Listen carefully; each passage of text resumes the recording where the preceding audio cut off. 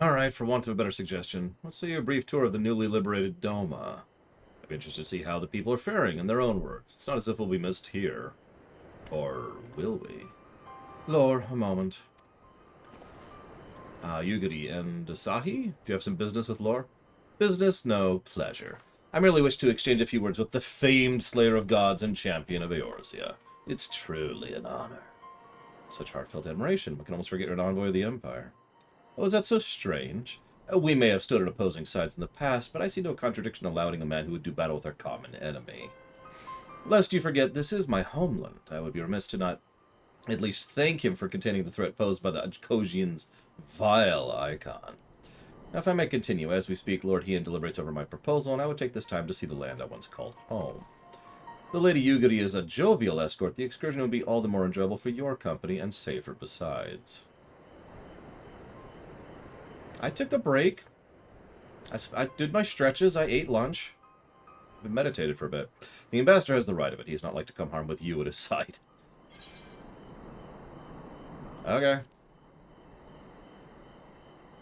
The only harm that will come to you is by me. So, let's start at the town of Mons.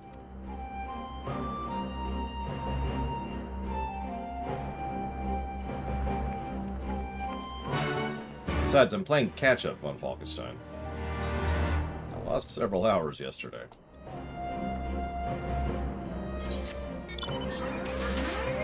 I did exercise, that's not a lie.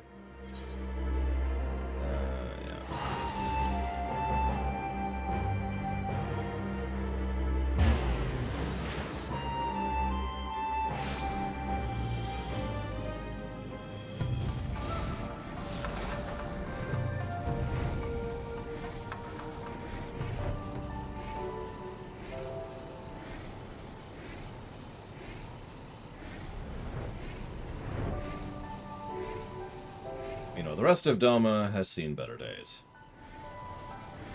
Listen, we only had enough money to revitalize one enclave, okay? We're still working on the rest of the place.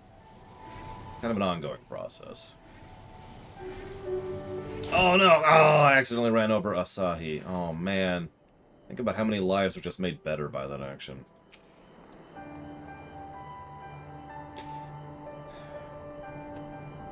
I don't have a mug, von Falkenstein.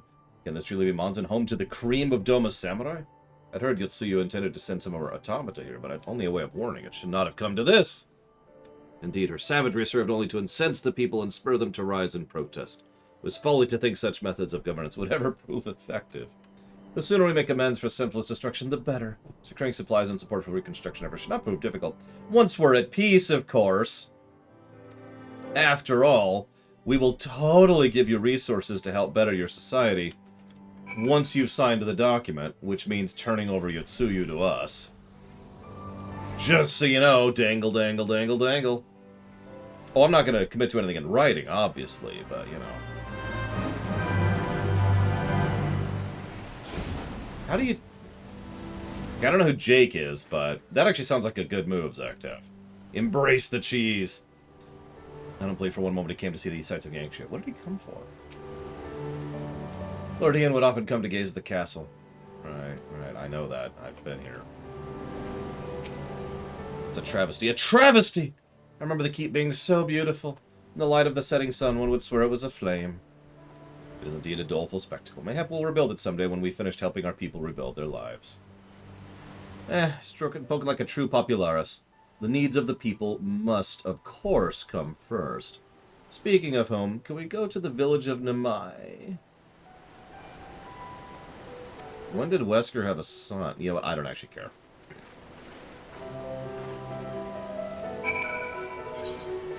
Some new jackass. Got it. At some point or another, Wesker decided to genetically engineer children. Like you do.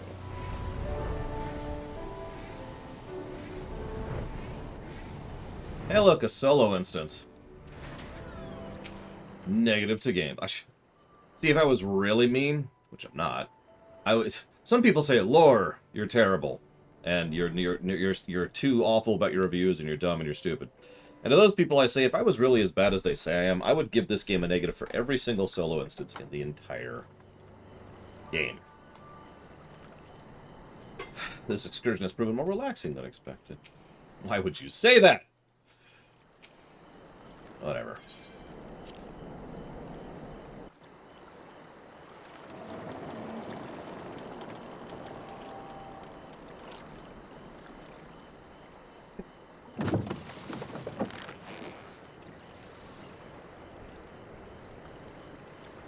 Get back!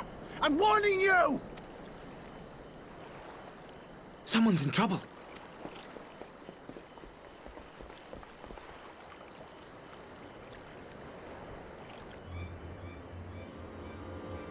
Oh, hey. Red Kojin. That's strange, actually.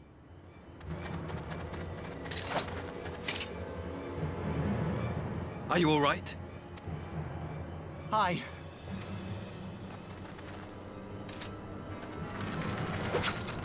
What do they want with you? Yuki, and you lot too. Asked you a question. I don't know. We were returning from the Enclave when they came at us. It seems they won't go quietly. And neither will we. Time to earn our trust.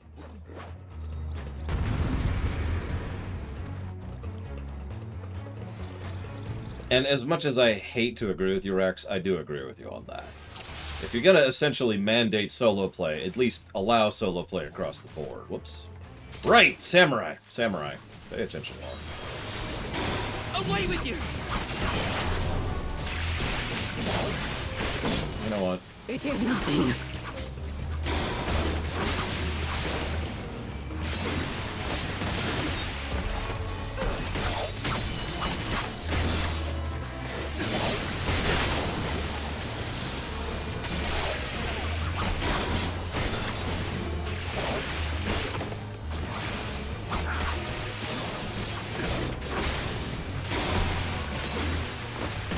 I have this ability at this level.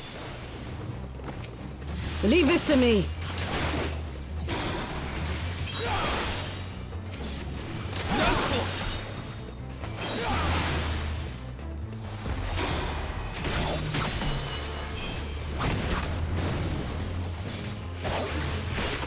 Oh my god, yes. Please, God, make it so we don't have to drop party every frickin' time.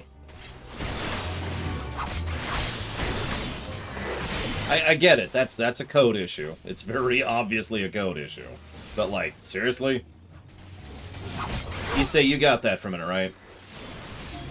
Cool.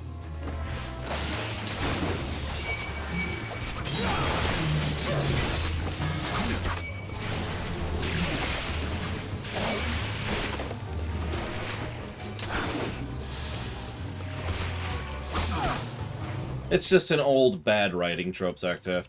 And here's my long-lost family member that's never been mentioned before.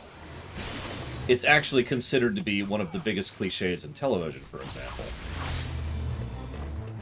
Yugiri, what are you doing?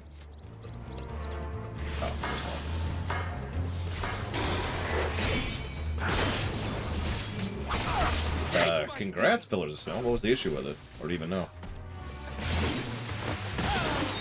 I'm just gonna stand in that.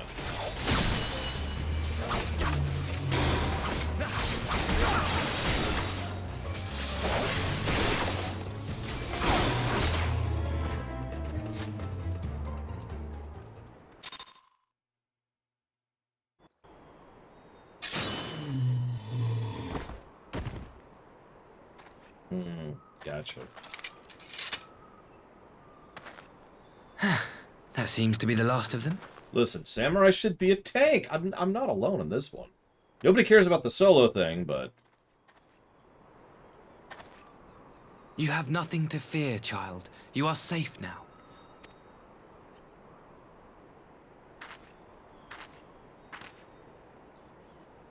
Thank you, sir.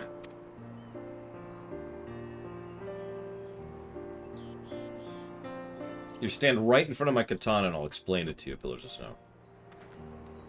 You saved us again. Thank you. If you're ever passing by our village, look us up. You'll always be welcome.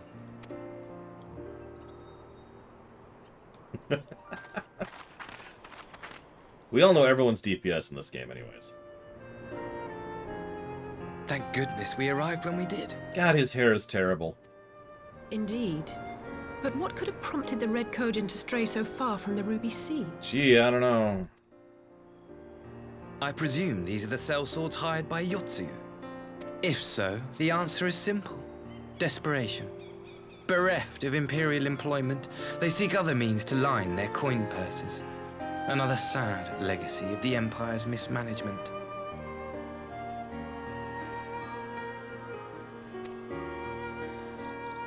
The empire to which you have sworn allegiance. Must you always be so pointed?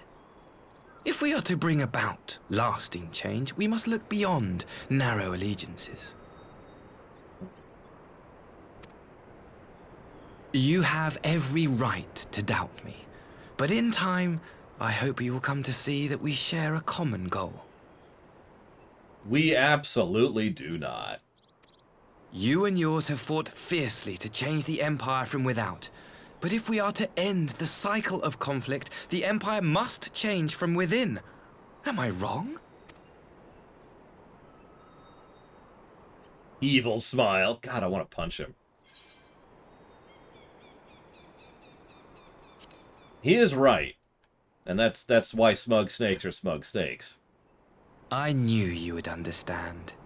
You have witnessed such change firsthand, after all, during your time in Ishgard. That's what makes them smug snakes, is because they usually tend to tell the truth and slime their way around situations, rather than, you know, being a decent person.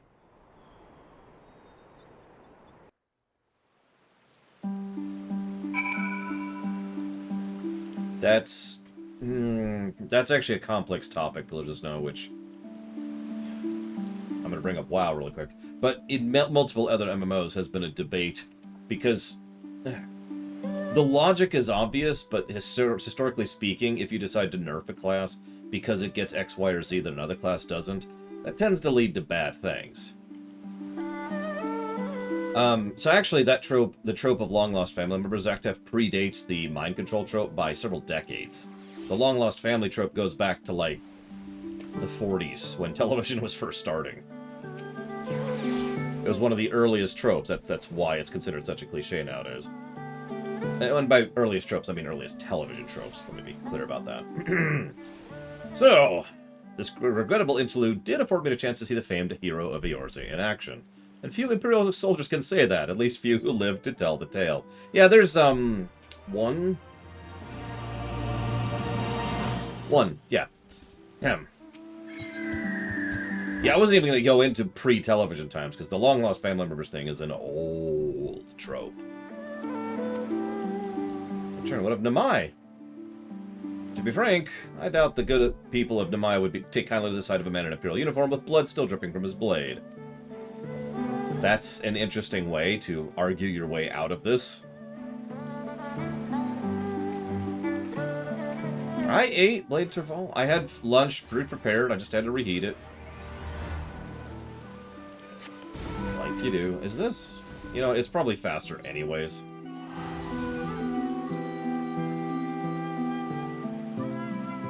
No, exactly, Pillars of Snow. See, here's the thing. I'm going to point to a specific MMO, which isn't WoW! Can you believe it? I know, it's shocking. It's actually Lotro. So Lotro, Lord of the Rings Online, does exactly what is being suggested by whoever's video you were seeing, Pillars of Snow. That you should nerf, damage, and otherwise take away from classes to make up for the things that you give them. The consequence of this is obvious, but let's ignore the end game for a moment, and let's ignore all the things that completely destroys about, you know, raid composition, all that fun stuff. Because it means that leveling, for example, a Runekeeper, I'll use a specific example, sucks because they took away a lot of things from Runekeeper to make up for the fact that they've got tons of damage and can also heal. I actually gave up on my Runekeeper at a certain point, a little bit past Moria, because I needed an escort to heal, or to survive leveling to survive trash mobs on the overworld. Now, in case you think that's just normal with regards to that game, let me be very clear. It is not.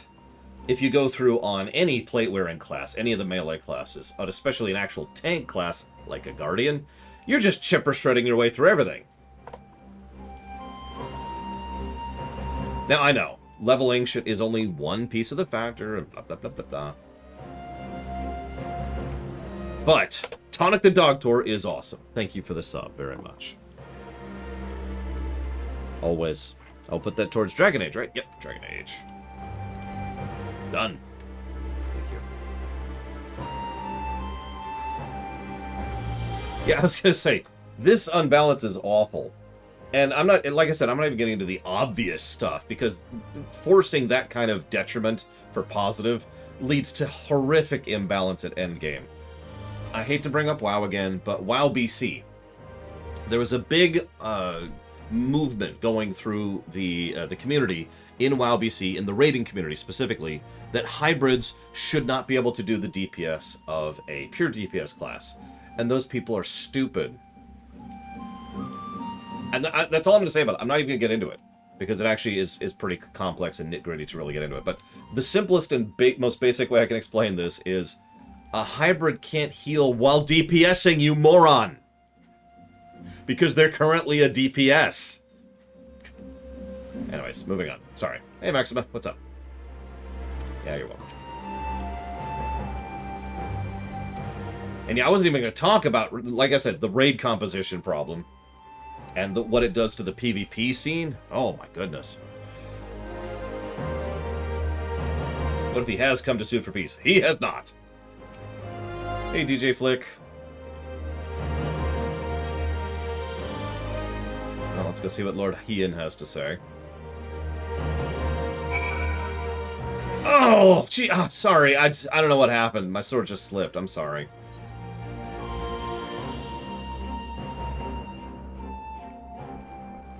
I mean, I pushed pretty hard against green DPS for a long time in FF14, but A, that was because of a control issue, and B, it was because of some assholes. Even I will admit there's nothing wrong with spending idle time down here on the second bar. Hang on, let me get a class. I can do that. There you go. On the second bar, casting Holy over and over, you know? Go for it, right? Still a cool-looking spell. Alright, back to Samurai. Back to Samurai. There you go.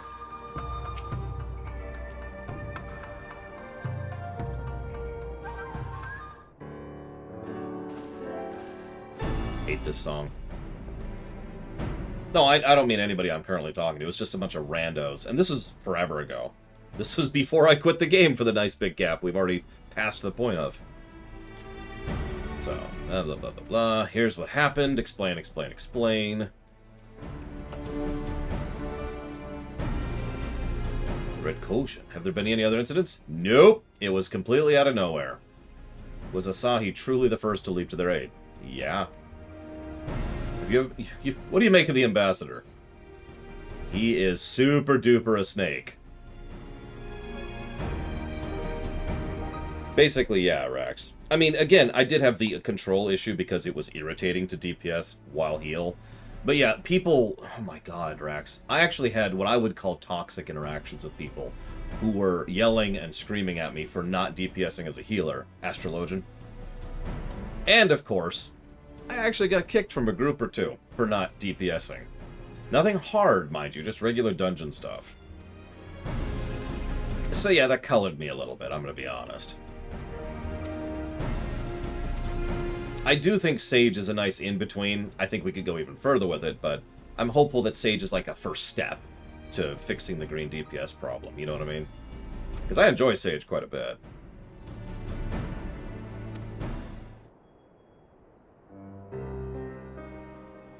So, we must come with Lord Hien.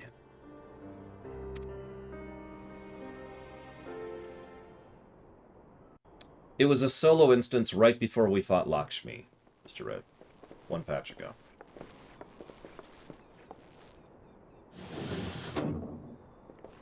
Lakshmi the second time. Of course she's eating the dongo. I don't think I've ever had dongo. I had her brought here in secret while the three of you kept our guest company.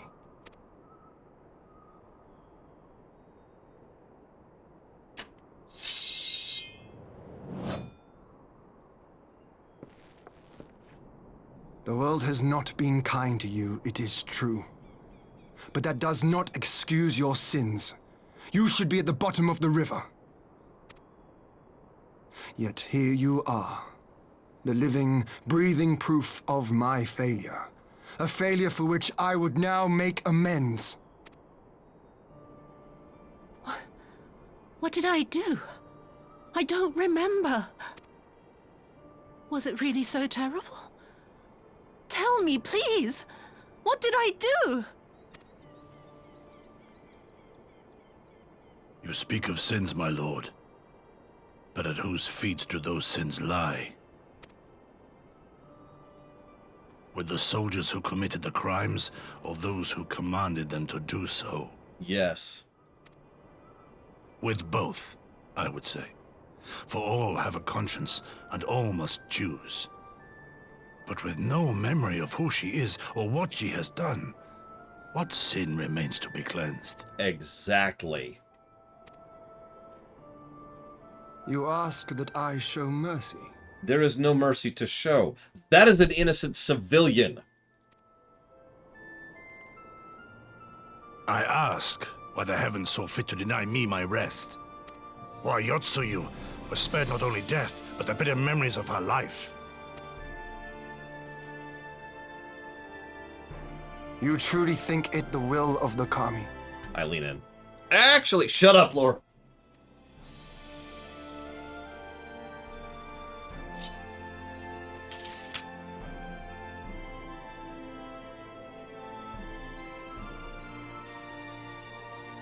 If so, her life is not mine to take. It is yours to safeguard. Come the hour of the exchange, if her memories have not returned, she may remain here in Doma to live out her days as Tsuyu. Now, I hate to get into legalese, but I think it's important for just a second, okay? I'm totally good, Dakota. So, legally, let's pause for just a second and discuss what legalese means, or what it should mean. Legalese is supposed to be about precise definitions. Now, it's not, because people have misused and abused it for a millennia or two. But the point is, if you get down into legal definitions, it's important when it comes to really things that really matter. They asked for Yotsuyu. That is not Yotsuyu. We have no prisoner to give. We good. We will exchange all of our Imperial prisoners that we have. And we will. We have no other Imperial prisoners. We have no Yotsuyu. But if they do, the Garleans shall have their viceroy. Though the people will protest, they will come to accept my decision when they have been reunited with their loved ones. Thank you, my lord. Now then, I believe we have kept our guest waiting long enough. I was actually thinking the same thing, Dakota. We have glamours. Glamours are a common thing in this setting. I mean, and we know glamours aren't just for people. We saw one being done over a frickin' chunk of rock back in Alamigo.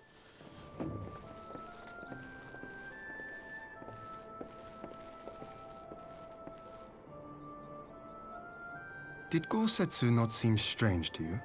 Tired. His sympathy for Yotsuyu apart, I mean. That's not Yotsuyu. I know his powers of endurance only too well, but after all he has suffered, even he should not be on his feet. He puts on a brave face for our sakes, but it would not surprise me if he lacked the strength to raise his blade. Though I suppose if he and Yotsuyu are to enjoy a life of peace and quiet, he will have little use for it. I mean, Lord knows the man's earned it, and if I can be just completely blunt, Tsuyu getting to live a life under her grandpa Gosetsu for however many years until he finally passes away is probably one of the best outcomes we could have ever hoped for here. It falls to us to shape that future, one in which he need never again set foot on the battlefield.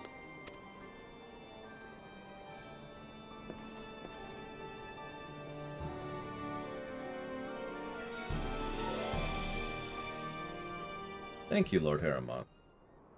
I will admit that that's part of why I designed him that way.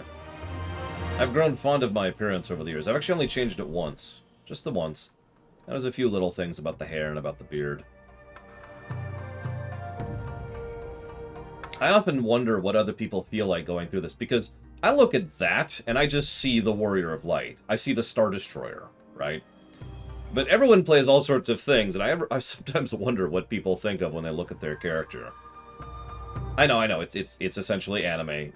You don't have to look as powerful as you are, but you know what I mean.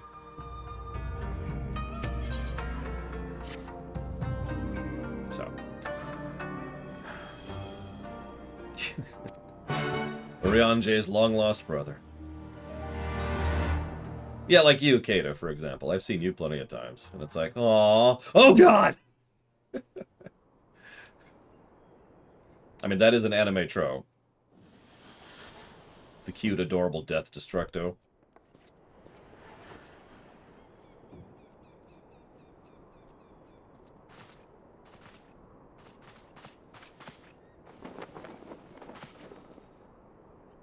My apologies. Our deliberations took longer than expected.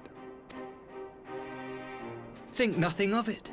The time afforded me the opportunity to go on a rather rousing excursion through Yansha. You have reached a decision, then? We are willing to cooperate with you in combating the Icon threat, and also in the exchange of prisoners. Assuming you accept our conditions, of course. As you know, your sister is in our care. Due to certain complications, however, we are hesitant to release her into your custody. Complications? She was inside Doma Castle when it collapsed. Though she survived, she remembers nothing of her past life, not even her name. To clarify, she is in our care not as a prisoner, but as a vulnerable citizen of Doma.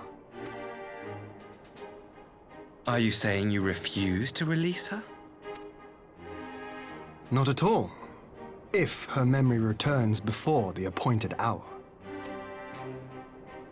And if not, what exactly? You will accommodate her here in Doma? Did you catch that Asahi's mask has cracked for the very first time?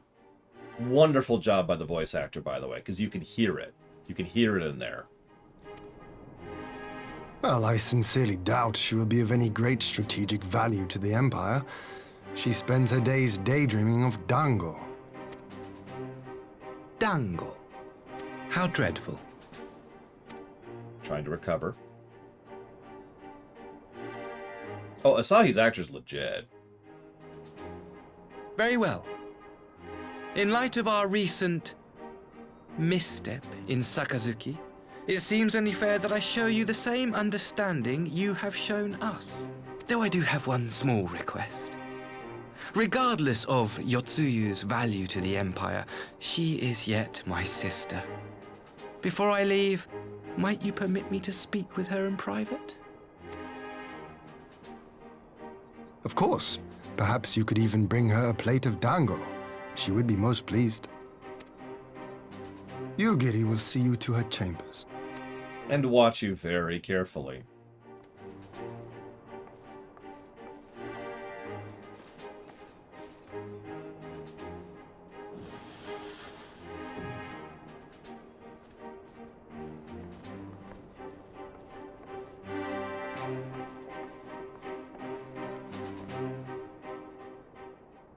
I was actually about to say, I believe this is my first time hearing this actor, if I'm not mistaken. I'm saying that wrong. This acting, this take, I guess is the way to phrase that. Yeah, that's what I meant. Sorry. First time I've heard this line. That might be a better way to phrase it. And so the Dongo incident set into motion the events that led to World War III. Sorry to keep you waiting. Thank you for your understanding. Long did I dream of a reunion, but never had imagined it'd be so joyless. It's you. Do you remember anything of this man? Anything at all? No. I'm a stranger to her. That much is clear from a single look. I'll leave her in your care. As you wish. Now, if you'll excuse me, my superiors are long overdue report. They will be glad to hear of our agreement. Of that, I have no doubt. Also, reunion. Sorry. So, one of the men. I'm informed it was you who took the lead in rescuing 2 dolmens from a band of Kojin sellswords. I've not had time to thank you properly. Please, I was just doing it to prove that I was actually cool. The people of Doma suffered enough. Speechify. I pray the Emperor will see things as you do. Varys sees things in a unique way. That's certainly true.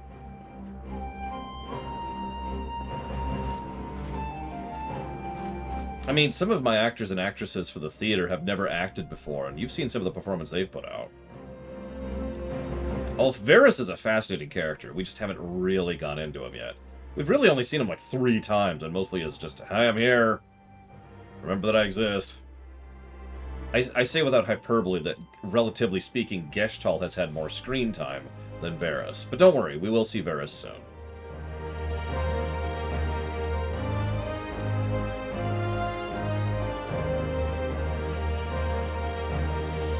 Yeah, by the way, did you notice that the caring brother who wants so much to see his sister is totes cool with letting her just stay behind?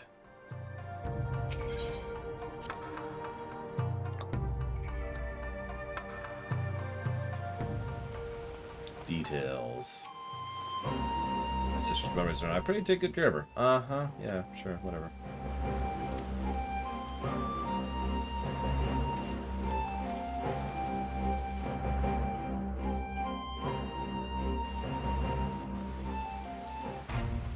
Oh, and I'm not ignoring your question, Classic Game Lover. I just haven't had a good chance to answer it.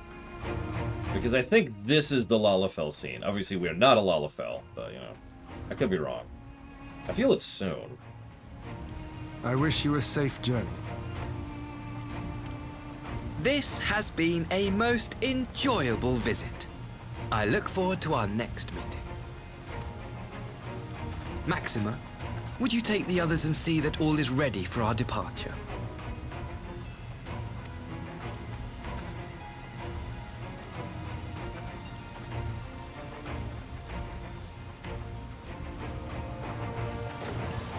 I simply cannot leave without first giving thanks to the Warrior of Light for accompanying me through Yansha.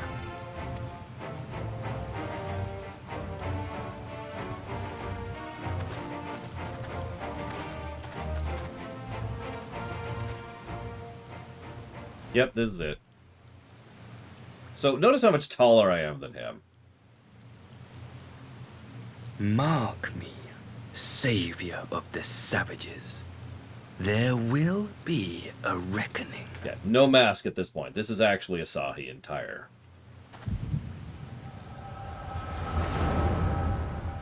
Damn it! Heidelin.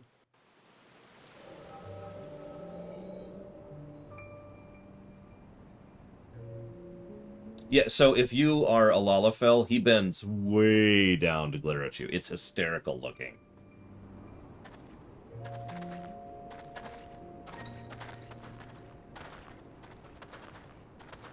You've nowhere left to run, traitor! Apparently we're very stupid, Lord Harriman. Ignorant savages! Killing us will avail you naught. For every Imperial you cut down, 1,000 more will come. Abandon this foolish endeavor and surrender. You may yet serve our righteous cause.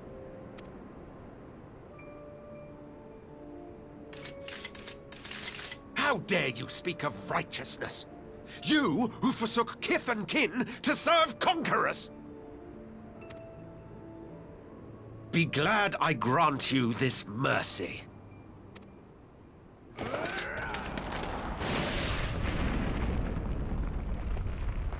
You can guess who that was.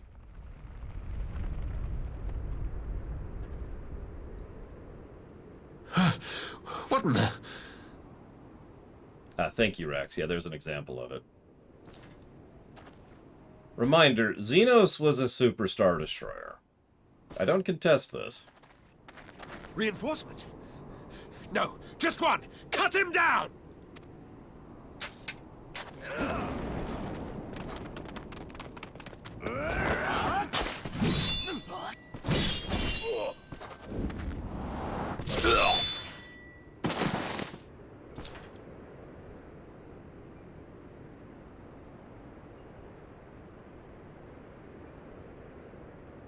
Yep, no one likes Xenos more than Asahi, which says a lot about the kind of person he is.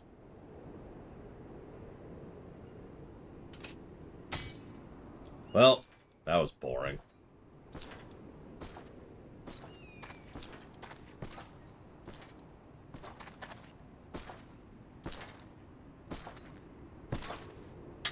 This one might be better. Thank you. Thank you, sir. Who are you? This one is promising. Who remains to offer us resistance? God, he sounds so bored. I love it. A host of rebels led by Lord Cayenne hold the Enclave across the river. Lord Cayenne. That might be something. The king of the former king of Dorma, sir. They say he is one of the greatest swordsmen alive. Really? Is that what they say? God, he's almost twice Asahi's height. I'm tall. He's just ridiculous. Of course, you should see Varys, who's even bigger. Who was that? Surely you jest. That was Xenos Galvus, legatus of the 12th, the Crown Bloody Prince. I heard he was strong, but that was frightening. Oh, he's totally Astartes. That was Lord Xenos.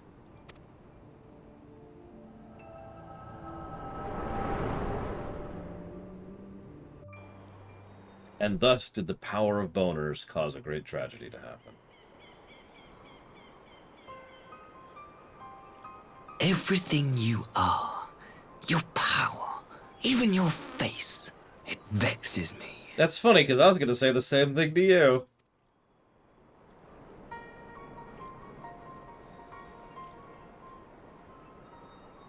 Go on. Lash out like the beast you are at an emissary and jeopardize the newfound peace between Dorma and the Empire. You know, the irony is if we had done so, this would have turned out much better for everyone involved.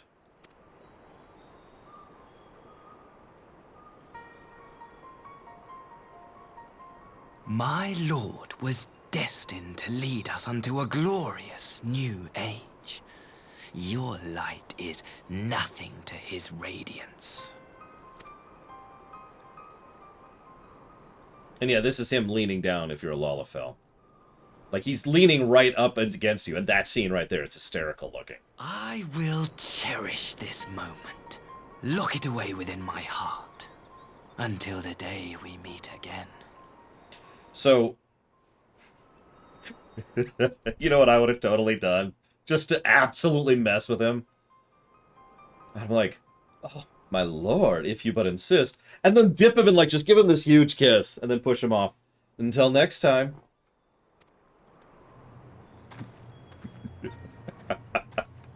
Just completely fluster him.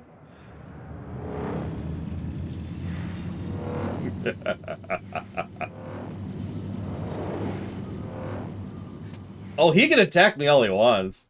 Yeah. I mean, the Imperial peace envoy attacked someone who... completely unknown. And he would have tried to kill me right there. And then I would have killed him.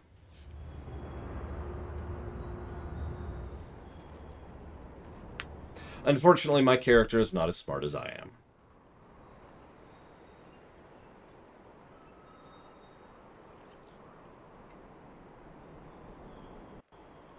I was offering a gesture of peace. Why the frown? Yeah, we need to have a chat.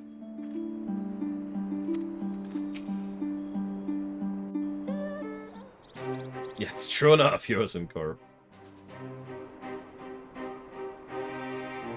Yeah, I was gonna say. Was it something he said? Just kind of sneak on board the ship. Hi, everyone. Hey. Maxima, who of these people are legit? Well, I don't know about those two. Those two? Okay, grab them, throw them out the window. All right.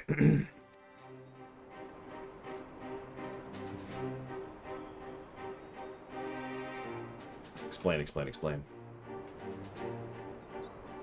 It's just a smile. Of all the memories to witness. Our ambassador's ship blew up in midair after he spoke to you. Do you know anything about this? I see. I had my doubts about him, but I would never have guessed he was a disciple of Xenos. That's not a disciple. And I love how Xenos didn't even acknowledge him, other than, is there anything else going on here? My lord. Calm yourself, Ugidi. I set no store by him or his enlightened brethren. But if by treating with them there is even the faintest hope, we might secure the return of our conscripted brothers and sisters, I must play this game. Me too, honestly, Valvedrix. After the way I risked their lives in the rebellion, I owe them that much. My lord, you bear no blame for their fate. Blame is not part of the equation, Ugidi. If not blame, then responsibility. They were prisoners, and still I chose to fight, knowing they could be executed in retaliation. But now we have a chance to bring them home. If it means bargaining with a monster, so be it. My lord. Besides, I think he likes me, which is more than some can say.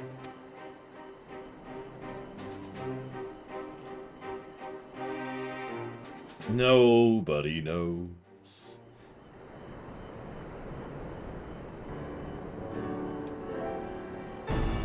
Why keep up the pretense for so long only to drop it at the very end?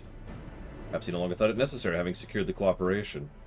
If he's truly a disciple of Xenos, if he's truly a fanboy of Xenos, 'tis possible emotion simply got the better of him. Remaining calm around the man who slew his lord would have taken his toll. Whatever the explanation, now is not the time for hasty reprisals. We shall proceed as planned. Red Kojin under surveillance, currently in prisoners for exchange, blah blah blah blah blah. Okay.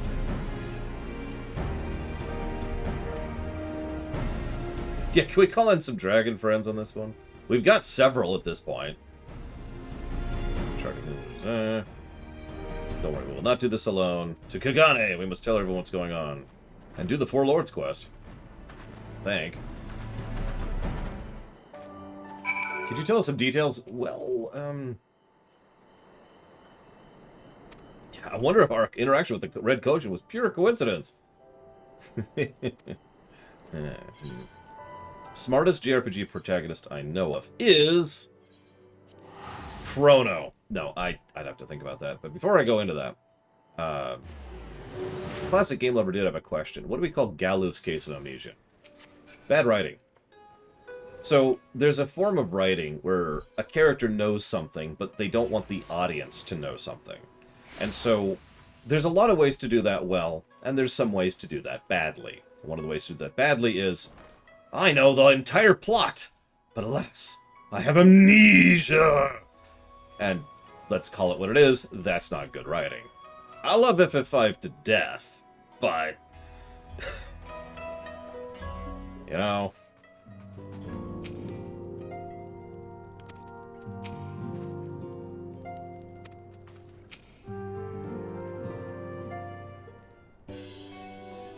But wait, I know my name! And also, every time we encounter something that should be explained to the audience, I will mysteriously remember exactly that thing. I mean, come on. So, should we receive any messages from Doma, you'll be the first to know. Yeah, this is the patch break quest, obviously. I wish to apologize to Taro. It was reckless of me to make a purchase without first consulting you. Yes! Yes, it was. You may be certain, however, I mean to reimburse the Scions, even if it means drawing on my personal funds. That, it won't come to that. If Soraban's business proposition... Yeah, it looks like we haven't actually done Four Lords yet. But yes, we'll wipe out the red from the leisure. It seems I have unwittingly heaped my financial troubles on you. I swear I'll pay you back. Though I fear I struggle to cobble together something of monetary value, I can gather knowledge. I could plan to investigate the divisions forming the Empire. Maybe Riol has heard something on the subject. Have you heard about this place called the Burn, Alphino? By the way, can I just say that I actually kind of want to give the Burn, not the dungeon, the concept, a plus? Because it's just such a wonderfully, beautifully horrifying concept. Regardless, the more we know about the politics of Garlemald, the better our chances of predicting the Imperial's next move, which might yield you an advantage on Prisoner Day. Knowing what we do of Asahi's apparent resentment, I can't say I'd hope what he gets from it. Well, I can, but I was paying attention during that meeting, Mr. Politics. So that was 6.2, or excuse me, 4.2. Wow, skipping ahead a little bit. We are 4 quests from Castrum Flaminius. If anybody wants to join us for that, this is a good time to start thinking about it. You probably got about 40 minutes, 30 minutes, something like that. So we got some cutscenes to push through. Maxima! Asshole! I love how his name is Asahi, so it's easy to call him asshole. Arranging the prisoner exchange proved easier than I thought. My lord will be most pleased. Everything is going according to plan.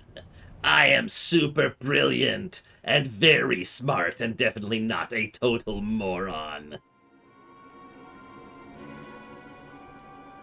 Shut up, Rex. I'm just that good, okay?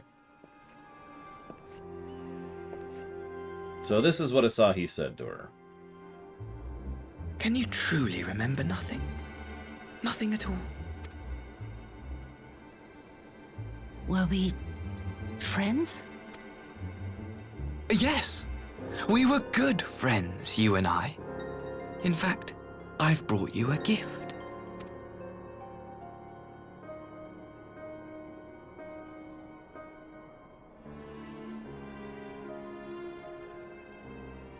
I pray that one day soon, as you gaze into that mirror, you will remember the woman staring back at you. Not for any good reason, but because I want to cause you as much pain as possible. Because I'm a freaking monster.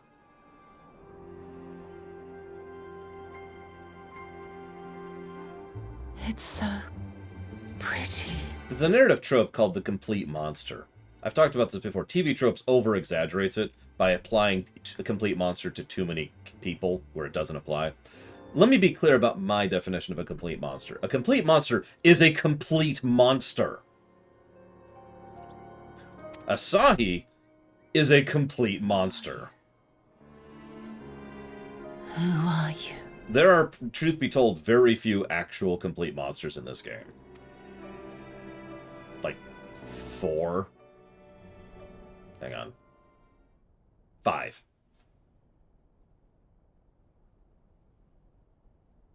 And I do not count Xenos as that, by the way.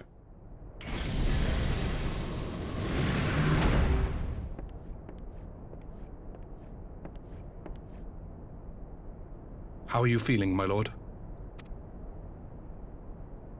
Fine, now leave me.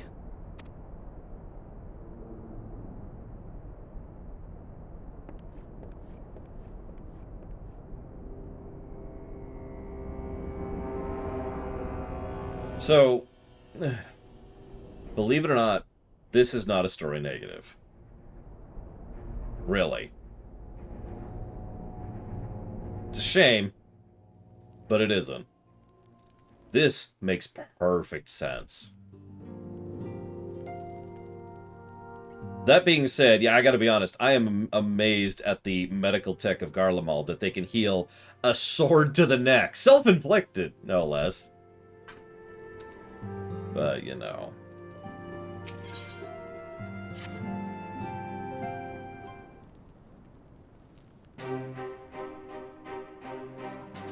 Ah, Lore.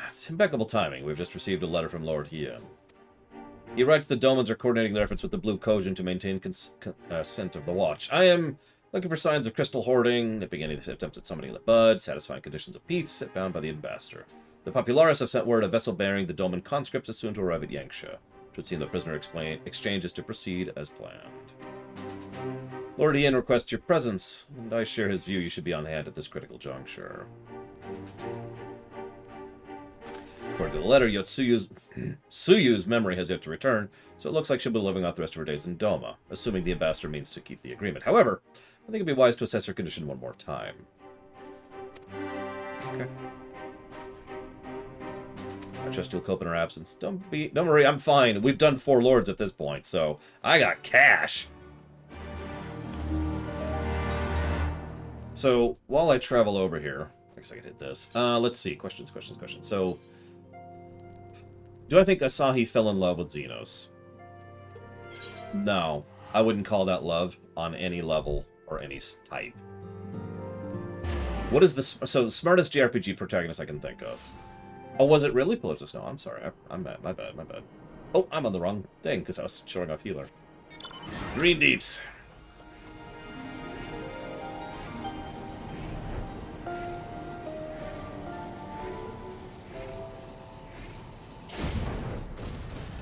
I was actually about to ask. I'm still pondering it. It's probably going to be a Final Fantasy protagonist, which is kind of a technically, because most Final Fantasies don't, kind of share protagonism across multiple characters. Yeah, I was actually thinking about Balthier. He's the first person I thought of. The second was Edgar from 6, by the way. Ramza's a good one. I like Ramza. Ashelia is complicated, and I don't want to talk about right now, but I would say no to that one. I'm gonna just stick with those 3, I think. Ramza, Edgar, and Balthier is a pretty good trio, all things considered. I could have just hearthed him, whatever. Ness, well, he's a Dragon Quest protagonist, so your guess is as good as mine. Do I have a tier of my favorite Final Fantasies? Actually, ironically, I do. It's an outdated list. But if you give me a minute, I could give it to you. Give me 1 second. This actually won't take me long. Just gonna pull up the golden numbers spreadsheet and look at the old... hey, there's a Lilith. Not your Lilith, of course. Alright. Let's see. Look at the old invalidated list. Sort by number. And look for Final Fantasy. So, 6, 7, 9, 7R1, 5, 12, scroll way down, 4, 10, 2, 10, 8, 15, Mystic Quest, 1, 3, 2.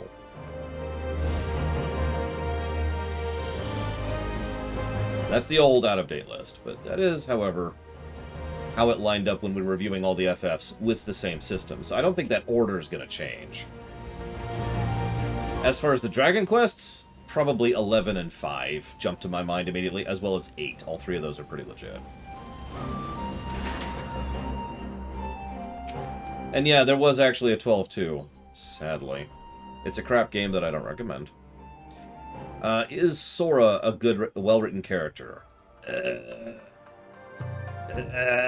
Okay, occasionally Sora is well-written. In Chain of Memories, specifically Chain of Memories, Sora is actually quite well-written. And arguably in 3 as well, Sora is pretty well-written. And then in all of the others, the answer is no. What's the difference between politics and... I don't know what that word is. Bureaucracy? Oh, bureaucracy! Bureaucracy. Sorry, you threw me there. I'm like, what's a boicracy? So you get your boik, right? Kind of get one leg over there, and you got to stay up there and stay on the handlebars for just a second. No, so politics is social interaction. Bureaucracy is the organization of interaction. As you can see, these two, while they obviously have some drift over each other, they are completely distinct from each other overall. It's like distinguishing between soda and water. You can see the similarities, but they are very different things.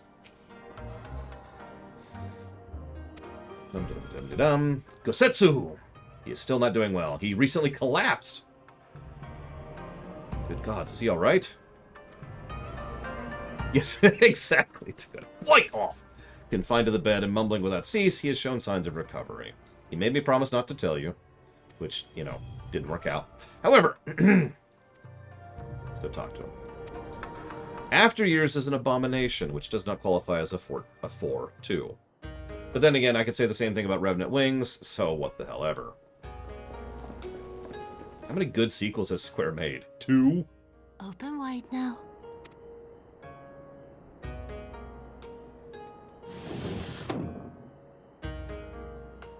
Please, Tsuyu. I'm not so frail that I cannot feed myself. I grow weary of the taste of gruel. Funnily enough, I would say that too, except good gruel is actually quite good. But, of course, it's the same thing with grits and oatmeal and a dozen other things. You have to cook it right. You don't like it? Can I fetch you something else? Aye, wine. Or if that is not wholesome enough, I don't know. A sweet persimmon from Namai? I enjoyed them in my youth. A persimmon? Nay, pay me no mind. I am full. Besides, we have guests.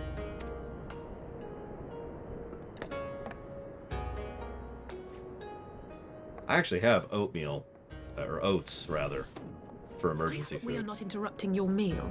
We had heard you were confined to bed and thought you might welcome some visitors.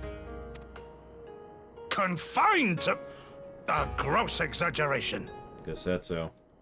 A trifle drained from my exertions, perhaps, but with a little rest, I shall be fighting fit again in no time.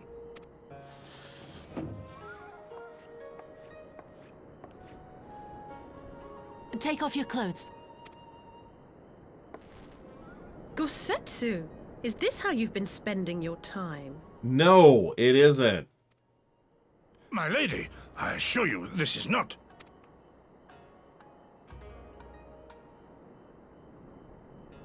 Off with them. We need to wash you. You stink. And of course, she's completely innocent about it.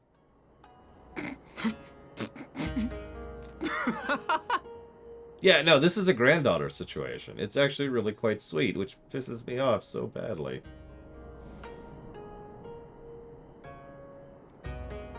What are all these scars? There are so many of them. Reminder, she's caused a few of those.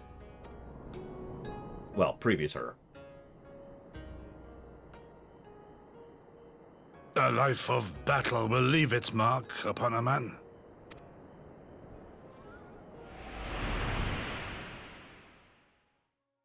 Yep. Yeah, Yotsuyu caused some of those scars.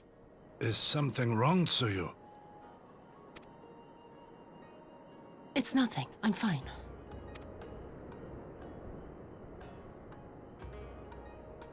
But leave me be, woman. I will not be fussed over like some newborn babe.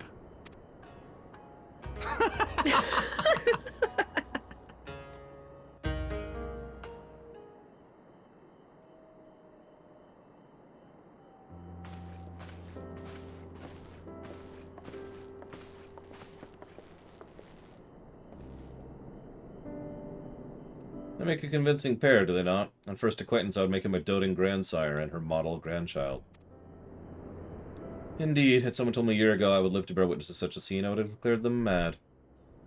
I am relieved to see Gosetsu has lost none of his spirit. But what a turn of events. I mean, for her to be watching him, he couldn't make it up. I suppose he is an old man. The way he charges through life, it's easy to forget. He resisted decrepitude and the same defiance he showed the enemies of Doma, but no matter how adamant he is, no man can carry on forever. Or can they? He has given all his all for Legion Land, and we will ask no more. But what if his nurse, if Yotsuyu is feigning that, then she has me fooled. This is no pretense. Yugiri, who has been watching her much longer and much more in depth than us. I have been spying on Yotsuyu from Tsuyu from the shadows, waiting for the misstep that would betray her charade for what it is. But her mask has never slipped, not once. She's remained in character from first. One evening I watched her as she sat in her chambers, unguarded and alone. She had taken the dishes from the cupboard and was pretending to prepare dinner on the tatami, a child's game. Even the wariest shinobi will not go to such lengths. I can but conclude her mind is truly broken. That's good enough for me, anyway, and everyone else. Yes. Yotsuyu will become Suyu and begin a new life here. But we need to present her to the ambassador one last time to prove her memory is... yeah.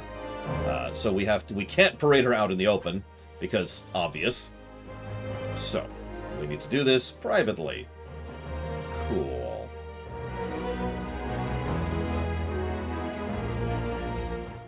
Is there any solo instances between us and the raid coming up? Does anybody know? Yeah, can we do a haircut? Like, seriously, we have an esthetician. It's actually a thing. However you're supposed to pronounce that. Okay, so I'm going to start inviting people. Start getting the group together. So there's Bragwin. I'm not going to invite anybody else, because I don't want to presume. But if anybody wants to go ahead and start getting in the group, let me know. No sexy haircuts. Goes to Snow. I think that's an Ixia. It's probably not a big queue. I had a queue earlier. It was like 30 people. Yeah, there you go. 18 people. Woohoo.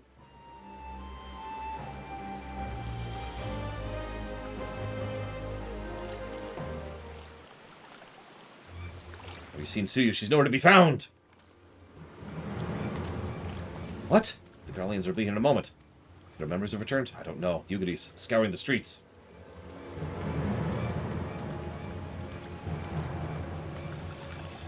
Captain, did you perchance carry a fair-skinned woman across the river?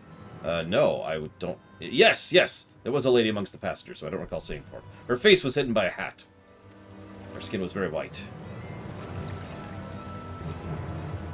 I think we need more of it and less other stuff, Classic Game Lover. Or it would seem that Suyu has crossed the river. Kami, help me, no good can come of this. Yep. Let's see, real quick. Questions. Why do sometimes people have voice acting and sometimes reading? So the answer to that is actually a really, really simple one. Budget. There's very, very, very few studios that will willingly choose to have inconsistent voice acting when it comes to their game. Generally speaking, what they'll do is they'll have voice acting where it counts in order to try and be like, here, this, and this. Voice act these lines, and we'll just have the rest be text. And yes, we are in the MSQ. We're in the finale here.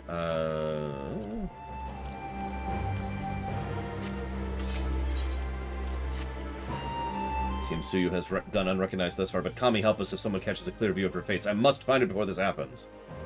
So, for those of you who haven't played this game before, what do you think she's doing right now?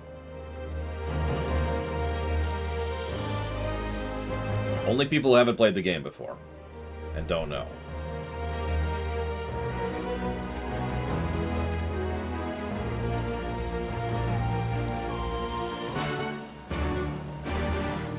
Committing dramatic suicide? Good answer. Going to find Asahi because of the mirror thing? Good answer. MSQ roulette? Terrible answer. Leaving to meet a friend? Terrible answer. There she is.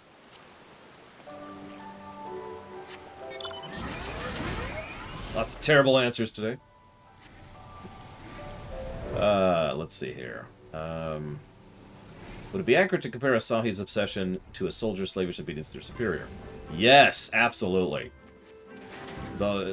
Yeah, no. We have 2 more slots if anybody still wants to join in. Oh, that's helpful. Not helpful. Almost said helpless. That's not how that word is worked. Yeah, I'd like to do this upcoming fight minimum eye level. If we have to do it roulette, then that's whatever. That's the rule. That's how we're pushing it going forwards. But I would really like to do this particular fight synced if we can. It's one of the last ones I care about doing synced. This, the burn, and Griblet, which I guess is everything, but whatever. And over in Shadow, there's several fights I'd really like to do synced. I'm okay with not doing one of the Eden fight thing, but anyway.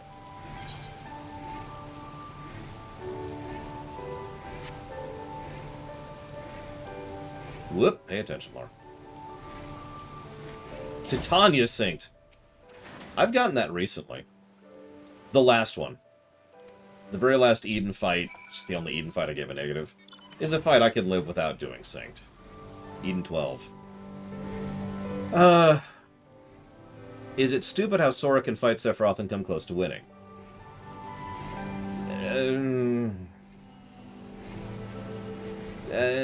Super bosses kind of bypass the usual rules for that sort of thing. But given who and what Sora is, and the fact that that's not Sephiroth, it's not that out of bounds, really.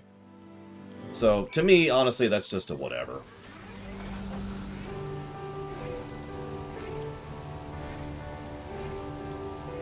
I mean, I did E12 when it was pretty new. I hated it. Well, I loved it, and then I hated it, and then I loved it, and then I hated it. It could be a great fight, if not for the fact that, you know, mid-mission checkpoints are a thing. Anyway, sorry. So, will I ever review the After Years? It's on the list, but it has yet to be funded. Would it be baked into 4 score? Absolutely not.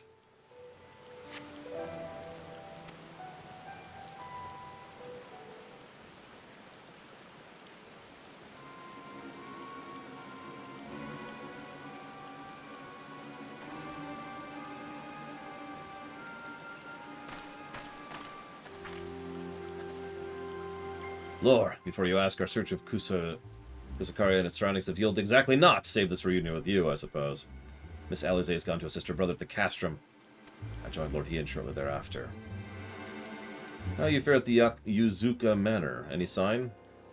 Well, yeah. Oh, that would suck in my case. I use 1, 2, 3, 4, 5 thumb buttons. Well, technically one of them's this finger button, but still.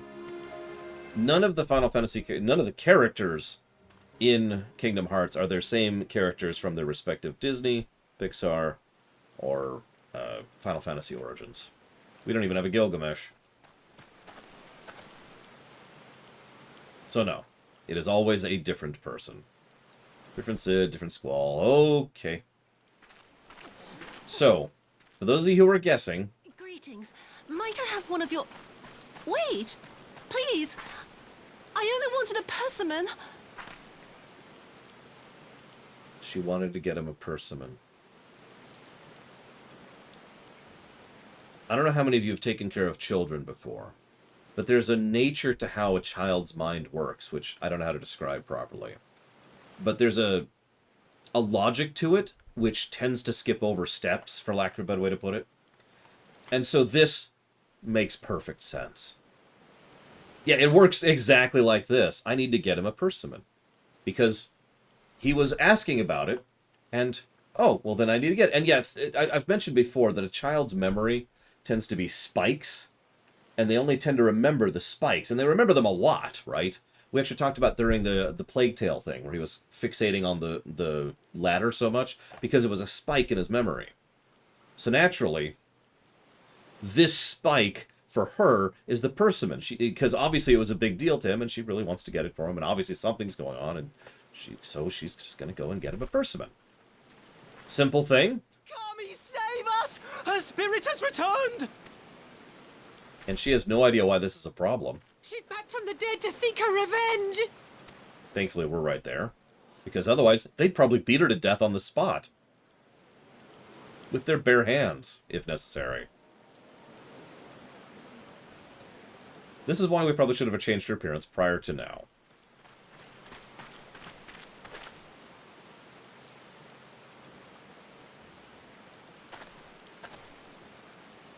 Yeah, no, let's go.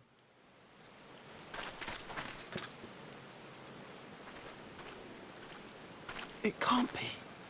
She couldn't have survived.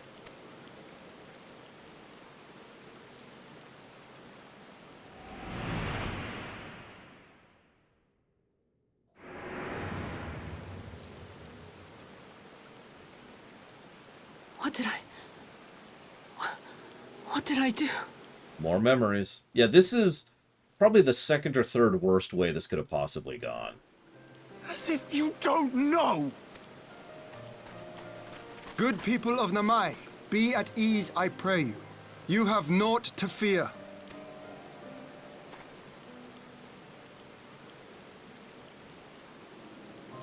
My lord, forgive me, but what is that monster doing here? They told us she was dead. Yotsuyu is dead. I too was surprised to learn of her survival.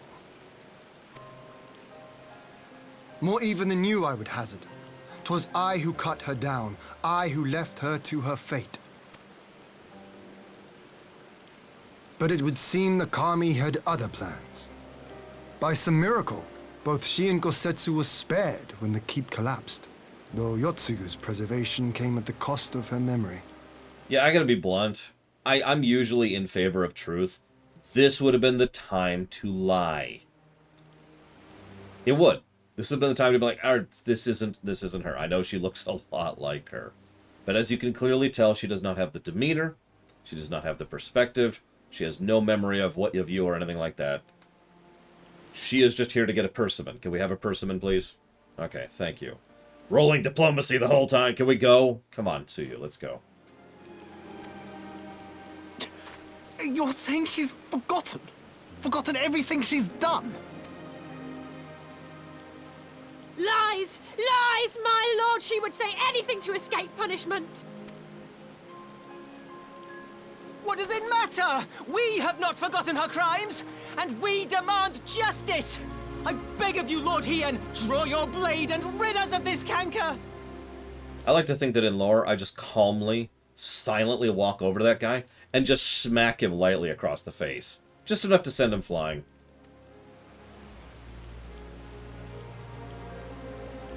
What I saw then, it's all true. I'm sorry. I'm so sorry.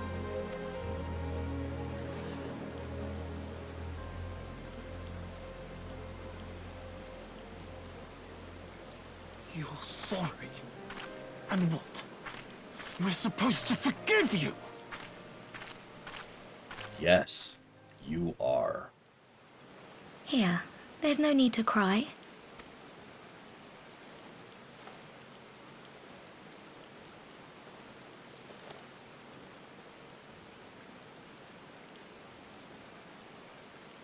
That's a persimmon, by the way, if it's not obvious. Can't you see how scared she is? How can you be scared of her? She's not the same. And of course, the only person who is... I shouldn't be so negative. The only person who doesn't have the built-up fear wall filter over her perception is the kid. So the kid immediately recognizes that she's a different person.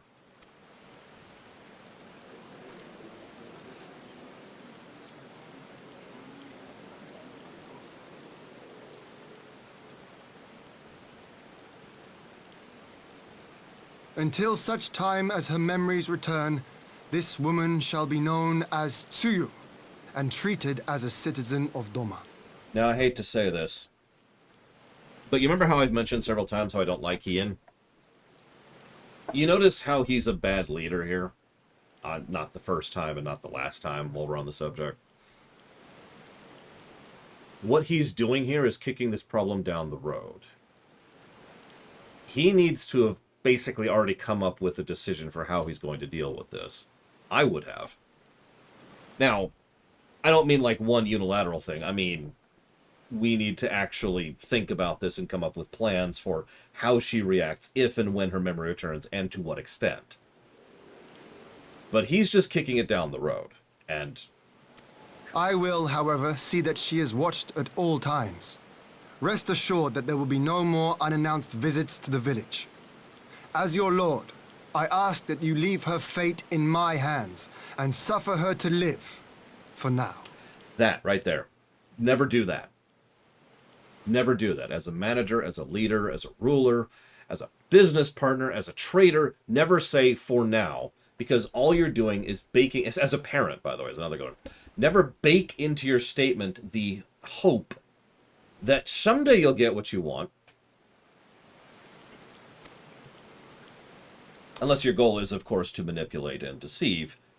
But even then, you probably shouldn't, because what he just told these people is, don't worry, I'll think about killing her later.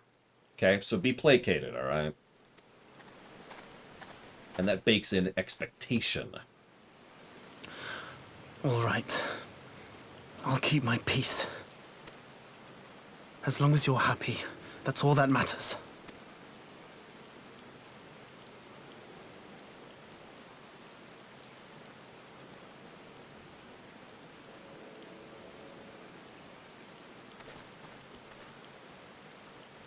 I wasn't even going to mention anything, Ross. Ian's a good guy. He is. But he's Lys. Think about it.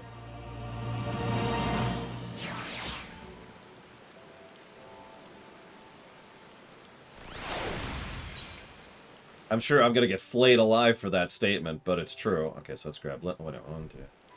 So we got Linley, and looks like we only need one. So Primarch or Reggie, whichever you want to be here, I'll let you decide.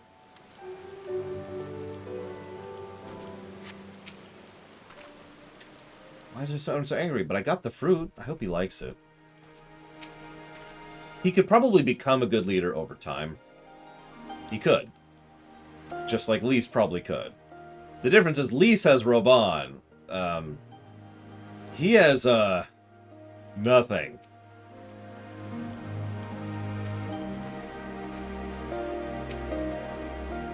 Can't forget what that woman did to us, but I won't do it to upset. Yeah, he has Yugiri, which is about as good as that's getting. But, yeah.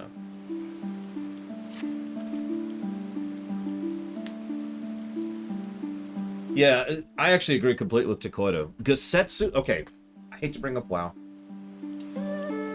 One of the biggest problems Garrosh had was he had bad advisors. Now, this is deliberate writing. The good advisors were removed from the equation bit by bit. Why? Right? But remember, a good advisor isn't just someone who is morally aligned, but someone who is going to advise you well. A good chancellor needs to be able to say, hang on, my liege.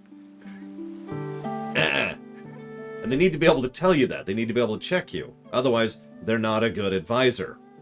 Gosetsu would probably be a really good advisor if he would do it. But instead, Gosetsu keeps pushing everything into Heian's plate and just going along with everything that Heian says, rather than advising him. Similar concept. Anyways, that would have been better avoided. Yeah. But at least it did not end in bloodshed. And judging by Suyo's reaction, she remains oblivious to the events of her former life. It seems it was an offhand request of Gosetsu's was brought to her. She came in search of persimmon. They say fruit is good for the health. I hope he finds the taste to his liking.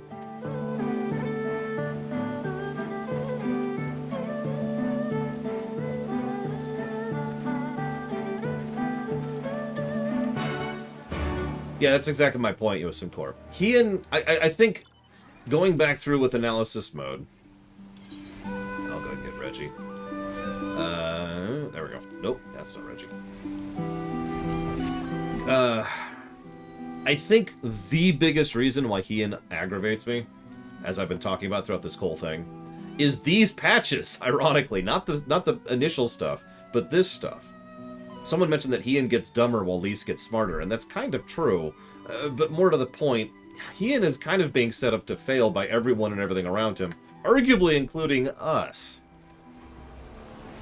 I know, we're the dumb, stupid J protagonist who's not supposed to say anything, but, you know? Do I have to stay here long? He'll be waiting for his fruit. Yeah, don't worry. Don't worry about that. Well, sure, her fled, but it seems her members haven't returned at all. Well, they kind of have.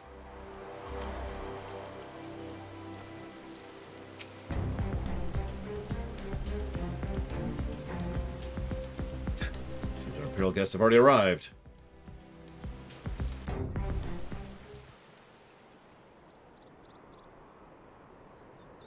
Yeah, no kidding, Rex.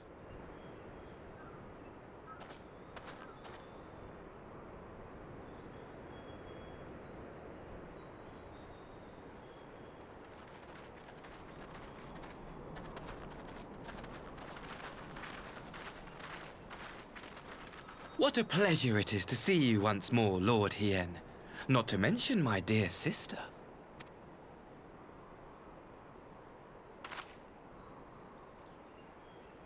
A pleasure to see you too, Ambassador. Forgive us our late arrival. You have our people aboard the airship?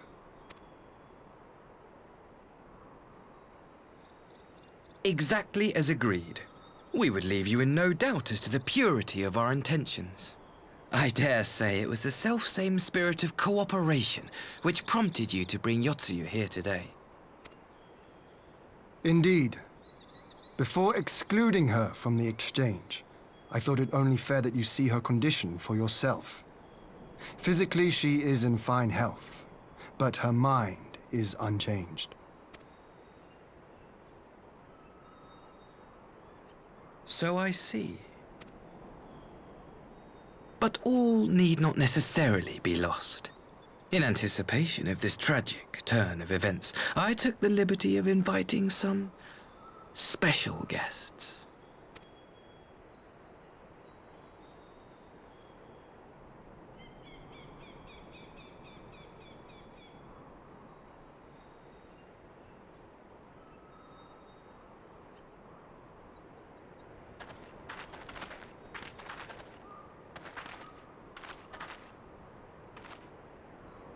Let me kill him. Just let me kill them right now. Please. Please. Yotsuyu. You look, well. I'd grab that one by the jaw and rip it out. And then I'd jam it into her eyes.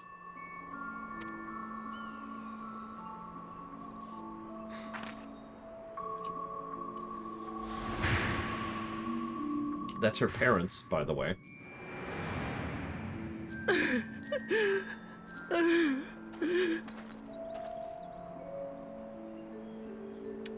Of all the people.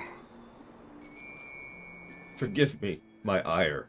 These people are disgusting, despicable human beings who do not deserve to continue existing.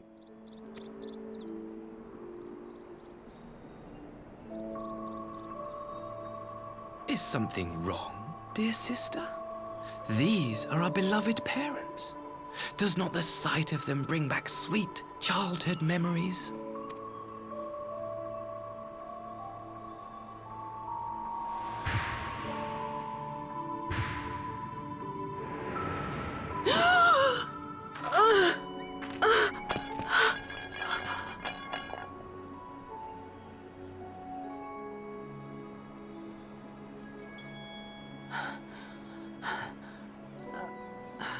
Gosetsu.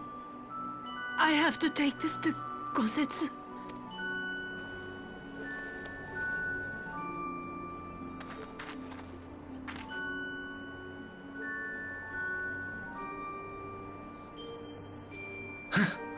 It would seem my little surprise was not sufficient.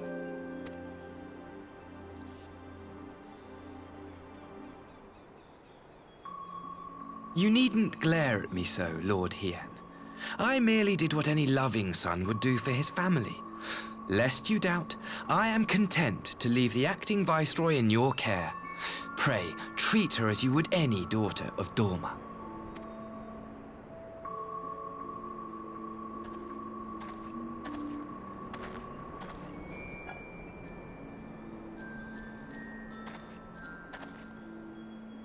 Do not grow too fond of this place, dear sister. You will come back to us ere long.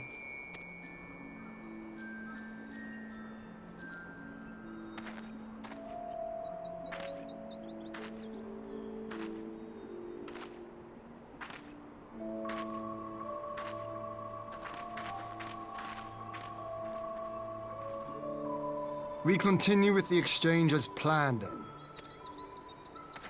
Very good. The structure across the river should serve our needs. We shall await you there with the conscripts. If you would bring your captives. By the way, just to continue talking about the political speech going on, did you notice how he consistently refers to the prisoner exchange as his side of things are conscripts, but on the other side of things are captives? It's a little slanting Agreed. there. Until then, Ambassador. I know y'all are going to hate this, but I'm actually going to give this whole sequence of events a negative to story.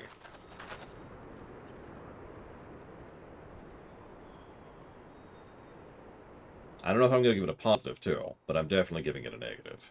Can anyone guess what for? Not for horribleness, no.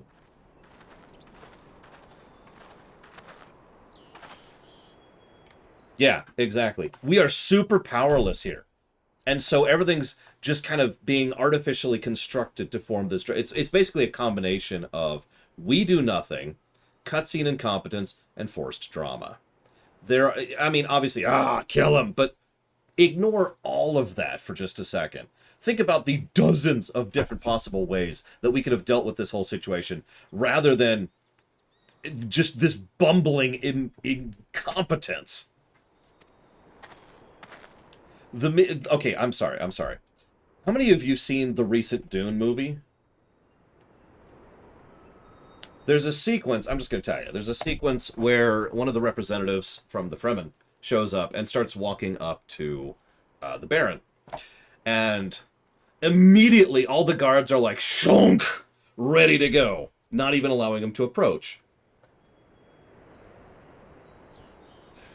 Now, I'm not saying we should wield a blade at Asahi, but he should have never been allowed to get within 10 feet of Yotsuyu. Never mind all this nonsense.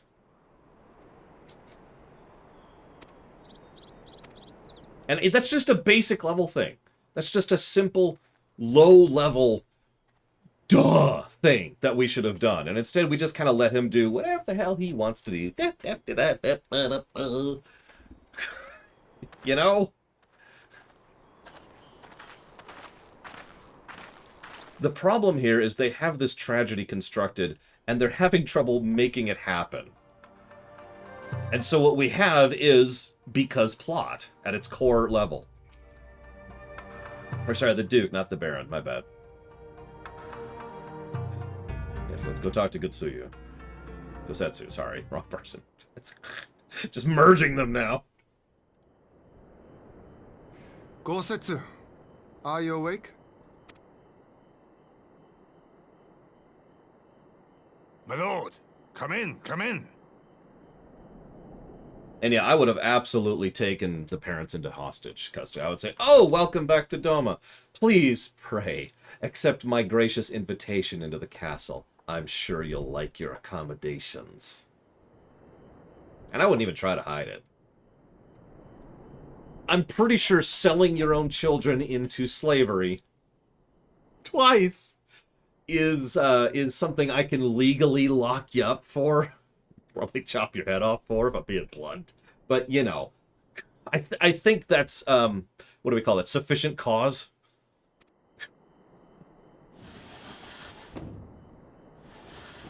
And if not, well, that's Hien. He's the Lord. He can make the law. So...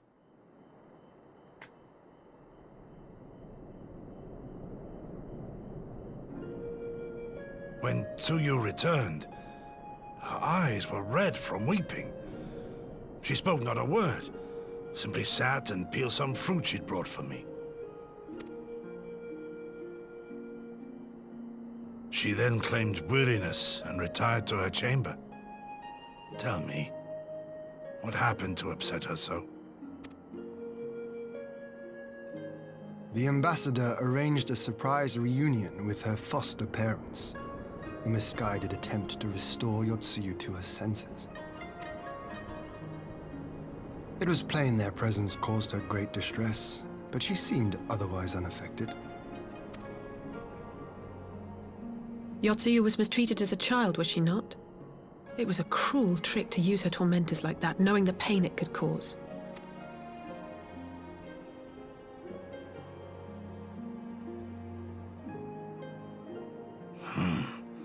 I like this Asahi less and less. I dislike his ass a lot less, too, I agree. Be that as it may, he has agreed to allow Yotsuyu to remain with us in Doma. Our primary concern now is to hand over the prisoners without incident and bring our people safely home.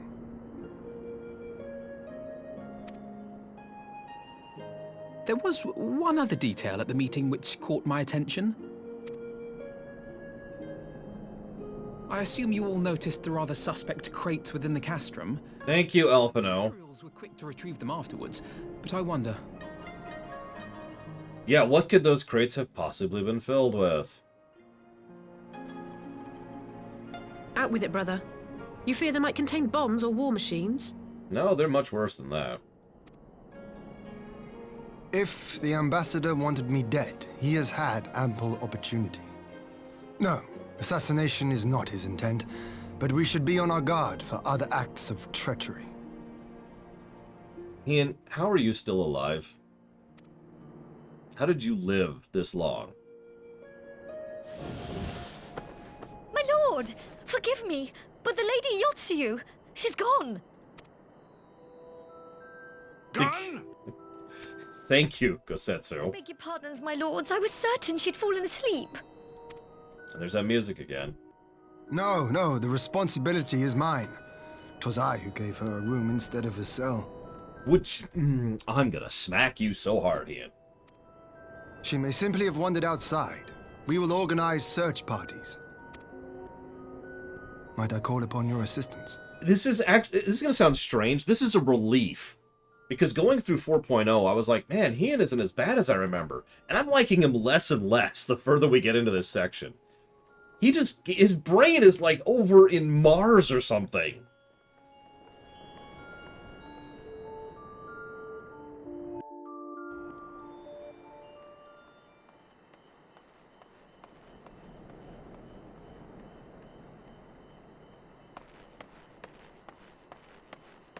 Yeah, I kind of forgot this too. I remembered my dislike of him. Help. Forgot the specifics. Oh yeah, and it's all because plot, which just makes this whole thing even worse.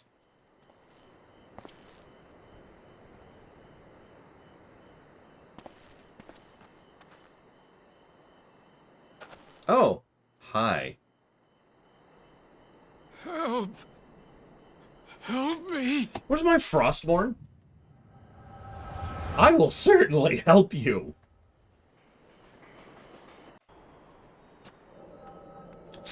Right down. There we go.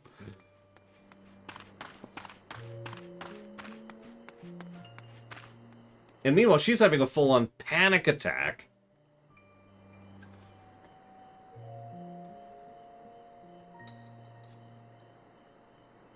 What's that old phrase? Suffer me now? If only I hadn't remembered. Notice the voice actress change.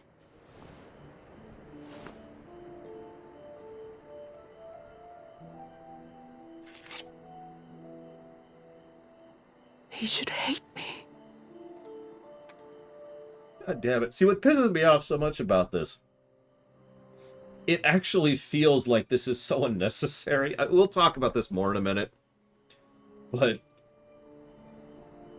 you get it? Like, you get where this is going?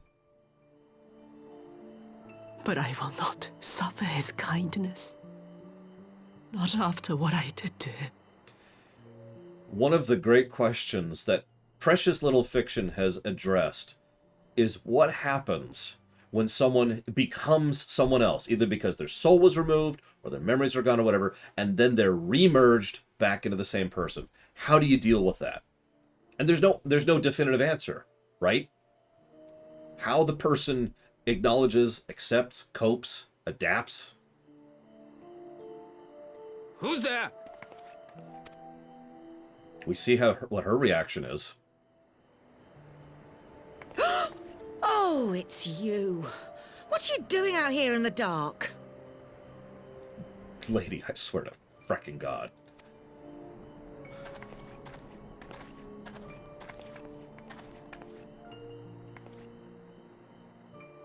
This is the Enclave, is it?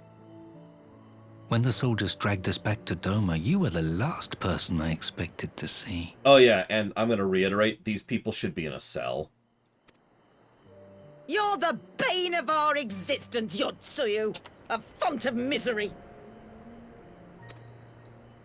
You couldn't even do us the simple courtesy of dying, could you? Oh, no. You had to live and taint us with the shame of your failure. We had a perfect life in the capital, and now They're making us wallow in this muddy ruin like common swine! I don't deserve this!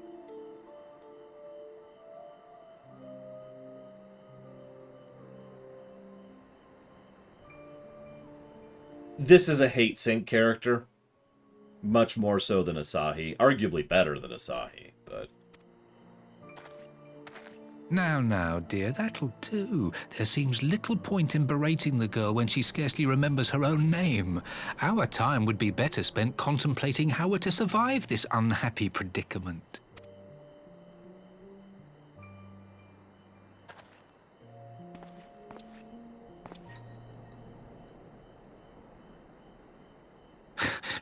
You've kept your looks, at least. I suspect you'd fetch a handsome price with the right buyer. Maybe enough to get us to Kugane and start a new business.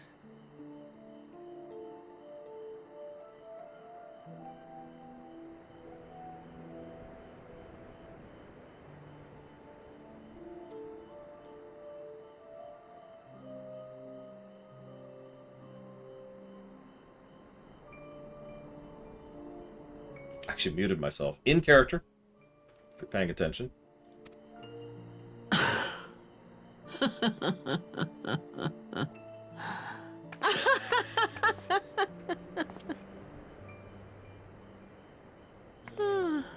Also, presumption of ownership. Did you catch that? Ah, my beloved parents. No sooner do I wake from gentle slumber than the world returns in all its cruelty. Yes, this is how it always was. How it was meant to be.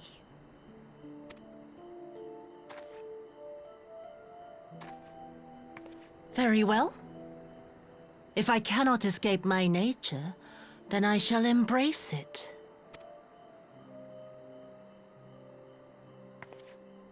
To the very depths I have sunk, my soul steeped in spite and rotten to the core. The self-righteous hide behind justice, but I need no such mask. Father, Mother, was it not you who made me into this monster? Who taught me the truth of this miserable world? For years I knew naught but the taste of pain and humiliation. But the time has come to savor my vengeance against Doma. Against all my enemies. And it begins... with you! Yotsuyu! What?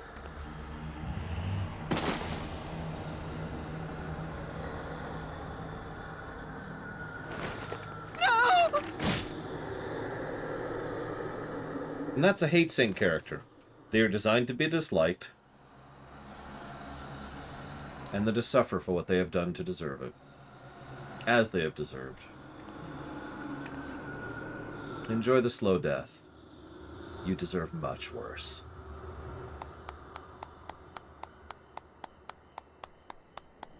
You do too. But we'll get to that in a minute. Well done, dear sister. Did I not say you would come back to us? Can I jump in really quick? Yotsuyu got all her memories back. She was re-merged of the two people. What's the first thing she did? Grabbed a knife, ran out, and tried to commit suicide. Not out of, tragedy or trauma, but because she could not suffer the idea of causing such harm to someone who was doing her such kindness. Why do I bring this up? Because it is my belief, perhaps foolish and perhaps stupid, that the merged person was going to actually redeem herself. Because remember, there's no redeeming Tsuyu. She's done nothing wrong. But Yotsuyu, I think, was on that path. Then this. Brother dearest, what a surprise.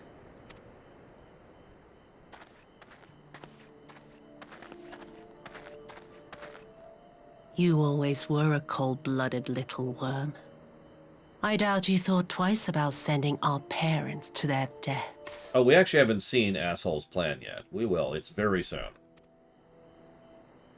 Your dagger yet drips with their blood, and you presume to judge me? To be frank, I didn't think you had the strength to slay them so cleanly. A single thrust each. I'm impressed. But surely you can't be satisfied with murdering a pair of doddering elders. You yearn for a deeper vengeance, and the power to see it through. You see where this is going?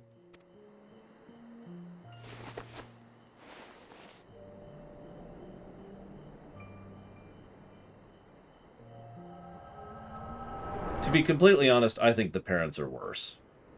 I really do. They are probably the actual worst people in the entire setting, which is impressive. Please. I don't want to die. Enjoy.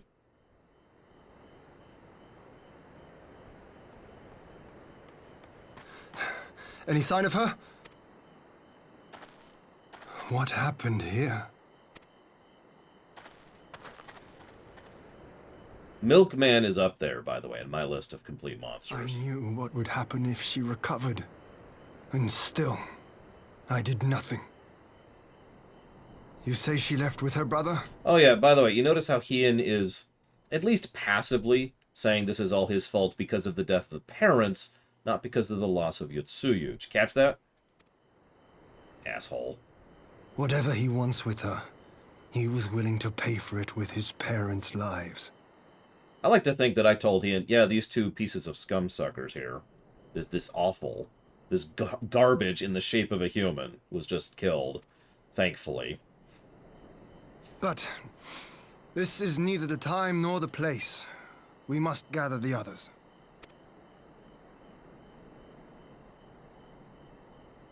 This fertilizer. Yep.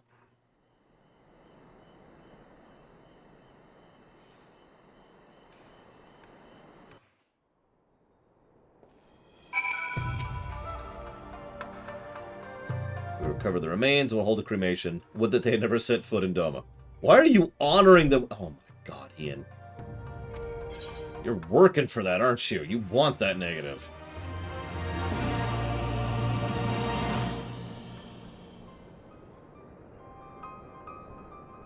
So, yes, Yotsuyu's returned to the Imperial fold.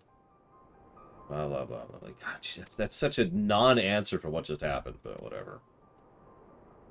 Asahi has done horrible things. His apparent admiration Xenos, it's plain he cannot be trusted.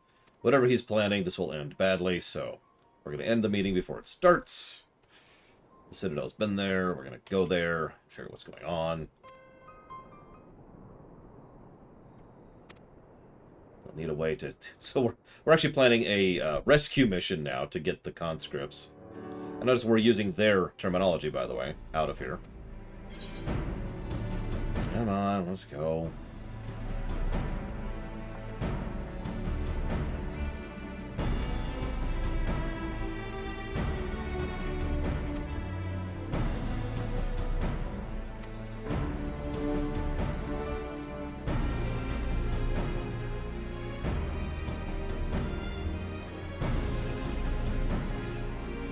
That's not what I meant. Pillars of Snow. Jesus Christ.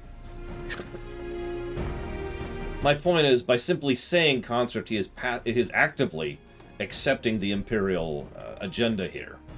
And admitting full tilt that this is de-equalizing the two types of people from a political and legal perspective. Simply calling them conscripts is actually an admission of defeat on the political landscape.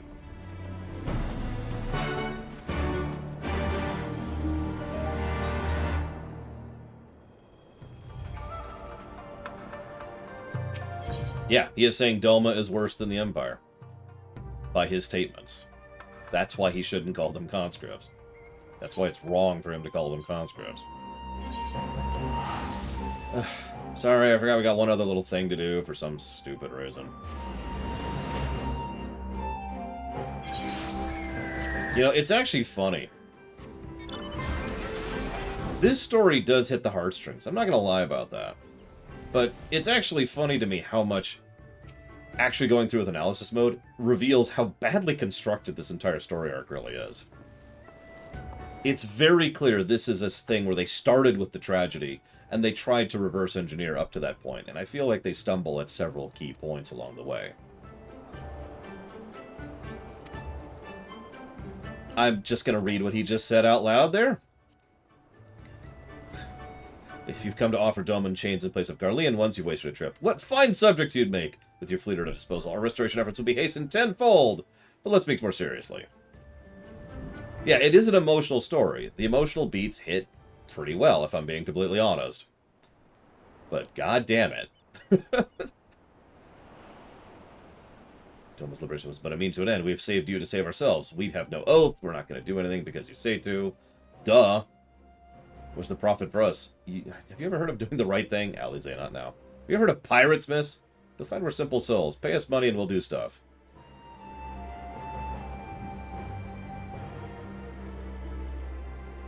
We did not come to moralize.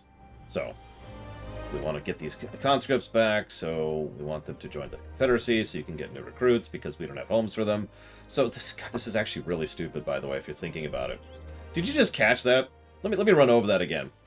So, he is offering the prisoners of war, let's call them what they actually are, to the Confederacy as payment for rescuing the prisoners of war. Do please note, they are not being consulted on this point.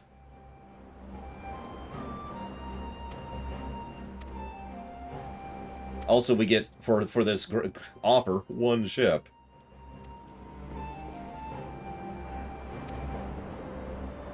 I mean, doesn't make it good or right or well-written, von Falkenstein, but I do agree with that. Well, if it makes you all feel any better, I've already given Hien a negative. Patch Hien.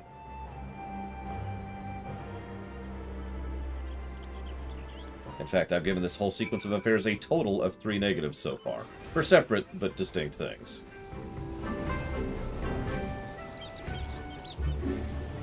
The fact that this game is so glossing over it also kind of bothers me on several levels, and I don't really know how to properly express that one. Why do I have to go down here? Don't answer that question.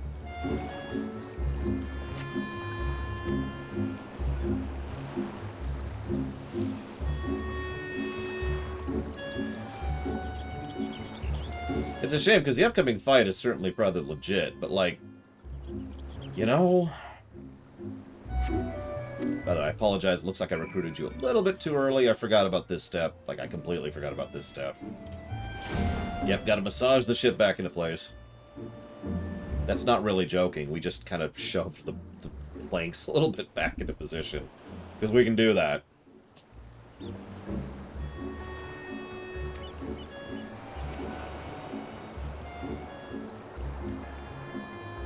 Honestly, I think it's just rushed, which I know sounds like getting to the good stuff, but it's a different perspective. So sorry that the king himself came to inspect my hull. Oh, right, yeah.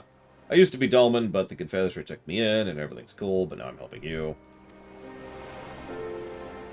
How's the ship? Captain, there's a crack, but we'll have it fixed soon. Get on it. Jesus. You tell his story, he babbles when he's nervous. Should his father be amongst the conscripts, as he hopes, I mean to give him his choice to leave his life. If he chooses, I expect there to see to provide it for him. Yeah.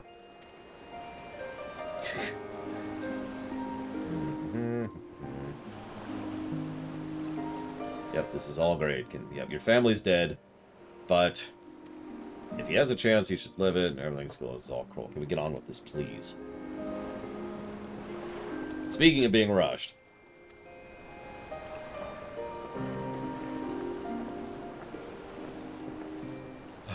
Good afternoon, Evo. Is that? A minute. This is actually the original reason I put my Hearthstone in the Enclave. Because so many of these quests go back to the Enclave, and there's no other warp point nearby. So it's just irritating having to constantly go to the warp point in Yangxia, fly down to the docks, and then hit the thing in order to go in. So I just said, screw it. Started warping straight here with the return thing. Is the party set up as is, by the way? No, not at the moment. Alpha says they won't have trouble finding a route. Yeah, okay.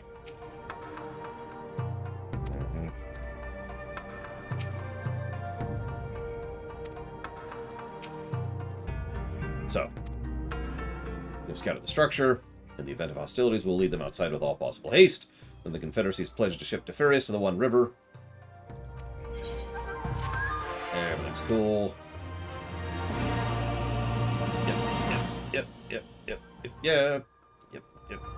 Yep.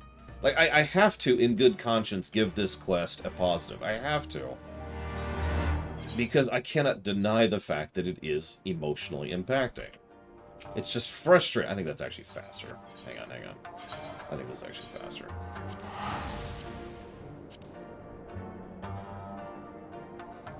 It's a tragedy, in the classic traditional sense of the word. That's not true. This is not a classic tragedy, but this is an old school tragedy.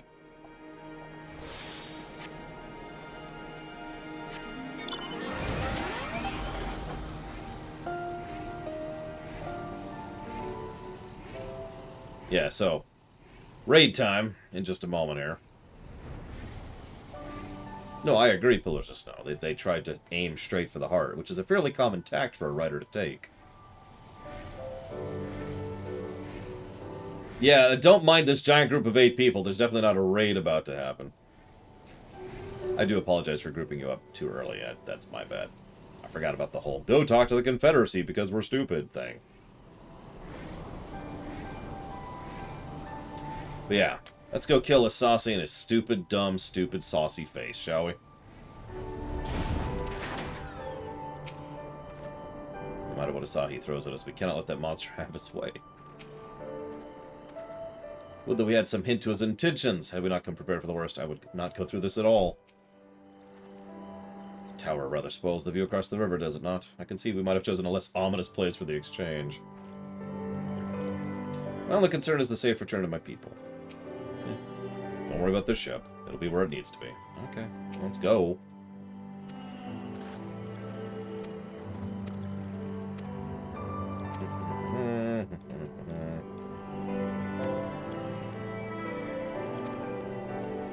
I mean, there's a lot of stuff happening. We talked about this before. 4.1 was an extremely dense quest.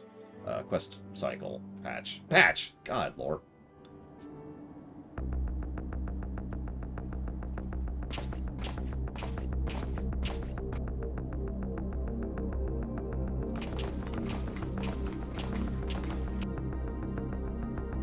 And there's those random mysterious caskets. Wink.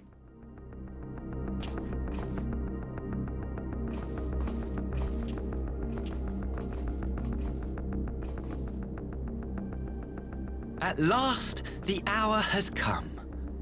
The conclusion to these negotiations will mark a new beginning for Dorma and the Empire. A first step on the road to peaceful coexistence. Shut your goddamn face. Indeed. We are ready to proceed with the exchange when you are. Forgive my curiosity, Ambassador, but is there a purpose to these containers you bring with you? Oh, the supply crates. They are filled with materials we hoped might be of use in Dorma's restoration. I meant to gift them to you at our last meeting, but we had so much else to discuss. This is the end of 4.3 Golden Ratio. How very generous. I confess I had not expected such compassion. Welcome though it is. I do like Kian's face here, but whatever. But then I was also surprised by the news that one of our captives had delivered herself into your custody ahead of time. A minor discrepancy I shall overlook in the spirit of the occasion. Are you perhaps referring to me, Lord Hien?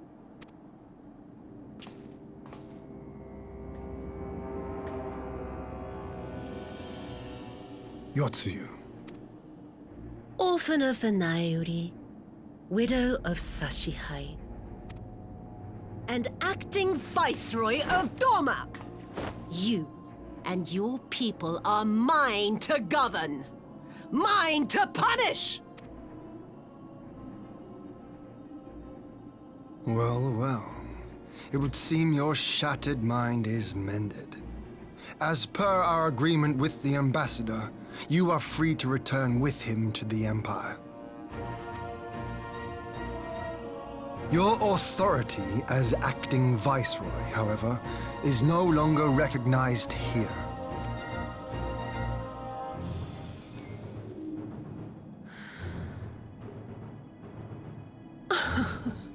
My position is not for you to decide, little lordling. All who resist the rule of the Empire must be purged. Such was the order given to me by Lord Xenos himself. Xenos is dead.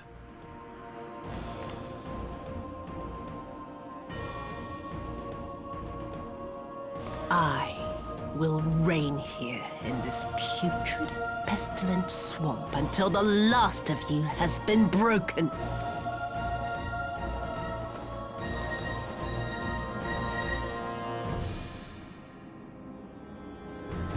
This land shall know no dawn. I will spew forth darkness and drown all in eternal night. And high above you I shall shine, uncaring, cold and distant as the moon! Lorshaw.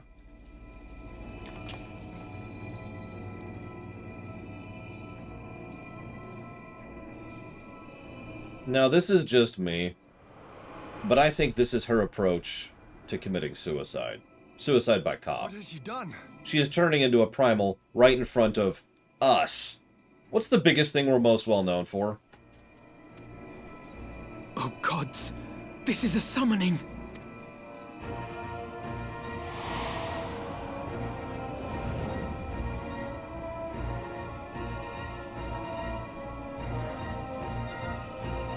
That is, of course, just my interpretation. But having gone back through it, I now stand by it firmly.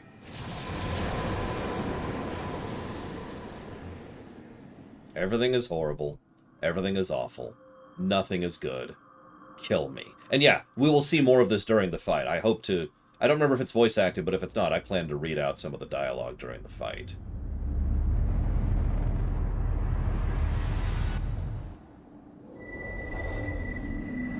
Ah, it's a shame. The fight should have been voice acted. I mean, a lot of fights should be voice acted in this game. But this fight is pretty relevant dialogue.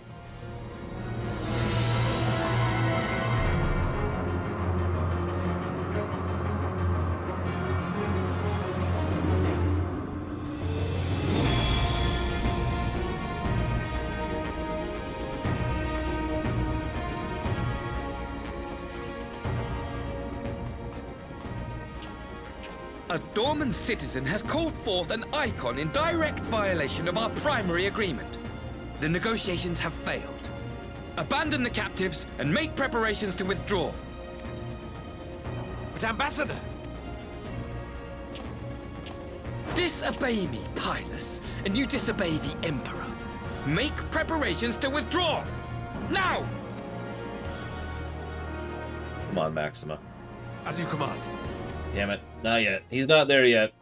I swear he'll become cool later. I swear.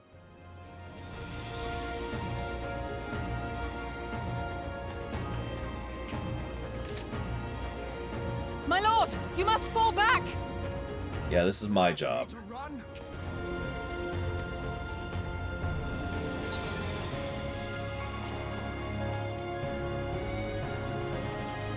Spare my pride, would you?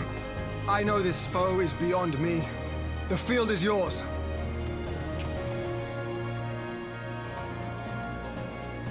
We will withdraw, but not without our countrymen. I want every soul accounted for. Every soul! My lord.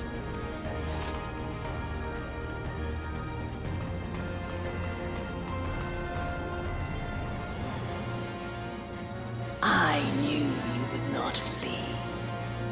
I see now the strength which flows from that baleful light of yours.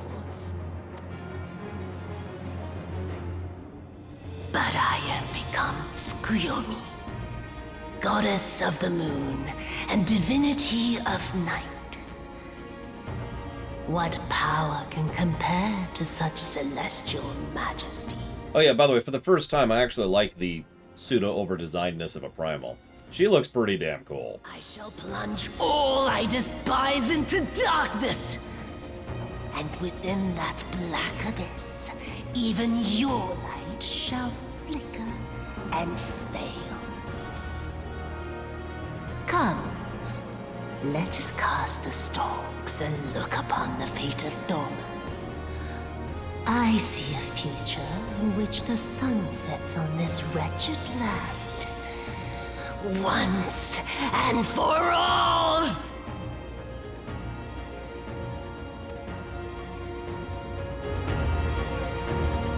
Whoops. I've actually already given her a plus, Mr. Red.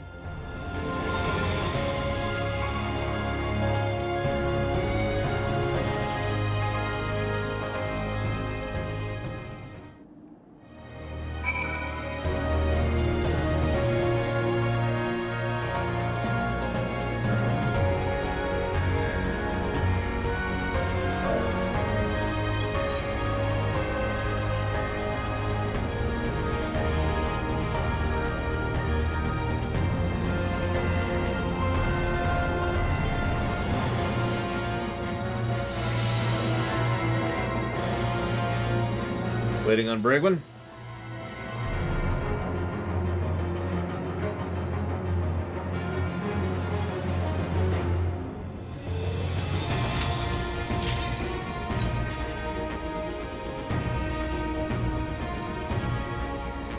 Oh, good, Dice Shrink. I'm glad it's enjoyable, and I'm glad you're liking it now. Funny, I did actually know what I was talking about. Always weird to be right, you know?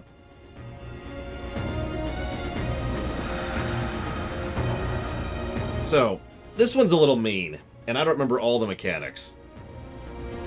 And I'm not a blue mage right now, so we'll see how this goes.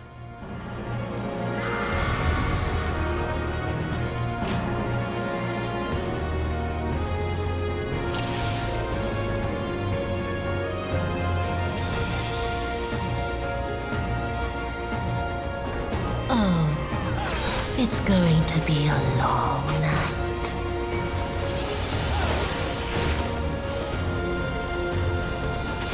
Whoa!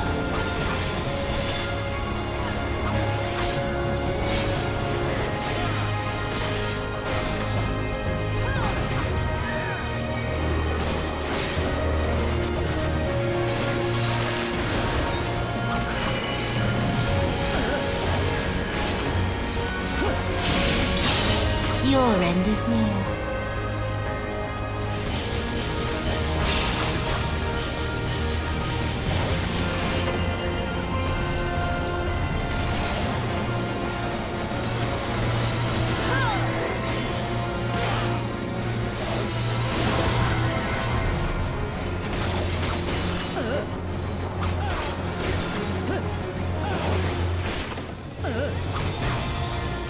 Yeah, this is a mostly just whatever fight.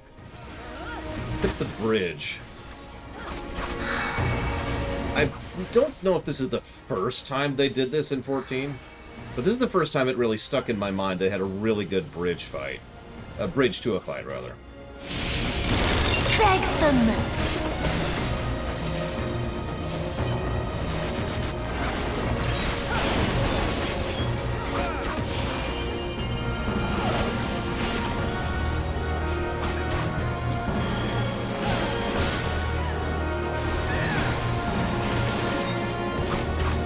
Your death will be all the sweeter.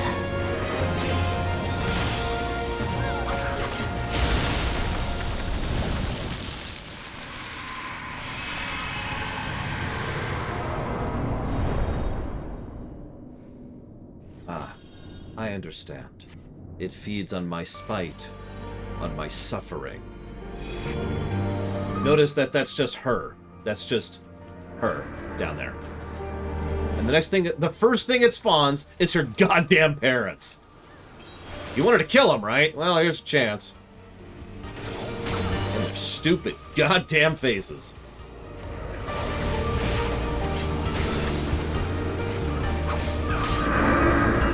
Second thing it spawns is Imperial soldiers and Doman soldiers.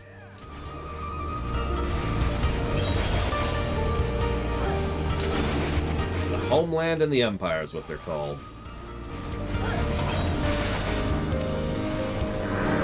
Then it spawns Asahi. Fight like your life depends on it, dear sister. You wouldn't want to disappoint me. I'm not reading out what the parents were saying, by the way. You could probably guess.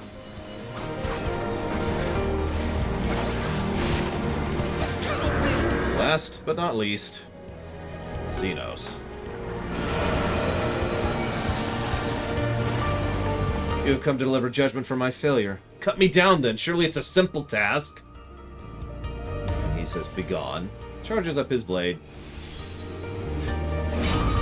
And then Gosetsu jumps in. And she says, why? You have no place here. And holds off Xenos' blade. I know it's not really Xenos, but just think about that for a second.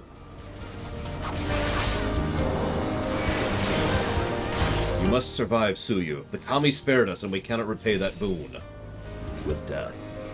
Suyu must survive. Perhaps, but it's too late for me. There can be no redemption. A night bloom shall flower here, upon the site of my demise. And now it gets hard. The spider lily. From mortal husk, I rise anew. The few swift night, I shall prevail.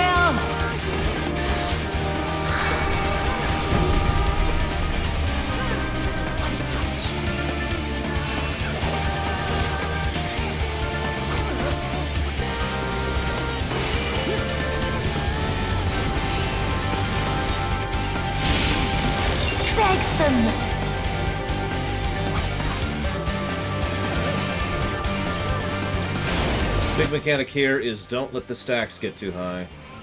The way you change the stacks is by switching the side you're on. Considering when this came out, I actually think they saw the idea in the Tomb of Sargeras over in WoW and decided to apply it, which is a great idea. It's a great mechanic.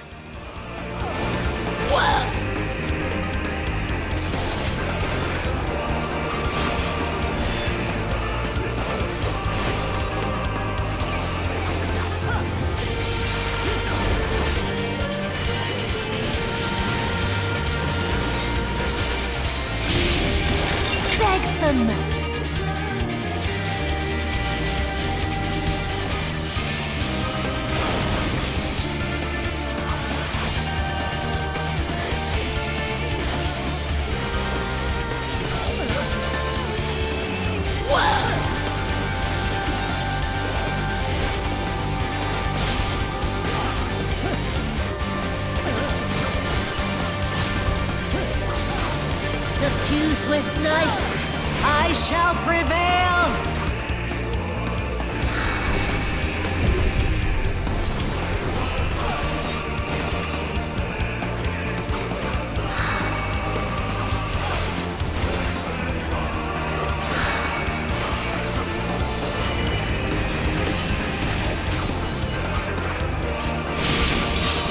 Your end is near.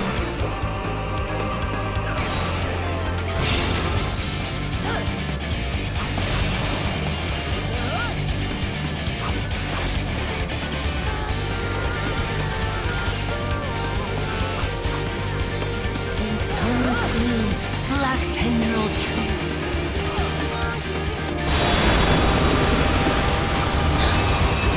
No, not yet. Not yet. I'll grind you under my heel.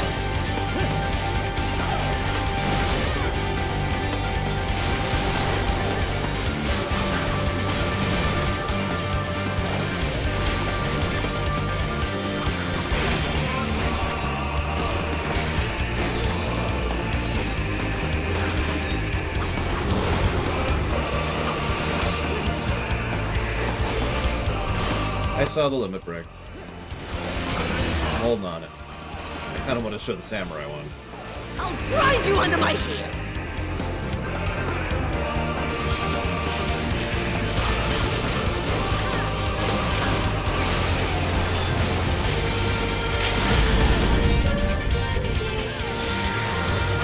I accept that. Good call.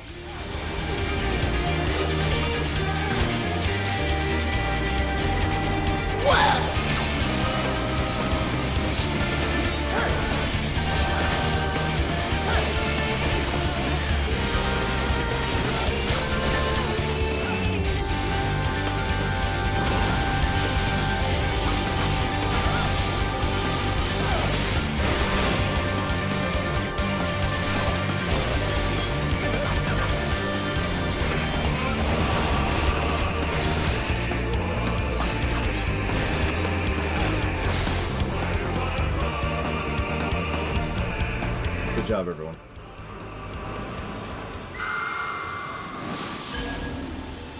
Clean kill. Great fight, too. Love that fight.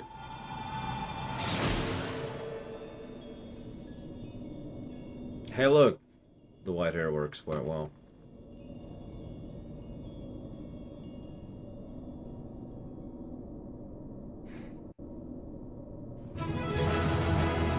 If I could add one last personal thought here.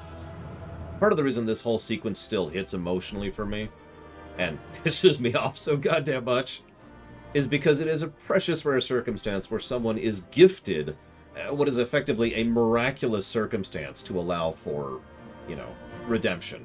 To allow them to be a better person. She got that chance and it was robbed of her. And that... I don't know how to explain it. I don't know how to explain it. It gets to me. She could have been saved. I might be wrong. I might be wrong. But I think...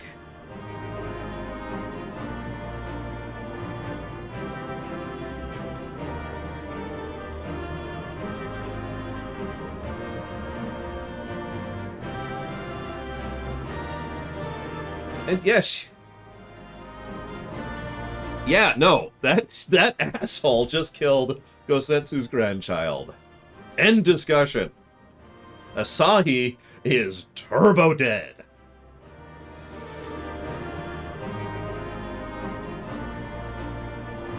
But yes, I give a story plus for that fight. I don't think I need to explain myself.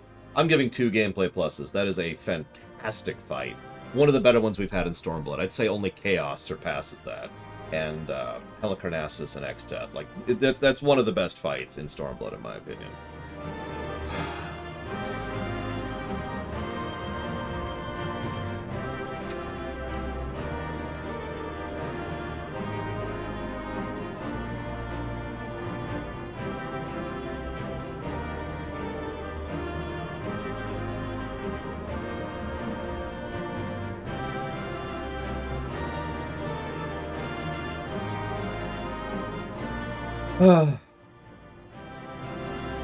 Alright, so... Rax, do you mind sharing with me the thing that is totally redacted if you were tracking it for that fight? I'm just curious. Yeah, little snot got rid of all of it for no good reason. That's the best part. She has gone through hell and back and has reasons understandable for what she did. Asahi? He's just a little snot. He's upset that someone took away his toy rattle.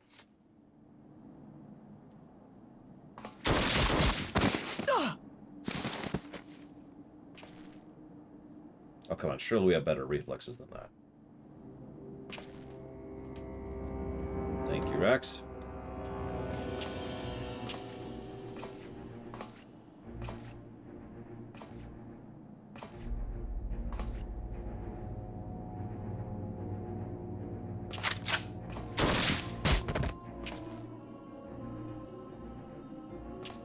Interesting. Thank you, Rex.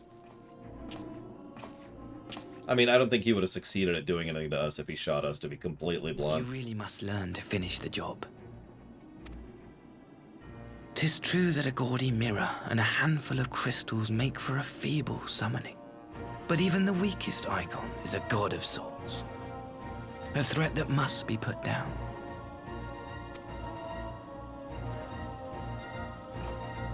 I'm going to be totally real.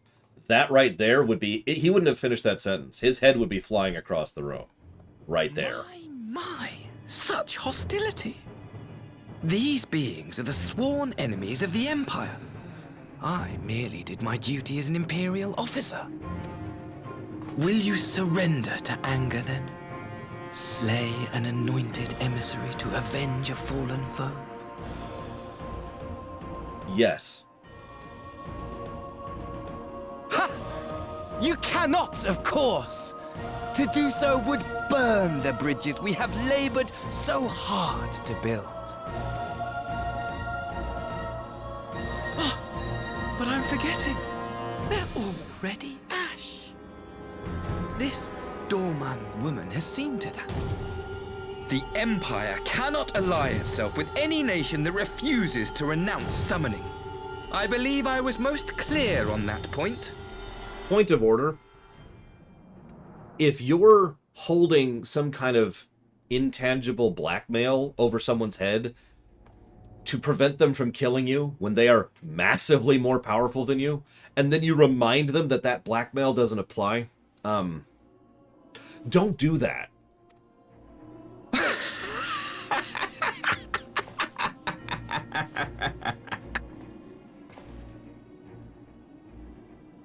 It should have been mine. The power he bestowed upon her. I should have been the one to govern Dorma. I would have repaid his faith. Credit to the actor, but God, I just want to punch him. No one alive loves him more than I! Loved. He's dead. Instead, this harlot betrayed his trust. Useless piece of filth! Worthless whore! There we go. I wish that was us. But I would not rob her of that which is so rightfully hers. Thank you, dear brother, for this precious gift. Vengeance.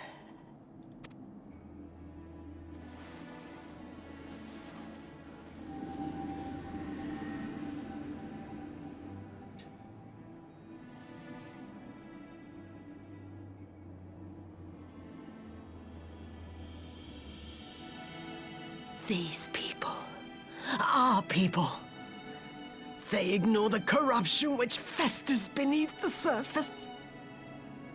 Cast aside that which is dirty and broken.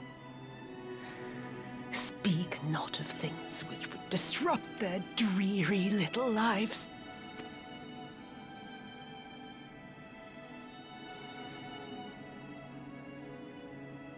Like you, Asahi. Always pretending not to see. You were the first. The first I swore to kill. And he's being held up by knives that are going through him. Or sword, excuse me. I think he's suffering quite a bit.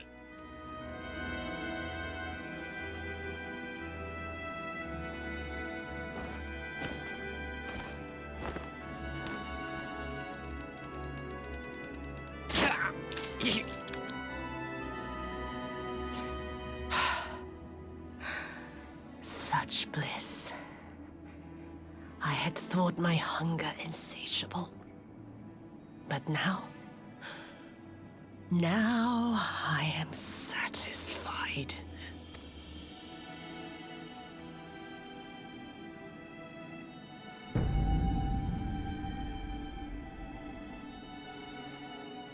You should feel honored, dear brother. I saved the last of my strength, just for you.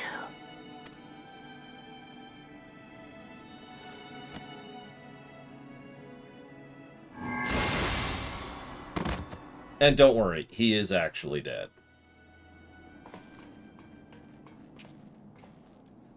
Unfortunately, so is she.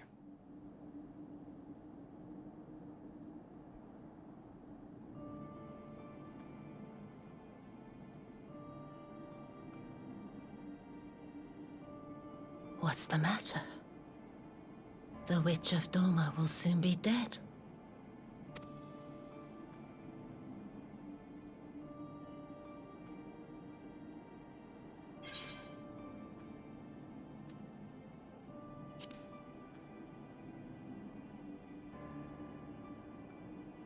He will mourn too, perhaps.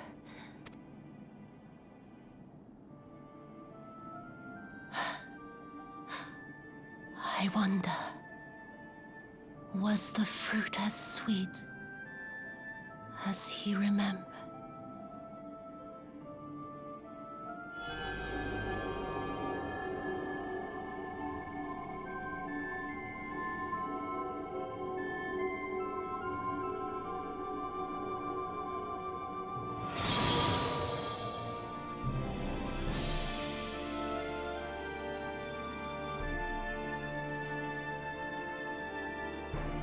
And that's why, despite everything, that's still a positive.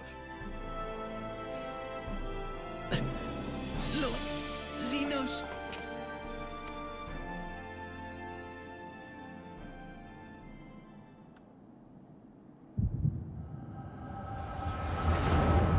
Yeah, her last thought was of her grandfather.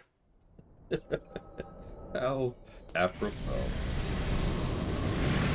Lord Xenos.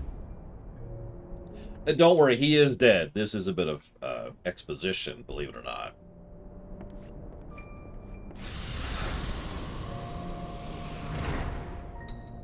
I am at your disposal.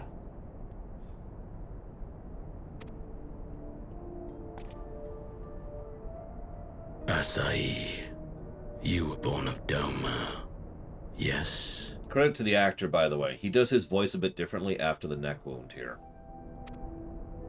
Yes, my lord. I am honored that you would remember me. How may I serve? You are hereby appointed Ambassador Plenipotentiary, and empowered to speak with the voice of the Emperor. Return to your native land of Doma, and announce your intention to sue for peace. If it's really not obvious, this isn't Xenos. Xenos doesn't think like this, or act like this, or anything like this. For peace? Also, Xenos is dead. Once negotiations are underway, you are to locate the acting viceroy. She lives? That is to say, I will, my lord. Sorry, the reason I'm bringing all this up is because I was livid when I saw that Xenos had survived. You know me, I hated Xenos, right? But then I saw this cutscene, a while later, and I was like, oh, okay. Got it. That makes sense. When you have found her, you will initiate a ritual to call forth an icon. I will instruct you in the necessary steps. And who knows the specific processes by which you summon a primal? Yotsuyu's faith is unreliable. But as a child raised to believe in the Kami, she will serve as a vessel for one of the Kojin's gods. She need only wish it to be so.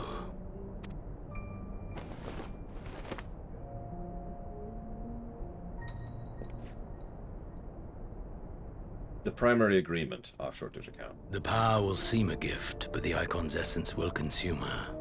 She will be no more than a husk, a slave to whim and desire. And yeah, this is something, I've asked my own actors to do this occasionally. This is when you ask one actor to play a separate role than the role they normally play. This is Xenos' voice actor voicing Elidibus.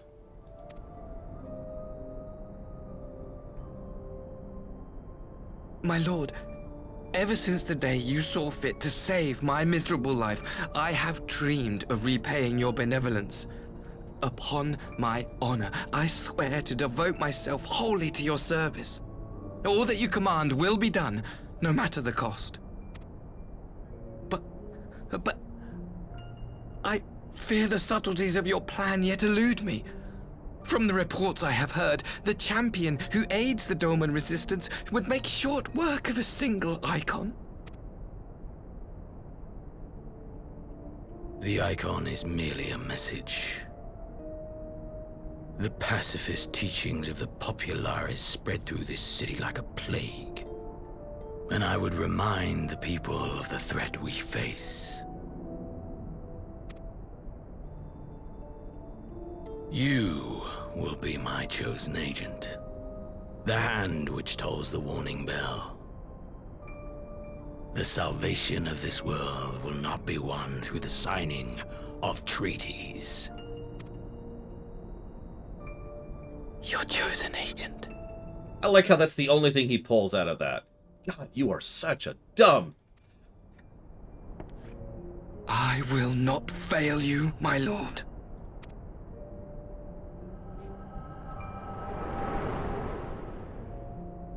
And yeah, if you missed that, Garlemald is actually reforming. The Populares are actually gaining sway internally.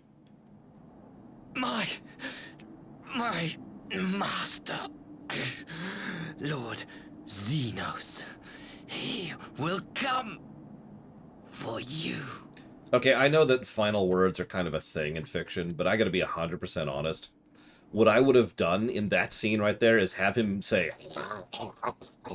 Because he can't talk, because 2 swords just went through his lungs. You have prevailed, I see. Oh, Gosetsu, I'm sorry.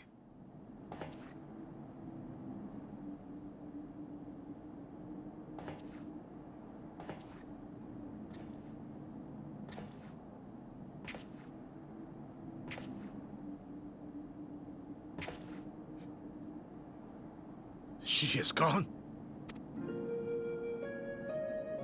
Wherefore did the Kami spare us, only to inflict this pain? Someone a little bigger than the Kami were playing games, I'm sorry.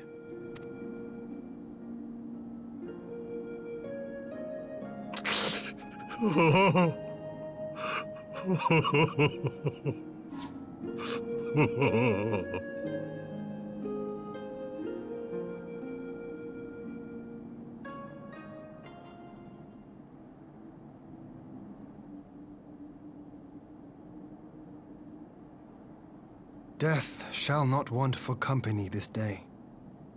You spared us a worse disaster, but I fear our fledgling peace with the Empire was beyond saving.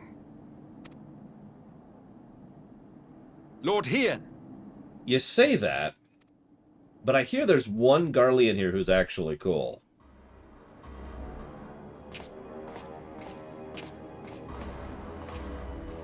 Maxima, is it not? I assumed you long fled.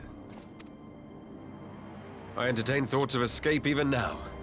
But our negotiations have yet to reach a satisfying conclusion. The ambassador insisted that the summoning spelled an end to our mission here. But it seemed to me there was more to the tale.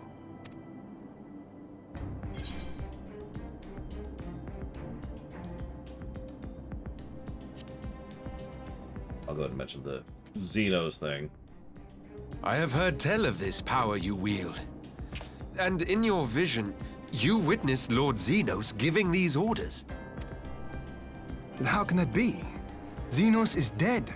He took his own life after the battle in Alamigo.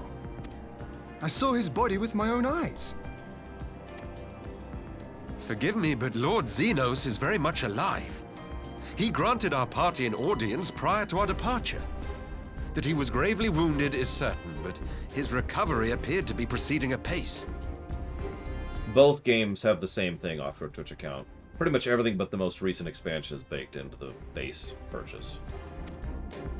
I'm afraid I share Lord Hien's confusion. The man's death was confirmed and his remains interred. These are matters of public record. Also, I was literally right there.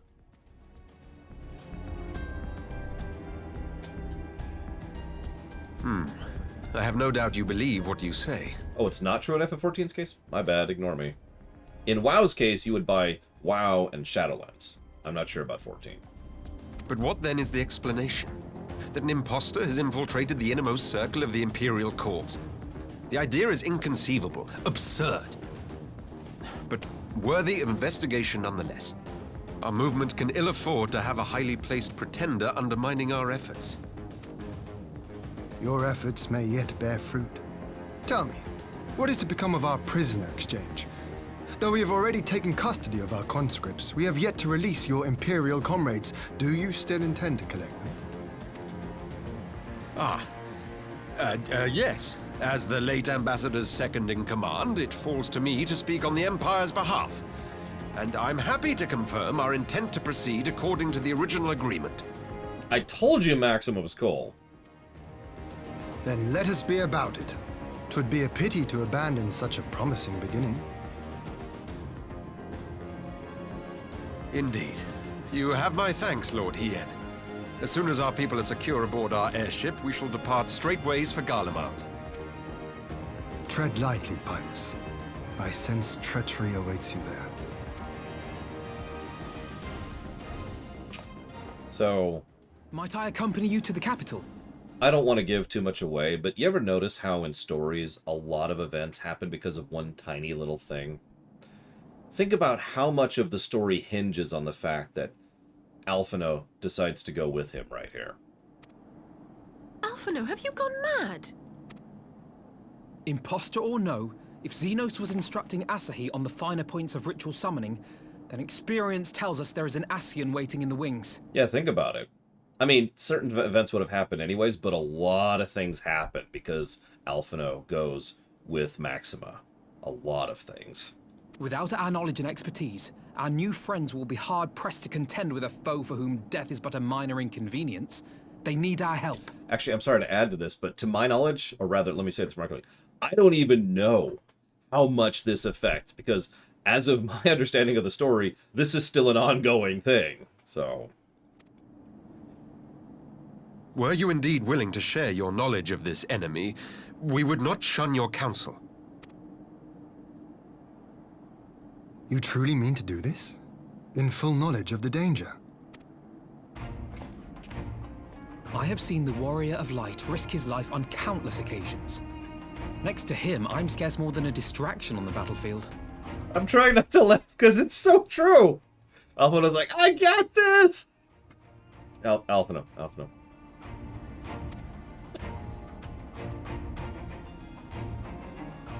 But in the meeting room or the audience chamber, there I can make a difference. I can strike bargains, forge ties, and change minds. And where better to do these things than in the home of our old enemy?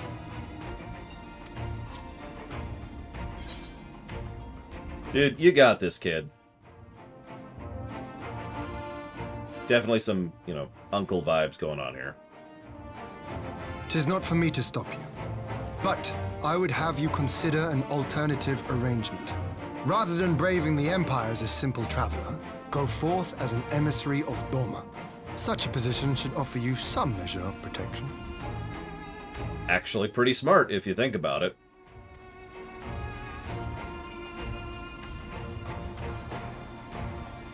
Go then. You've obviously made up your mind. Just try not to do anything reckless, all right? Sorry. I shall be on my best behavior. Farewell, my friends.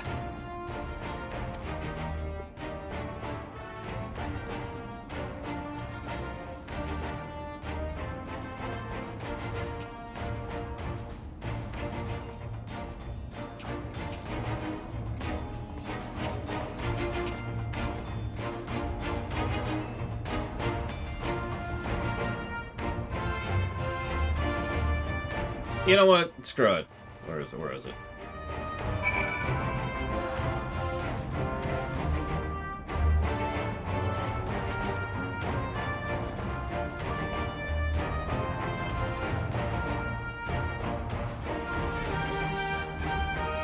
Yeah, plus for that.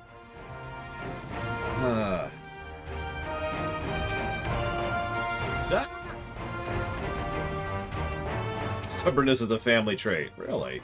Gosetsu dragged himself from his sickbed only to be greeted to the sight of Yotsuyu's corpse. I had not the words to comfort him. Yeah. I knew Asahi was planning some matter of treachery, but a summoning? Thank the Kami you were here, my friend.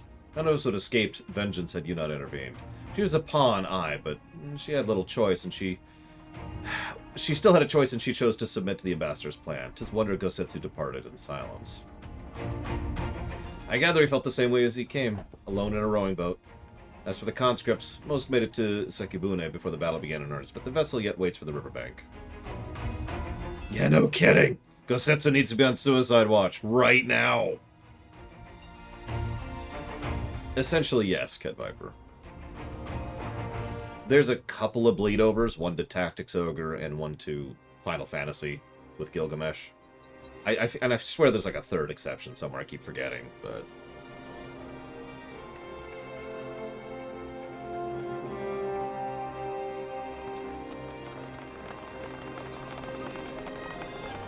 But yeah, there's no real connection. For all intents and purposes, FF14 is its own setting.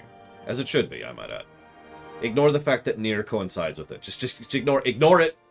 Ignore it.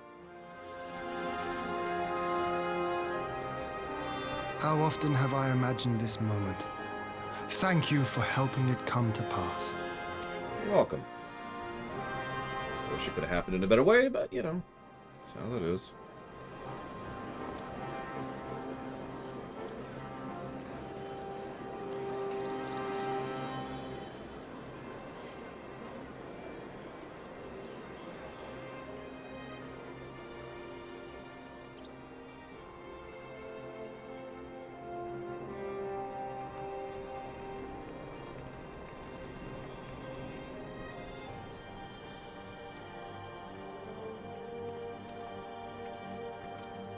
While they bow, I shall bow too. Thank you, Marfly Morgan, very much for the sub. Much appreciated, much thanks. If you want to put that towards showing interest in a particular run, please let me know.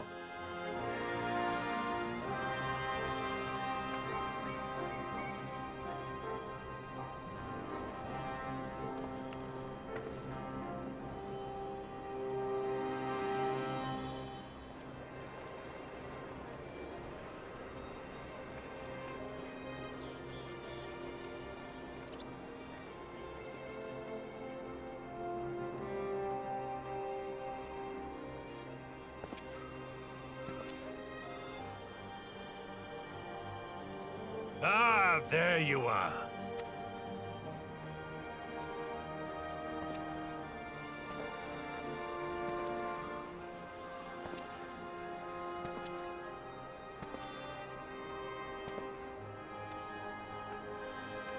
Gosetsu, your hair. As usual, hair significance, Eastern culture, etc., etc. My friend, what have you done?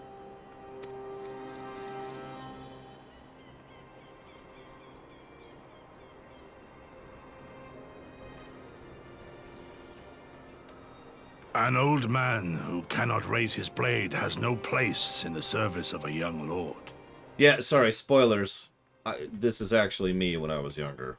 Thus did I decide to devote my remaining days to pilgrimage.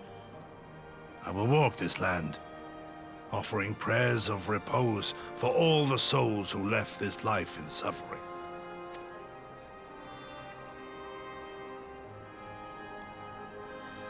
I diet. All of them?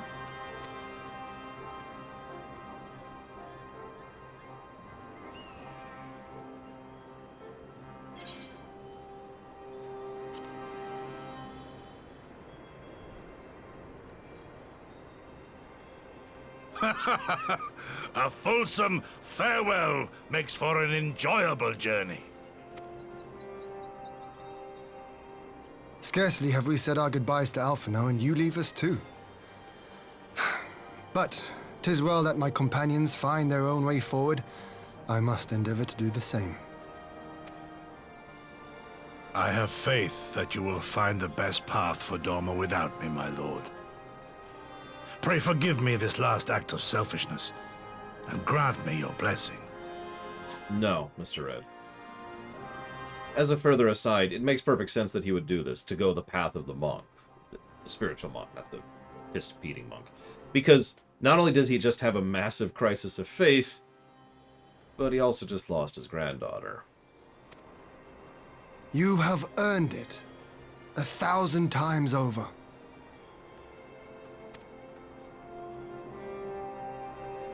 Go in peace, my friend. I shall make of Doma a land where children laugh and none need live in fear. There is no better way to honor those who went before.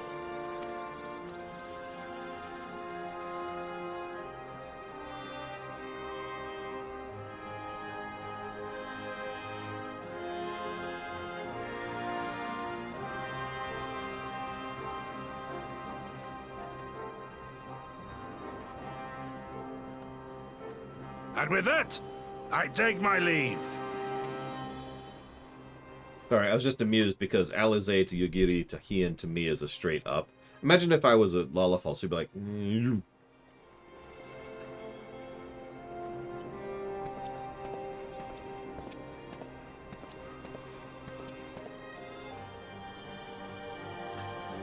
So we're actually not all that far from the next dungeon, and we will totally hit it today. So if anybody wants to participate in the burn, you're more than welcome to.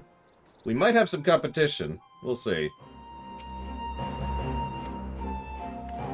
Because the burn. Bittersweet occasion, but there's yet ample cause to be grateful. Join us that I may thank you properly. Hien, buddy, I'm gonna be 100% honest.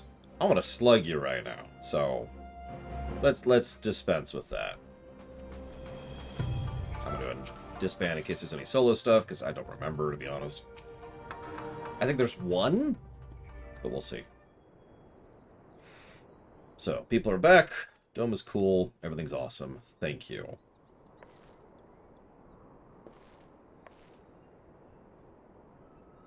Lest you think me complacent, I assure you I've not forgotten the dark cloud on the horizon. That Xenos lives is a grave concern, mayhap the gravest, but there's little to be done but wait for Alpha now. Until then, we will end the patch. I confess I miss him already, but the thought that he has at last found peace does soften the blow. I wonder, did you ever stop to ask yourself why he showed Yotsuyu such kindness?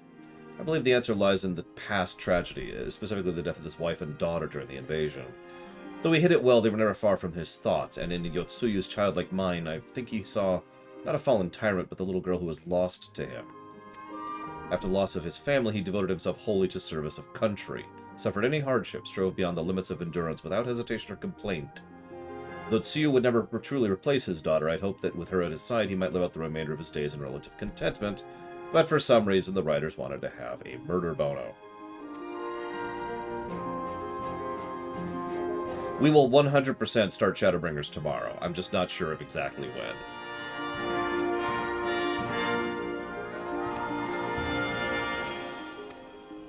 Yes, yes. A woman named Tsuyu lived among us for a brief time and brought comfort to a grieving heart. Now, I believe we have some... Nope, I'm wrong. Ah, here we go. Never mind. Sorry. Not where I thought it was. Sorry, I'm off center. I'm off center. So let's go to Ralger's Reach.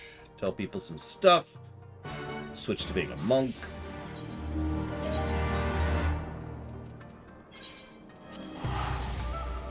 I have done a Diablo lore run. I have never reviewed Diablo. 1, 2, 3, 8, 7, or 16.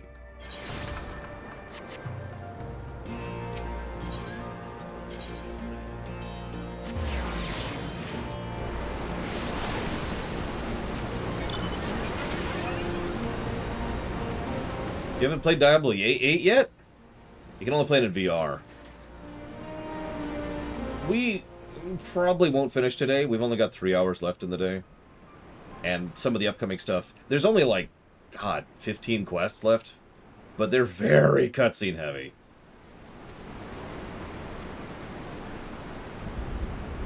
We've actually streamed some of this stuff before. Yeah, we've got 2 dungeons, one decent dungeon, 1 excellent dungeon, and then a very important meeting. Well, I know what I saw. We all saw it. You're saying he's alive and well? Xenos is dead! He's dead! No, he was totally there. Neither of these are true. Yeah, sorry. I usually call them Storm and Shadow. Or Stormblood and Shadow. And, of course, End. Yep, someone desecrated his grave. Wait a minute. It's Thancred! Yep, Stormbringers and Shadowblood, and I've done that way too often. Not even on purpose. Alphino had me lending a hand at the Saltery, keeping an eye on rebuilding. And, well, I thought I'd come back here, but I'm sorry. Did you say Xenos got better? Maybe we should just check his coffin. Yeah, why haven't we checked his coffin ourselves yet? But whatever, let's go check it. Sorry, this is Thancred.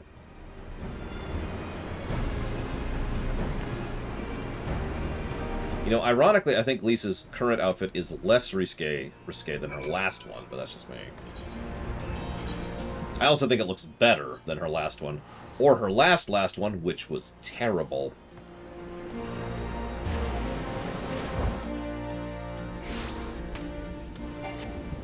I mean, we've already got something on the books called Patchwalker. I don't know what that is. Yeah, can I get my my steak ready? Because we might need it in a minute here. Anyways. While we're flying, let's answer some questions. Hey, let's see. Offshore Twitch account asks a few dozen. What constitutes a subsequent release being baked into a game's score? So, the long and the short of that is, it depends. So, I'm not actually sure. I can only answer on a case-by-case basis. So, After Years, not part of the same game. But something like Frozen Throne will be considered a part of the Warcraft 3 review. Diablo 2 will include Lord of Destruction. Stuff like that, right? You get it. I'm sorry, why did we bury this guy? We should have burned him. Why did we bury this guy? Someone scrawled over the tome, but I thought it rubbed off. I don't know more about it. So no one thought to check if the coffin was still occupied. Well, that sucks.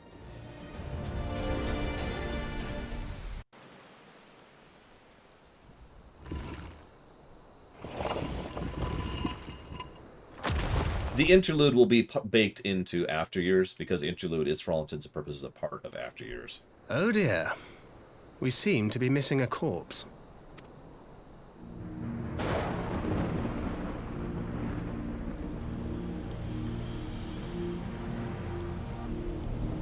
Well, it must be somewhere. I only hope it isn't walking around. Well... funny you say that.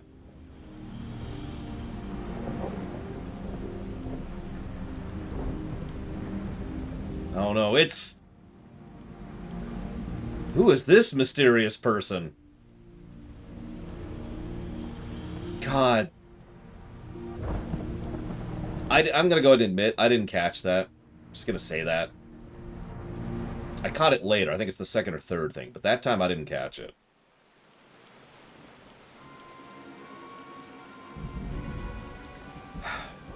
There's no corpse, are we to conclude the rumors are true? Not necessarily. We might still be dealing with a doppelganger or something. Oh yeah, real quick. 2 negatives to story. Hang on. Sorry. There we go. Cool. More and more I find myself siding with Alphino's theory of Ascian possession. Yep, speaking as someone who's gone through that, duh. So, yeah. Clearly an Ascian is walking around in his body right now. Well, that's cool.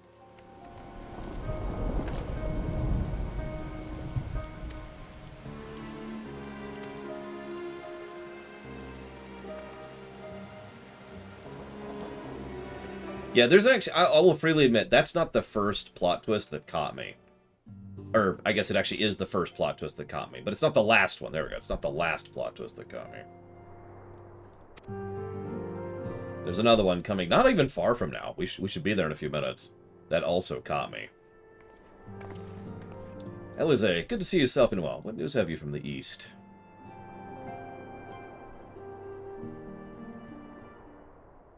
Well...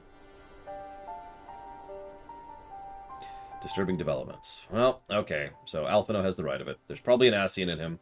That's cool. When it comes to rash decisions, I'm hardly in a position to criticize, but yes, we know you're worried about Alphino. As well you should be.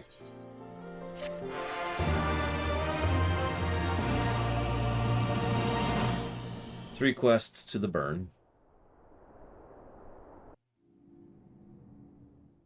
Meanwhile... you ever wondered why I call them Meanwhile Elsewhere? No, of course you don't, but still. If you did... speaking of dumb thrones... Yeah, by the way, that's Varys next to Xenos, if you really want to see just how gargantuan that freak of nature is. We cannot suffer icons to exist. Was I not clear on this point?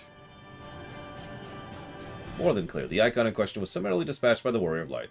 The summoner is dead, the right beyond repeating. Everything proceeded according to plan, and every party behaving exactly as required.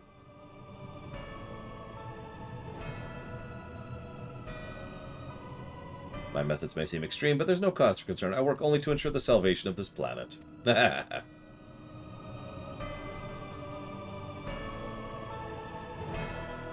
mean, the Iron Throne is kind of deliberately terrible, so...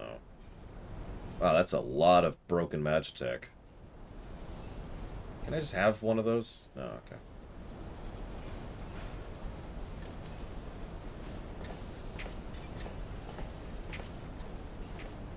What are you doing fiddling with that thing? I asked you a question, soldier.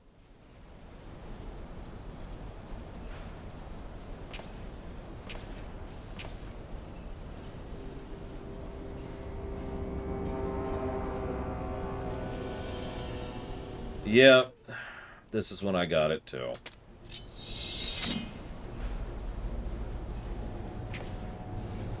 Have you lost your mind?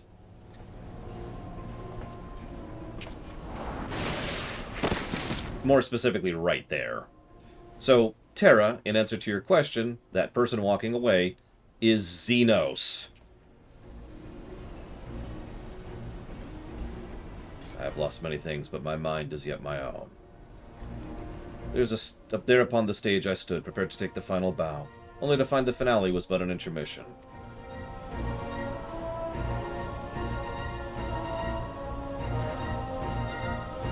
Shall I use this chance to repent for my sins, embrace goodness and mediocrity? I think not. While the one I yearn to face yet lives, the hunt must go on.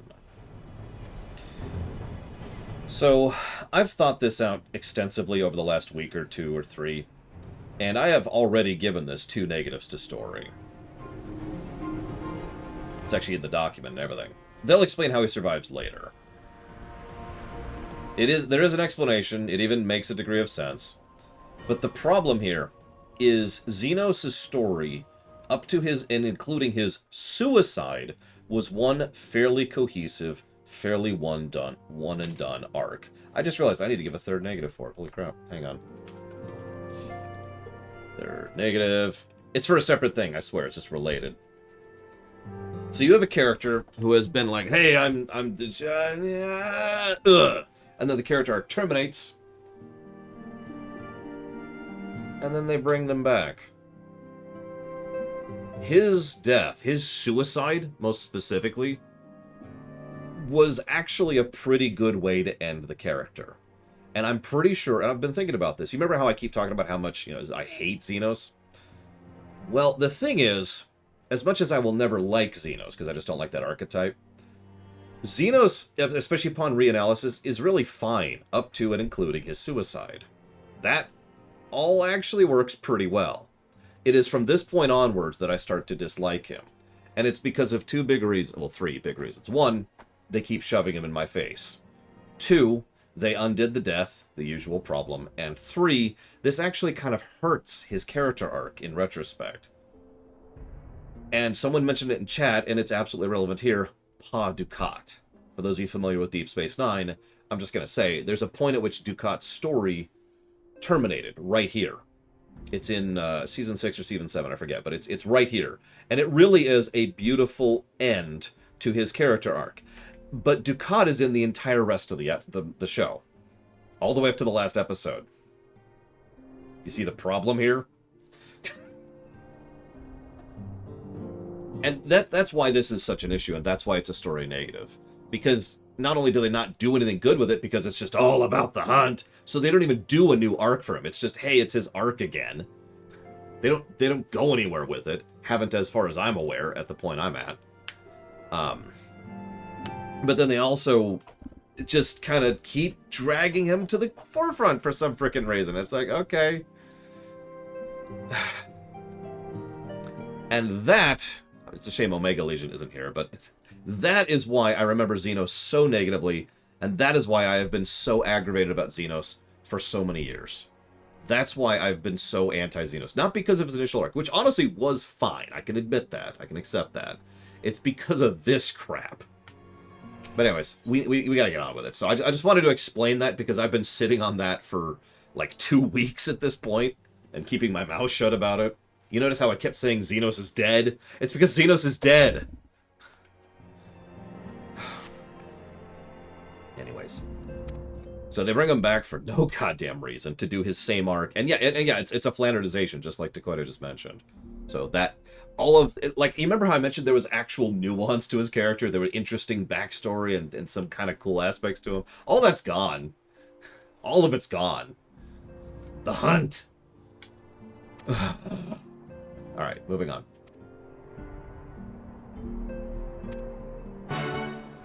It's one of those interesting things that almost every fiction ever has fallen into the trap of. It's the trap of the popular character.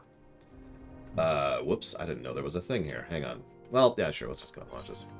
The trap of the popular character is you have a popular character and then you do something with them, and especially if they die, there's always going to be that temptation, nay, that demand to bring that character back. By the people who wrote it, if they liked him, by the people who read / watch / play it, and of course, by the producers who want to sell this product more. And yeah, I agree with Dakota. Speaking from experience on this, there are plenty of ways to make a character continue to be relevant post-death. To keep having the character there, to keep having the actor there, blah, blah, blah, blah, blah, blah, blah. Memories, or shadows, or insanities, or there's all sorts of options. Hell, they've already technically done that, if you pay attention, with Elidibus.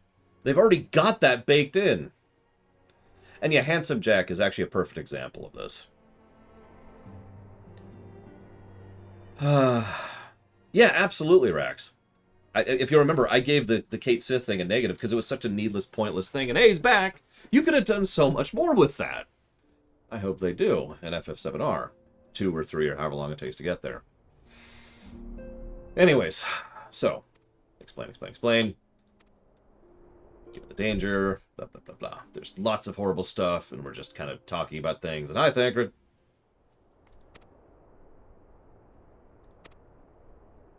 It probably helps that that wasn't Handsome Jack in Tales from the Borderlands. I mean, you know what I mean. So, Gravekeeper's lease and the officer confirmed he's dead. The corpse was interred under strict supervision.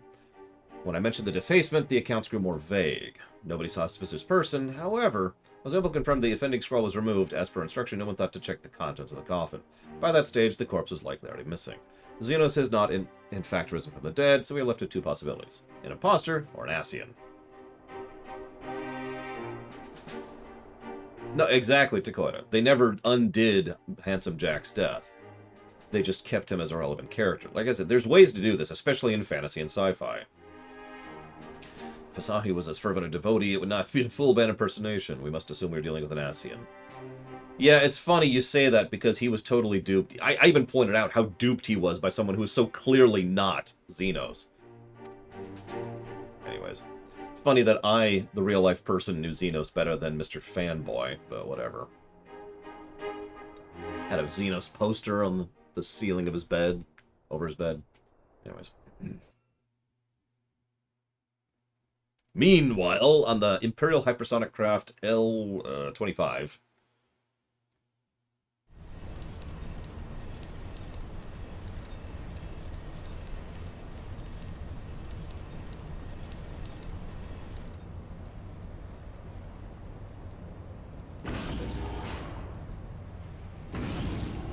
Listen, I saw an L. Mr. Alphano, we're making good speed. Is Audimus? No, I can see nothing from my cabin. I was curious to know the land over which we flew. Well, this... Our military aircraft are built with a little thought for niceties, but I'm happy to indulge your curiosity. We're presently traveling over the Burn, on the western edge of Ulthard. Even with the benefit of a porthole, your gaze would have been greeted but not but malms and malms of lifeless earth. I've read on the Burn. It's described as a desolate wasteland, bled dry of every last drop of ether. Now, we've been talking since the very beginning of ARR about what primals do and how areas are drained of ether. But the Burn is the first time we ever actually see what happens when a land is drained of its ether thusly, and we're going to see it in a minute here. When Emperor Solus first came to Othard and beheld this blight, it is said to have reeled at the scale of the devastation. He declared icons a threat to the planet's existence and issued an empire-wide decree ordering the eradication of all such entities. And yeah, I'm going to pull people in for the burn, don't worry. Report! I think Blade Travel wanted to be there especially and hasn't been able to get there all day, so that'll probably be a priority. Magitech armor. What? Well, shoot. Yeah, this is what Alexander would have done to the world. Actually, arguably worse. Here it is. All hands, brace for impact. Yeah, this is just a scout vessel, really. Like I said, this is a Corvette. Nothing big, nothing fancy. TIE Fighter could take this thing out. So Alphino's dead.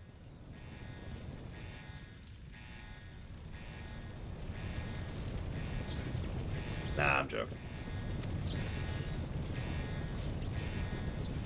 The air filtration system is damaged. The ship is filling with smoke. Yeah, when you have a contained ship and the ship has a fire inside of it, you've got a problem.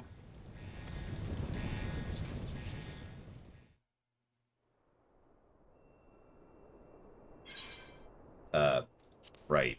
I forgot this was even here. But hey, guess what? New mechanic.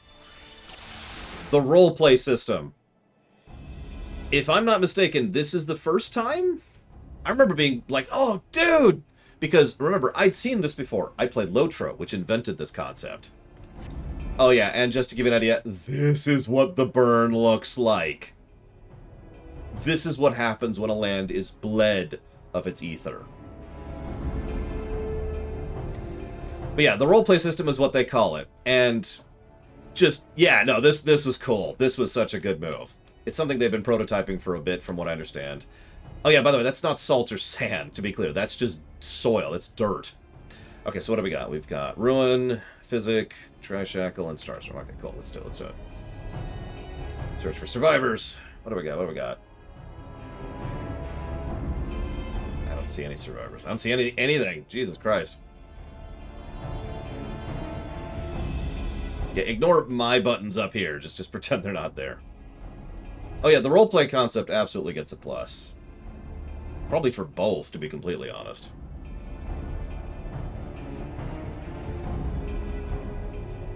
Because this concept in and of itself is not necessarily a good thing. But they do some good stuff with this, just like they did in Lotro.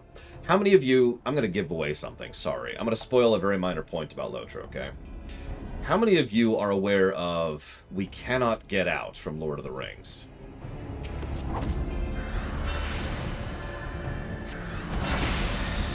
You know what I'm talking... If you know what I'm talking about, you know what I'm talking about. In Lotro, there is actually a roleplay sequence where you play the guy writing that message, writing that journal entry. And it is exactly as awesome as it sounds. It's so cool. It's during the Moria expansion, and it's legit.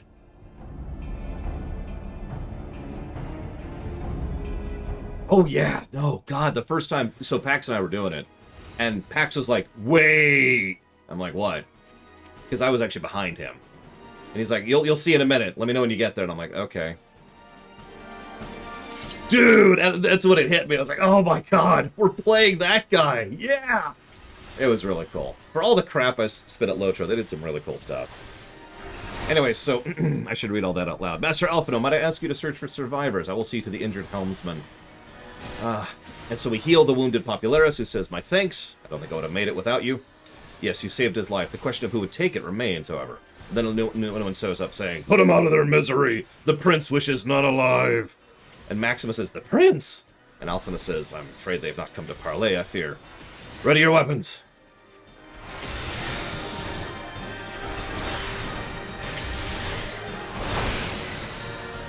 Also, I like our Moonstone Carbuncle there.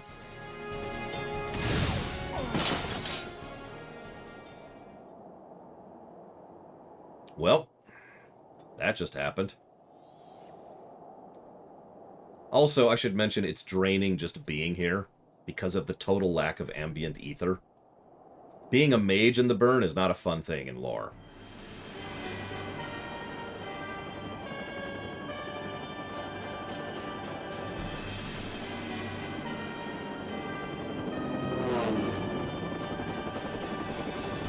Now, if you're a red mage, it might work out okay. But yeah, like a black mage or a white mage, fun.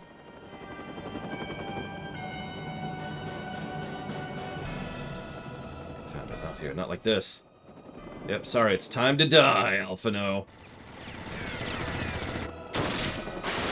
Nice shot! Okay, how many of you guessed who this was originally? Because I sure as hell did not. Who the heck is that? Enemies of our enemies. Introduction's gonna wait. You're a column of a crisis. Let's finish this then. I'll try to point out the first time I guessed who it was.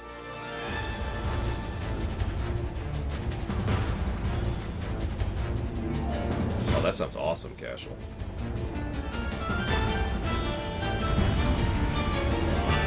Round 2. Fight!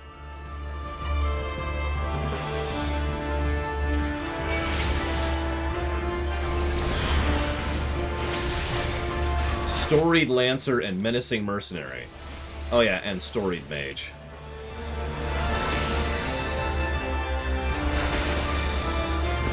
Now, if I'm being honest, what just happened should have given it away, but I'm gonna be honest, it didn't.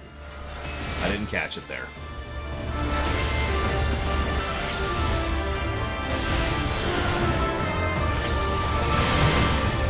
This right here, that should have given it away.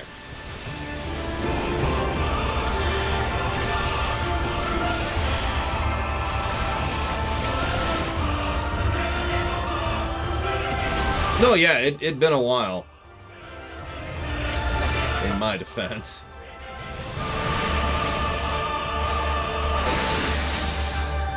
Bingo, Luke.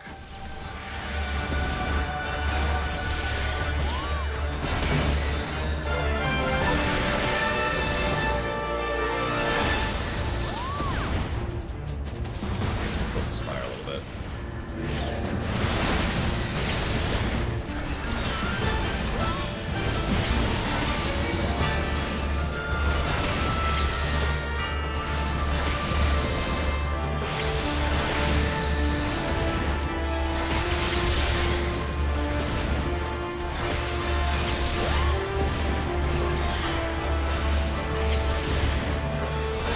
I mean, if he's got a dot, I'm not seeing it, because I've got Nuke, AoE Nuke, which is also a root, Heal, and Limit Break. Oh, speaking of which, I do have Limit Break, so let's go ahead and burn that.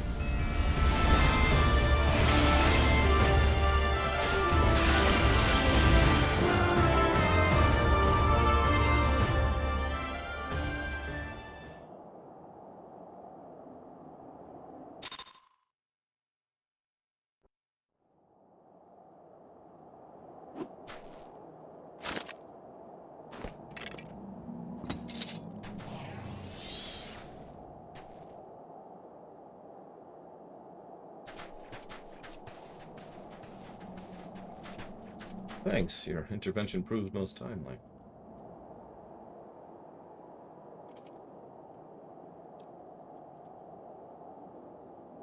Oh well, I did not think to meet an Eorzean in this place, let alone a Scion. No voice acting, by the way. You know me, sir?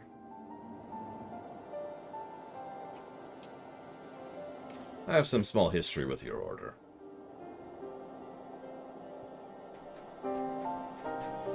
But I would speak of the present. Know you or your assailants and the severity of your predicament?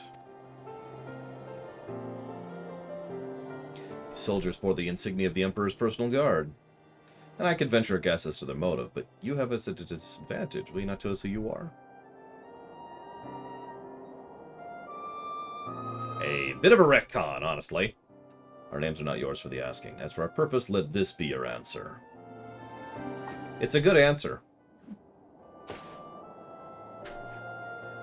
That is an Ascian mask.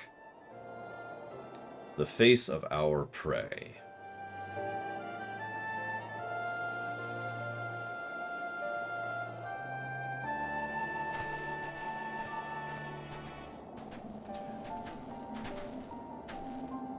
1 sec, Elizar.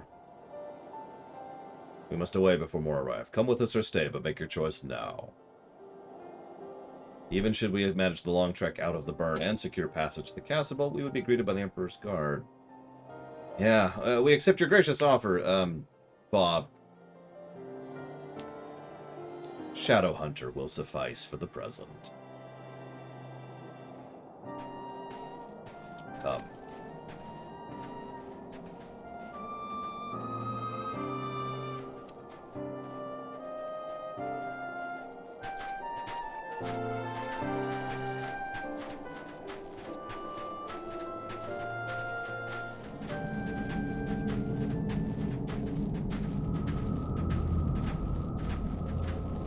Yeah, that's where I figured it out, by the way. Or at least where I guessed. See you around, Justin. What do I think of Raiden from Metal Gear Rising? Is he cool, or dorky, or funny? I think he's trying too hard to be edgy, and I barely remember him otherwise. I remember, a guy I can't think of the name of. Senator Armstrong more than him, but I don't mean that for the memes. I actually thought Senator Armstrong was the best character in that game. So anyways, I'm sure Alphino's fine. While your brother journeys to Garlemald from the east, I can make my way there from El Amigo, figure out what I can in the west. But I'm coming with you. I can't sit here sipping tea if there's action to be taken. Oh, I'd kill for some good tea right now. I can't sneak through when the situation demands it. Don't patronize me. You're a red mage. Okay, I'll go with him. I'll go with him. Yeah, I barely remember the other characters. Except for, surprise, he's not enhanced at all, boy, which is even stupider, but whatever. I must refuse your company as well, my friend. Formidable though you are, the success of my mission depends on moving unnoticed. Unless you forget, you've grown rather famous. Alright, we aren't a scalpel. That is one of our big flaws. We are a cudgel. Well, we're a Star Destroyer, but, you know, whatever.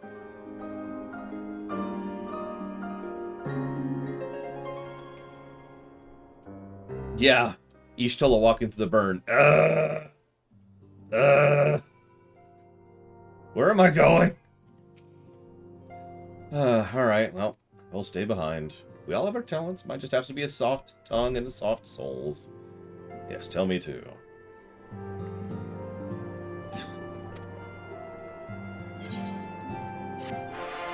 Two quests to the burn.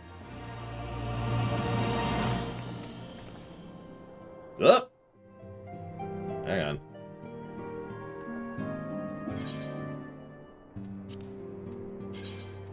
Wow, a whole part just for this. I mean, I guess it makes sense. A lot happens in these next two patches. What's going on? Hoary Boulder! The Domans have much claim as Revenant as you as me, and their family. Thank gods I made it in time to see them off. Oh, they're all leaving? Oh, that sucks.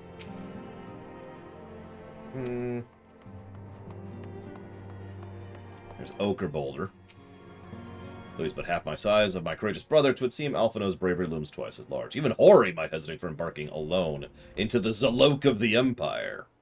'Twould seem Master Alphino's placed himself squarely in the path of danger. Nah, he's fine. I know I need to give his elder mind divided attention, but these waves of brotherly love have my mind drifting to naughty places. Lady. We can find someone to keep him company. It's for the best. It is. It's their past and their future and their home, and I couldn't be happier for them. Aww. Okay. Thank you, Zalok, as always. Much appreciated. What do I think of the main character? Jesus Christ, Elizar. Why don't you just ask what I think of Luke Skywalker? Alright, let me spend the next 3 hours discussing Luke Skywalker.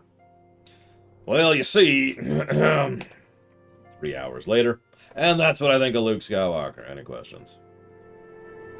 Quest for Glory Block. You got it, as always. Thank you. I do hope you're doing well. I haven't heard from you lately. Which Luke? You know what? That's a good thing. Another 2-hour discussion.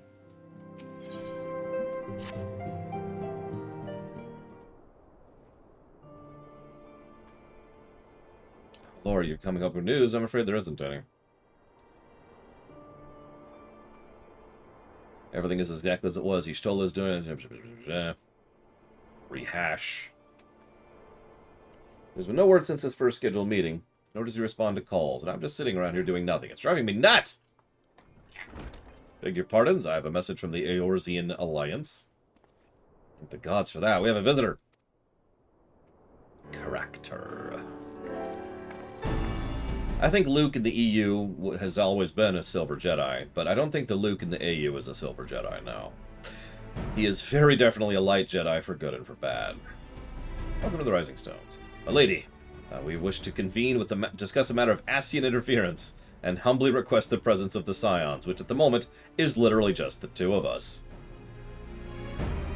Having assessed the intelligence provided by the Alamegan Resistance concerning the whereabouts of Xenos' remains, they suspect Ascian involvement. Well, okay, let's go talk to the leaders of state again. Of course, yeah, I got your back, Elise. No, Question Man's working. What are you talking about? Oh, I see what you're doing. Sorry. God, making me freak out, because it's been bouncing. I think it didn't like all the internet disconnects yesterday. It's been working quite well, though. Legit. Usually going for hours at a time without incident. If it matters, most often when it breaks during someone asking a question. Like someone posits a question, and then it breaks right then.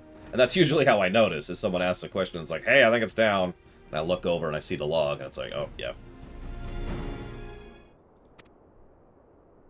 Real. Alright, just be careful on the road, okay? What's up, Real?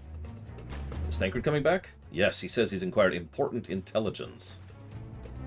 Being in Garlean territory, he can't risk the particulars in case the Imperials are listening in, so he's heading back as quick as he could, and to make sure someone was waiting for him in the Alamegan corridor. Understood. Lord and I will go. Yeah, sure. Why not? So, okay. I'm going to go ahead and reserve a slot for Blade Travel, assuming he gets here in time. But for anybody who wants to participate in the burn, go ahead and give me a number guess, 1 through 100. I just rolled the dice, so I know what the number is. We're pretty close. It's next quest. And we'll answer a question while we're there. What do I think of the concept of the hero's journey? Oh, Jesus Christ. Why do you ask me these giant questions? You keep asking me essay questions. Ah! Okay, I'm okay. I'm calm. I'm cool. I'm calm.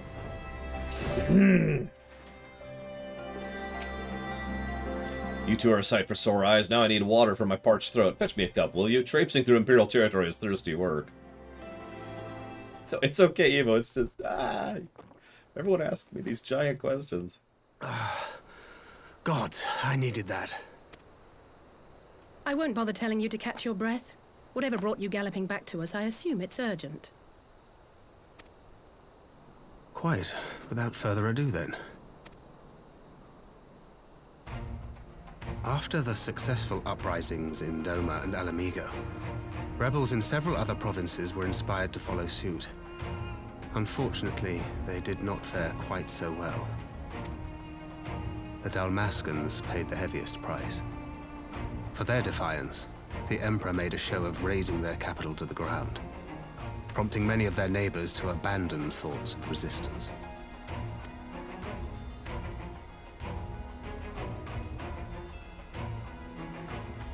But not all have given up on liberty. Heartened by the news of Doma's prisoner exchange, some still believe that the Empire may one day be amenable to negotiation. Just to jump in here, yes, that's related to the Evilise thing, and the Boja stuff we'll be doing next expansion.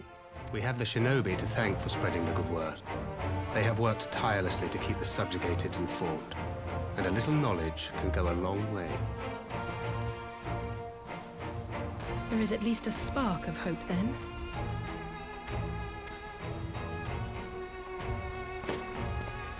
A spark in want of kindling, yes.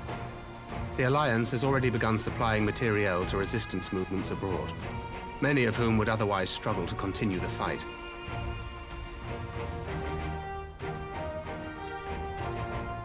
The support effort has been led by the Sultana and the Elder Seedseer, who have both seen enough Alamegan refugees to know the consequences of oppression.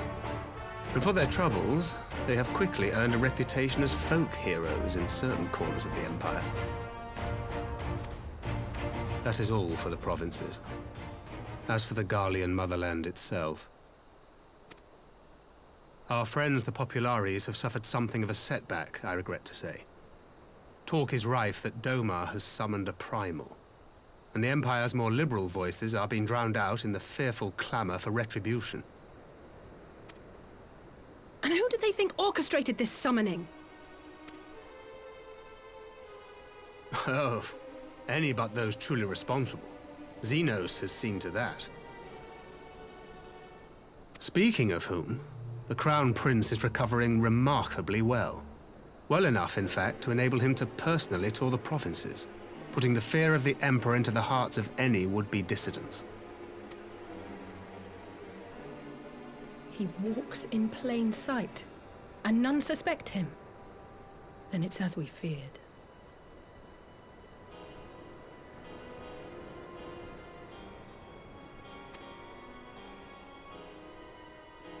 Yes, an Ascian wears his skin.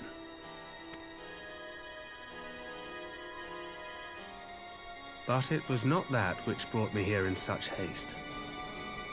During my time in the provinces, I learned many things.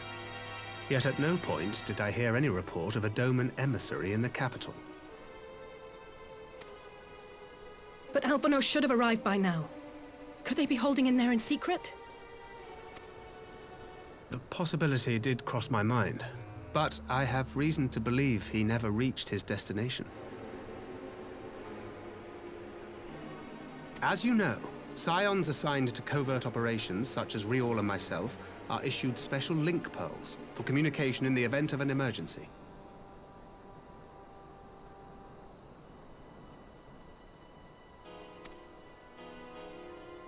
I mention this because it was originally Alphino's task to coordinate the response at headquarters, meaning he has one. And whose voice should I hear when mine recently crackled to life? You spoke with Alphino? Spoke with, no.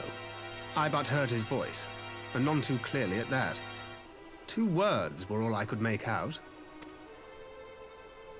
The burn. The wasteland on the edge of Otherd. Something must have happened to them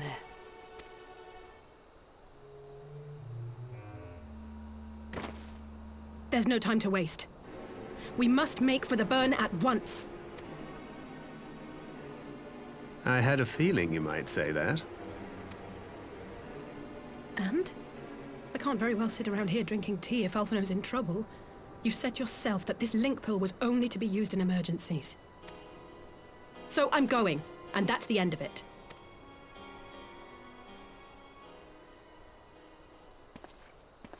Also, I am going, and I'm gonna be the one actually doing stuff.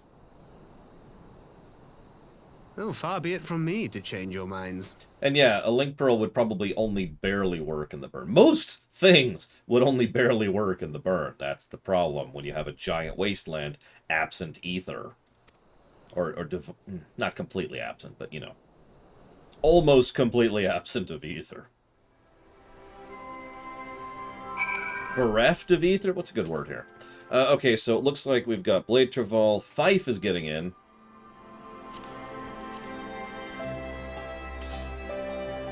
Theoretically, something like that can happen, yes, Dakota. If we were to... So if you just dump a bunch of ether in it, what's going to happen is something very bad. But if we carefully and properly reintroduce ether into it, you know, terraforming, in short, then yeah, you could actually restore something like the burn. I keep pointing to those giant chunks of crystals because those are giant chunks of ether that really need to be redistributed to the land, and, well, hey, here we are. Let's see here. So, Mr. Red was 68, and Sorona was 49, but is bowing out. So that means, Mr. Red, you're the next one. We'll go ahead and get you in this. Hope you look forward to tanking a minimum eye level the burn. Spoilers, the last boss hits like a truck. I've technically already given the last boss a negative. If you want to guess technically. Oh, and I'm sure most of you have already figured this out, so I suppose I'll give this away. Some of you may or may not remember that this is content we've actually already streamed after the Oblivion line. So why are we still streaming it? Well, I told myself something pretty early on, all things considered.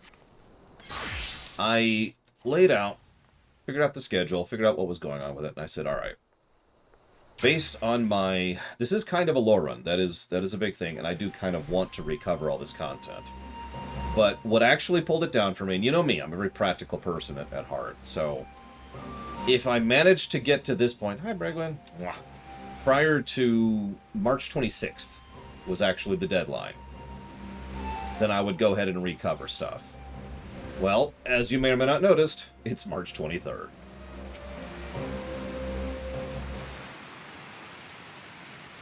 Came in a little close because of the internet issue and the 3 times the stream was delayed, but we managed to make it.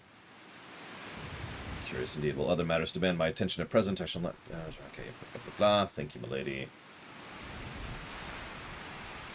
Well, there's 2 ways to think about a schedule, US and Corp. What you plan for it to be and what you hope for it to be. In terms of plan, we're ahead, as I just mentioned. But in terms of hope, we're actually behind.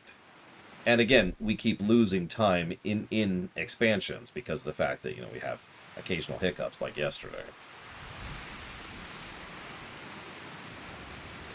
Oh god, don't ask me to discuss the full in-depth length reasons behind how I schedule my time off your Twitch account.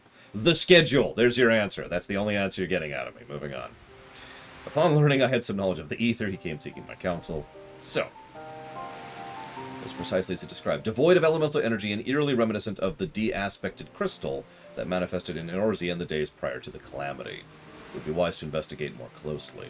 Can you even see anything there, Ishtala? Really? More interesting than a liking to. The sight of a Makote with a peculiar contraption on her head has a certain novelty value. Any actual regard they have for me, I owe wholly to you and the others. Everyone has been exceedingly cooperative. I'm pleased to report that I have all but concluded my investigation. Simply put, by focusing on ether-infused objects of worship, it's possible to conduct a summoning. So the fact that these objects of worship are the key, they are themselves suffused with the requisite belief? Interesting. Such sacred artifacts as the Kojin collect obviate the need for religious fervor in the summoner, Yotsuyu being the most obvious example. She had but to associate the artifact given to her by Asahi with the divine, and it amplified her desires and gave them form. Yes, it's even easier to make a primal than we already knew. A form nourished through the power of crystals provided by her brother, and thus Tsukuyomi was brought into being. Which brings me to the question of preventative measures, to which I have yet to find a satisfactory answer.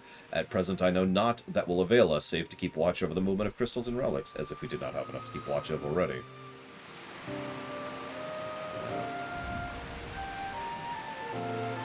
But I doubt you came all this way to hear that. So what's going on with Alpha now?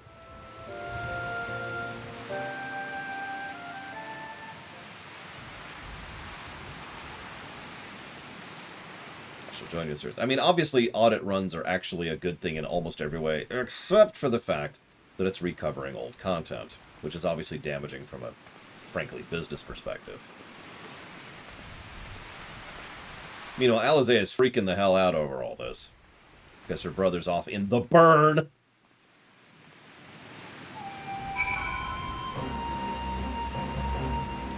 Like, you saw the burn a minute ago. You saw how bad it is. And her brother, a mage, is in the burn. That's right, US and Corp. You will continue to fund the fact that I have food to eat, and I still appreciate it. Thank you. Please don't actually give me any money right now. Ahem. So, needless to say, you have our full cooperation, even if it leads to the bun. I'll go ahead and grab nice. I don't really have an opinion on which class I bring right now. So whatever you want me to run. I can deeps, I can tank, I can heaps. Yeah, I wasn't even going to mention, like, a desert in general is actually kind of a terrifying thing to survive, especially if you weren't ready for it. Remember, they just got out of an airship crash, so that sucked. Go ahead and tank, Blade Traval. Let Mr. Red deeps. No offense, Mr. Red, but I feel you'd be more comfortable there. And the burn is pretty mean. This is... I'm pretty sure it's been nerfed since it came out, but the burn is pretty mean. So So in the distant past, it was a verdant land teeming with life, but successive summonings saw it bled dry of ether and reduced to a desert. And that's when Emperor Solus did his thing. And here's this stuff. And why are you giving me money? Mischance, though it lies en route to Garlemald, it's no place to make a stop. My guess is they encountered some trouble there. On any day event, I am of the same mind as Alize. We have no choice but to take our search to the burn. So we will take the Falcons, and everything will be awesome.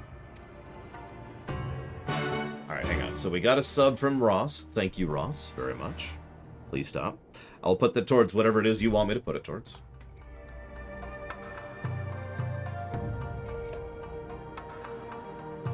And thank you, Dream Whisperer, very much. As always. And that's going towards nothing! It just says, yes, master!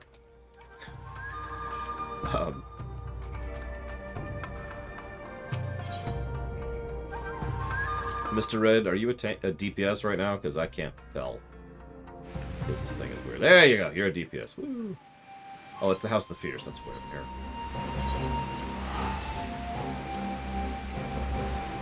Lower decks, you got it. And Star Trek Prodigy. Go figure.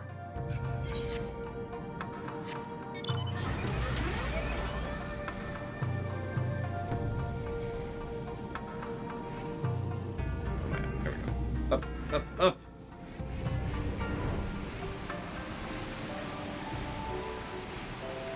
Yeah, if you wonder why there's some random dungeon right here, well, this is why.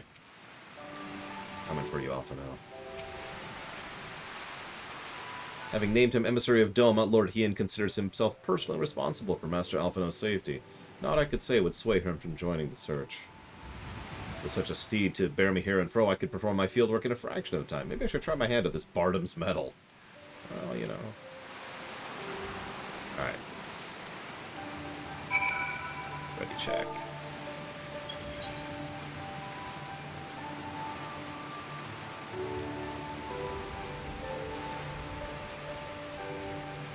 All eyes turn towards Fife.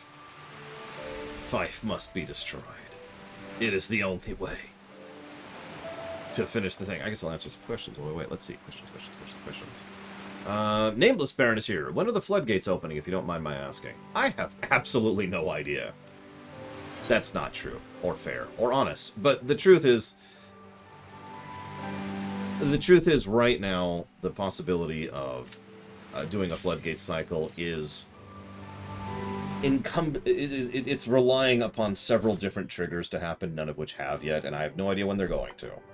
So I know exactly when it'll happen, I just don't know when that will be, if that makes any sense. Look at that! Look at that! God, that's horrifying. Yeah, plus for the burn. Make ready, friends! We are come to the burn! Just the burn.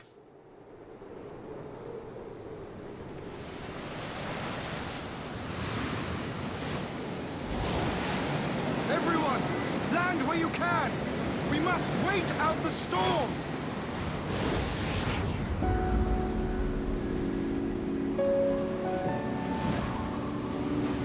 Yeah, beautiful if you're not there. Ain't that the truth?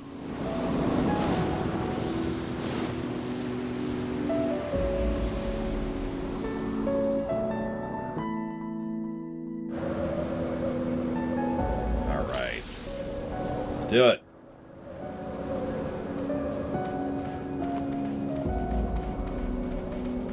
Chunks of the de-aspected crystals, which we've mentioned several times and shown off like once, I think.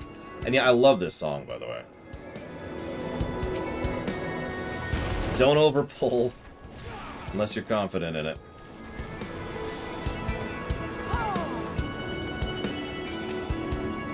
If we wipe, I'm just saying, you know. So we start adding some environmental damage, like that fun thing. Mr. Red, focus fire. Don't AoE, focus fire. We need to be burning down some of the damage that our tank is tanking. We're going to take this place seriously.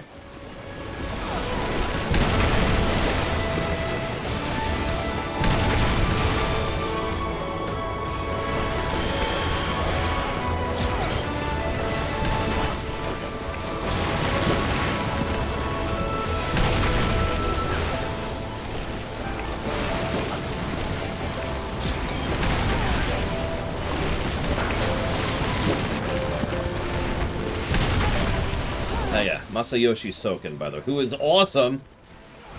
He's easily one of my favorite composers, in general. He's legit. I actually put him up in the same category as Nobuo Uematsu, and, oh my god, I can't think of her name all of a sudden. Yoko Shimomura, there we go. Odd. And if you know anything about me, you know how high of a praise that is. But I will freely admit, he didn't quite hit those heights until Shadow. That's when I really started to hear his music just shine.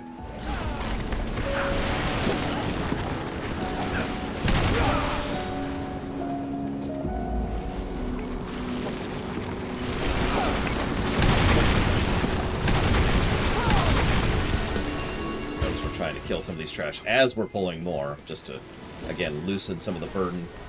Focus on the Luminaires. They have less health and will go down quicker.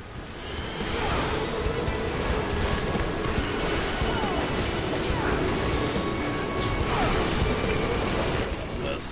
There we go.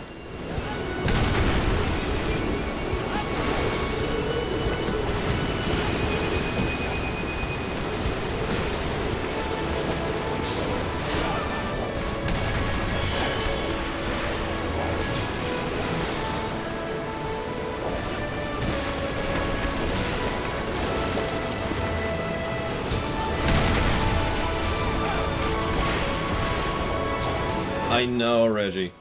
I mean, losing people in general kind of sucks, but yeah.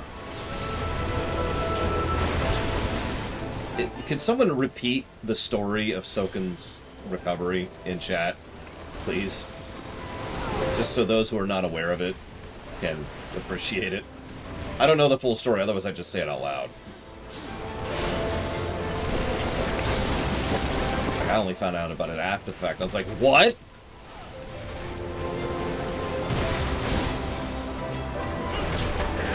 These things like their airways, don't they? Look at all this crap.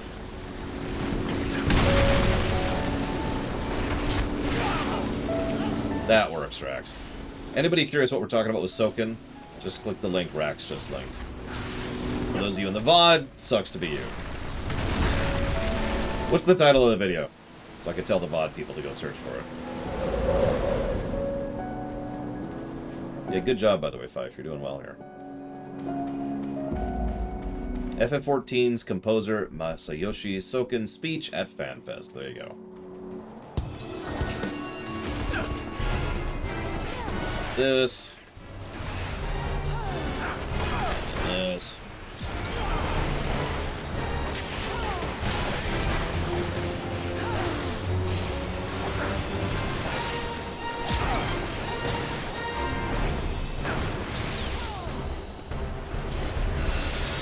This is the...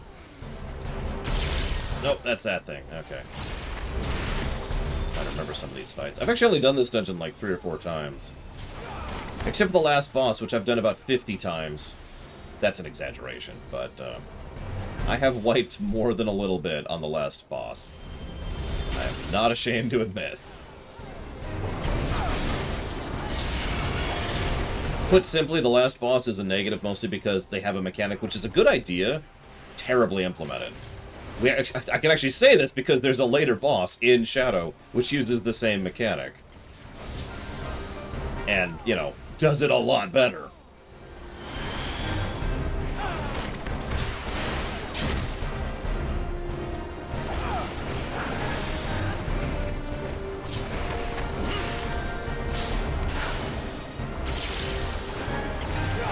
Yeah, I gotta be honest, if I was Soken's coworker, or God forbid, boss, I would have been like, you what?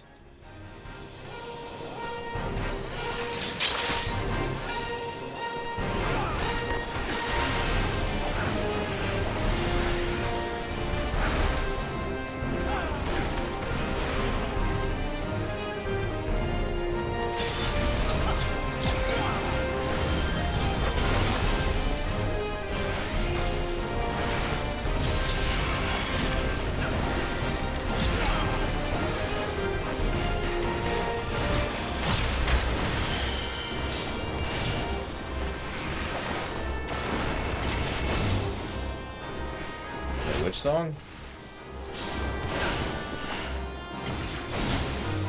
Because I don't remember the song in question, but that might just be memory issues. Ah, To the Edge, yeah. Yeah, we've actually streamed that chunk. Nobody loot, nobody loot! Okay, we're okay. Freaking me out there. Let's see. So, questions. How would I that's a wow question. I'll spare Valvedrix. Hey, look, Elegant Tech. God damn it. How interesting. I'm just pointing this out because this is... obviously, the burn is just beautifully horrific. But this is some interesting visual storytelling here. There's a lot of implications for this clearly Allegon's facility being right here.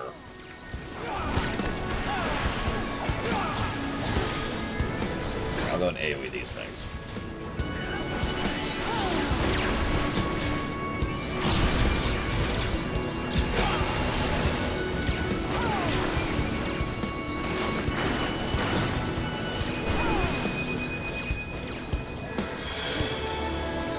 Also interesting to think about the fact that these are still functioning. Now that makes a degree of sense given what we know about the etherochemical technology that the Allegons practiced, but it's still interesting.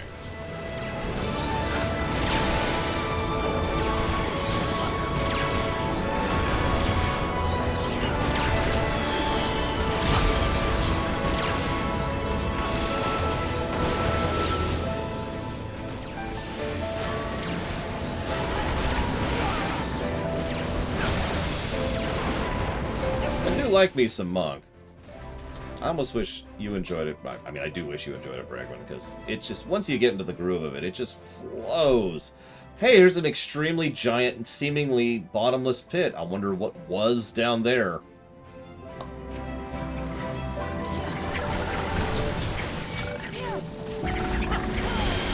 See my point about the visual storytelling thing here?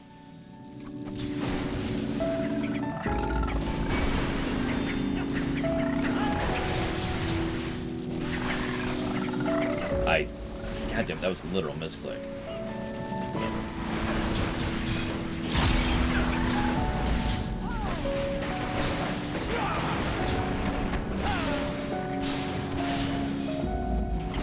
was gonna say.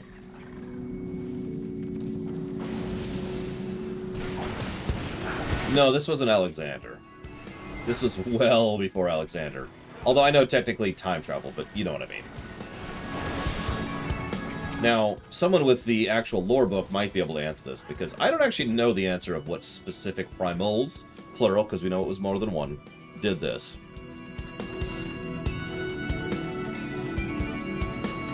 You've already seen my theory. That Dream Whisper already mentioned my theory.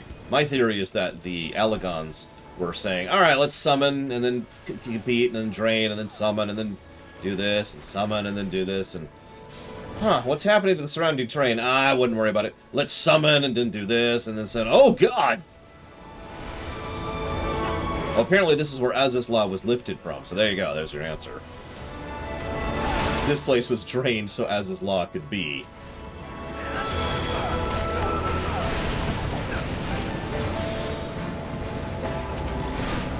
Pseudo-lore run. Noun. Lore has no idea what he's talking about. Well, that's not true.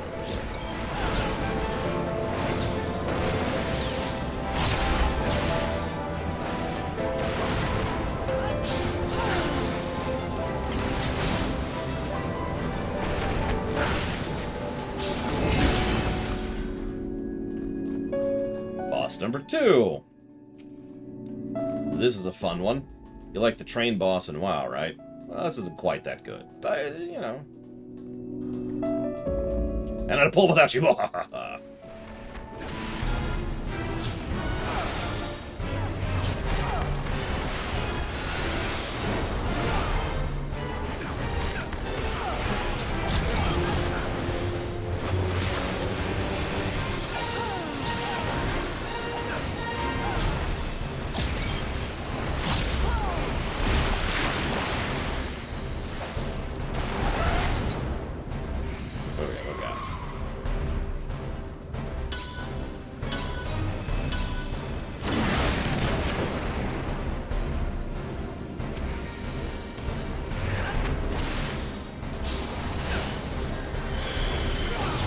Truthfully, I don't know, Dream Whisper.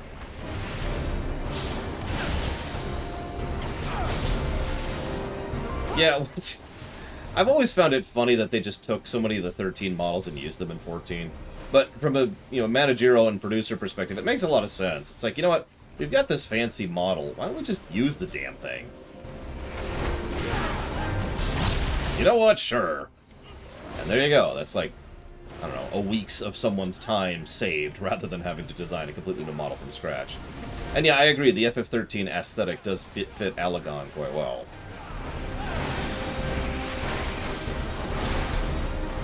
Maybe that's because it's been Alagon this whole time, but I still think it fits. That kind of pseudo-organic-looking hyper-tech thing, that just screams Alagon to me. For good and for bad.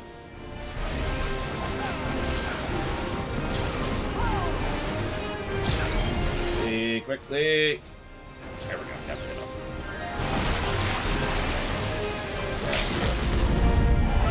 Ah!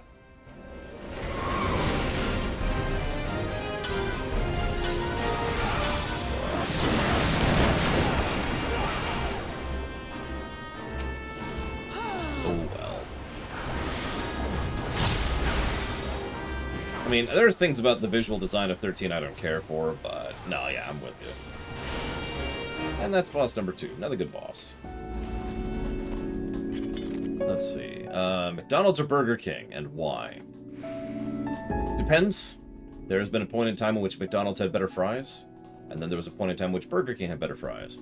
And sometimes McDonald's has had better burgers, and sometimes Burger King has, so it depends on when you ask.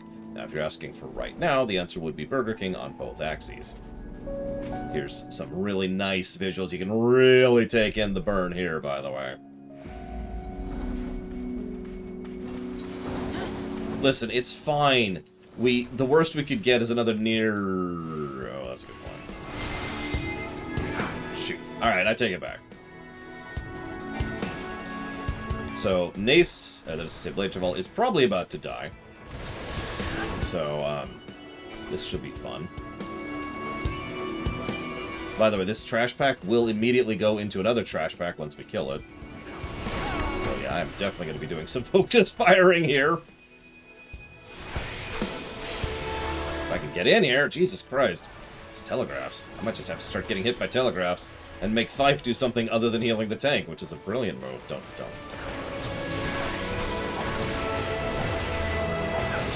There was a burger Burger King had, which they have since discontinued. I couldn't tell you its name, but it was extremely good.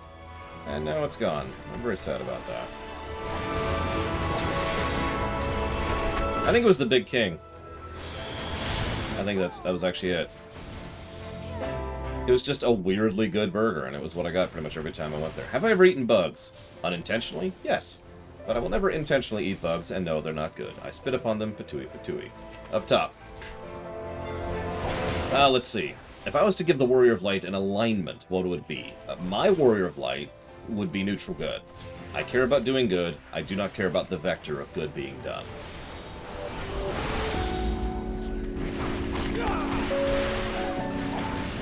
Oh, I missed that too, Baron. I get why they phase things... Oh, I'm sorry, I was on the wrong fight. I guess it's the next one. I get why they phase things out of fast food. I've worked in fast food. Worked as a manager of fast food. It still sucks. Let's see, next question. Admittedly, my Warrior of Light would be neutral good leaning lawful, since you know me, I'm a fairly organized type of person. But again, if it requires being chaotic, be going against the rules, being a rogue in order to do good, then good do. I'm the wrong person to ask that, Pyro, since I hate Xenogears, but that being said, I think there are other games that would be a better fit for something like 14. Because if you're going to bring in a 14 Xenogears crossover event, then obviously that's going to result in some boss fights, right? And so there's some cool boss fights in Xenogears, but they're usually in a giant mecha, and we certainly can't do another giant mecha fight in this game. That's fair. I hate Xenogears by memory. It'll probably review well when we get there. Won't make me like it, but it'll review well.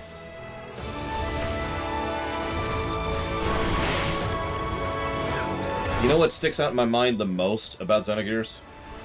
Okay, that's not true. The third most is that goddamn sewer level. Right? You go to the sand town. Turn off the sound because the music's hurting your ears. That's the second thing I remember about that game.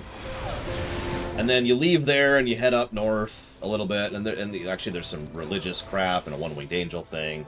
And then you go up north, and then you go into this fricking city, and you got to do this in whole story arc, and then you go into the frickin' goddamn sewers, and I hate those sewers.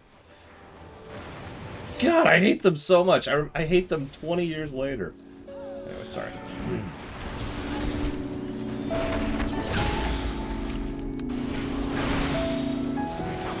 But even I will probably admit that Xenogears will rate positively on the story axis. I don't think it'll be net positive on the gameplay. I really don't. Yeah, exactly. I was going to say, even ignoring my issues with the gameplay, of which I have several, there's also the thing everybody dislikes about the gameplay of Xenogears, which is Disc 2. And I know, I understand, I get the behind the scenes. I really do. But no matter why it sucks, it sucks.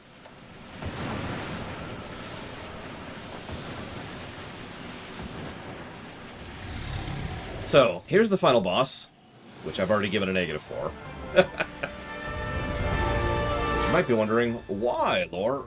It's got a bit of a mechanic, which I'll show off in a minute here. Also, we might actually wipe to this.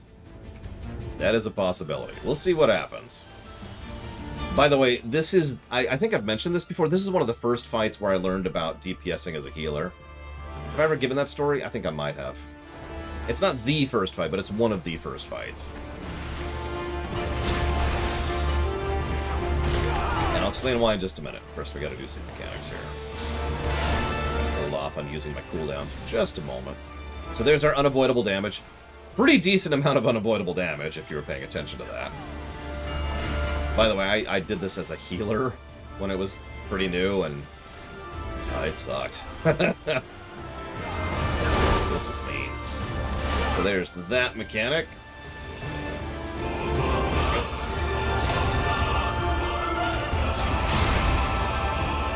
Actually, I'm with you on that, Pyro. In fact, I know the one-winged angel concept, which has nothing to do with that, is the one that is endured. But for me, the one-winged angel ideal has always been that. Frankly, I've actually always thought of myself as a one-winged angel because I'm a hopeless romantic. And I hope that one day I will find the woman who is my other wing. Make fun if you want. Here we go. So this is the thing that I learned how to DPS as a healer on. We gotta kill these things.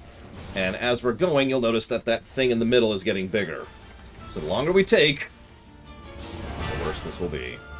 Unfortunately, I forgot to blow my cooldowns there, even though I saved them specifically for that. Now we break people out of the mist. I gotcha. There we go. So far, so good. Listen, Bragwin's hips are truly my one-winged angel. Oh, she's not here. It's not funny if she's not here. Might have enough for a blitz before he goes off. There you are! There's those wonderful hips! These days I should just say it's her hair, because have you seen her hair? Because it is awesome. She has wonderful hair. I am jealous of her hair. No joke. I got you. So far we've seen 3 major mechanics. And that damn unavoidable damage.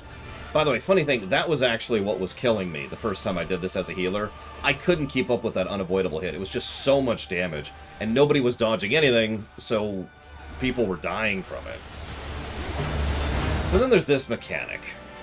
So how this mechanic works is there's no warning. She's just going to come through like that. Did you see that right there? There. There's the line. If you're near her, you see the attack coming. If you're not, sucks to be you, because there's no other warning. This sucks, and this is a negative.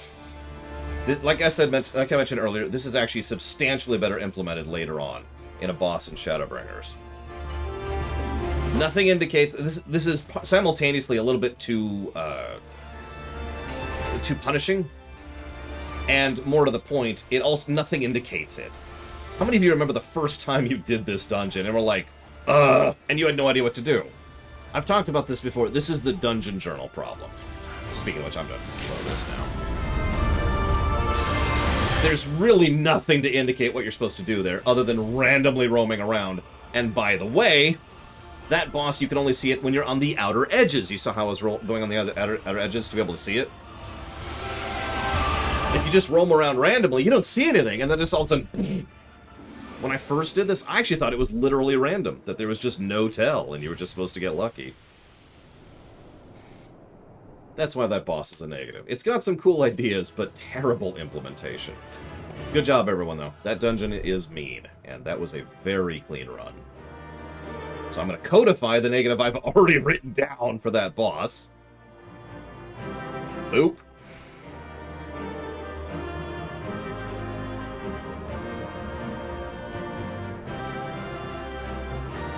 Yeah, I know. Mr. Red is just... Yeah. What was it doing there? Pass. Okay, so pure headcanon, but if you're wondering what I personally think was going on there, I think that was literally a non-aspected ether dragon. So we've talked about non-aspected ether before. That's kind of what you're seeing with this soil here. It's devoid and absent most of the elements. It still has matter, so there's still ether there. But because of the fact that it's non-aspected, it's got a lot of problems and causes environmental issues and blah, blah, blah, blah, blah. So what I think what that was literally just a chunk of non-aspected ether given form. That's my take on it. I don't know how true that is. Also, I love that giant freaking worm. You could see, we actually saw its body earlier, but you can see it just there. And you can see an Elegon thing over there, which is apparently where they launched Az's Law, so that's cool. But anyways. And obviously what it actually is it's a FF4 reference, but whatever. I will nevertheless give a plus for the rest of the burn.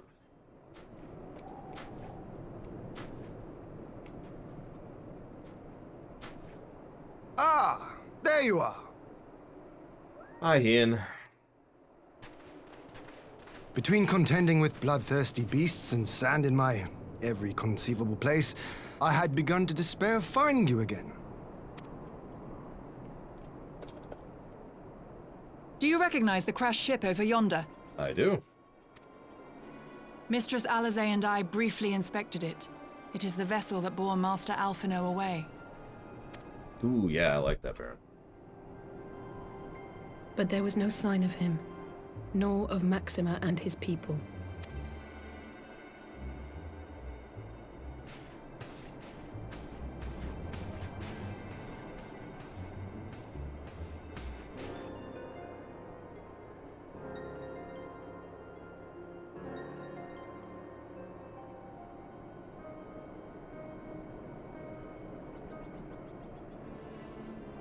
War Machina. It would seem they were involved in a struggle.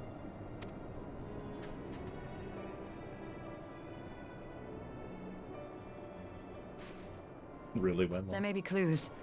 We should split up and search the area. Several months ago, I got the burn on a leveling roulette. We wiped 3 times on the last boss.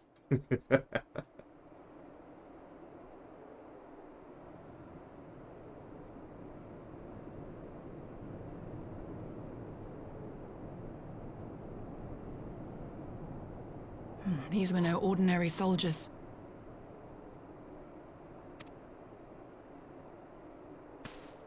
Over here!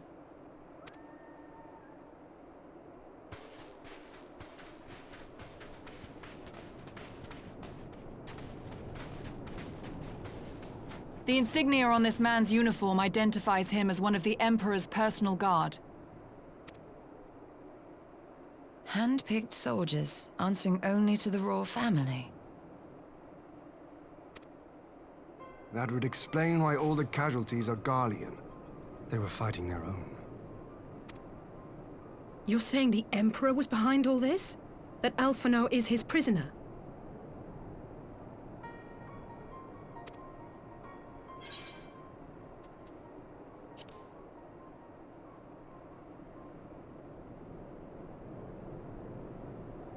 Aye, we must not jump to conclusions. Besides, Alphino is more than capable of looking after himself, is he not?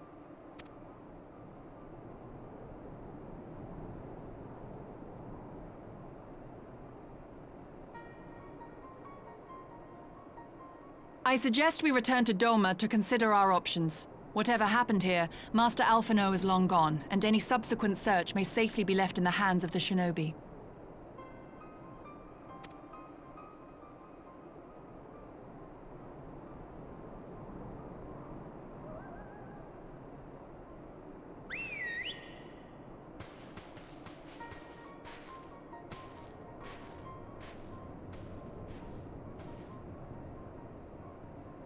Where in the world are you, brother?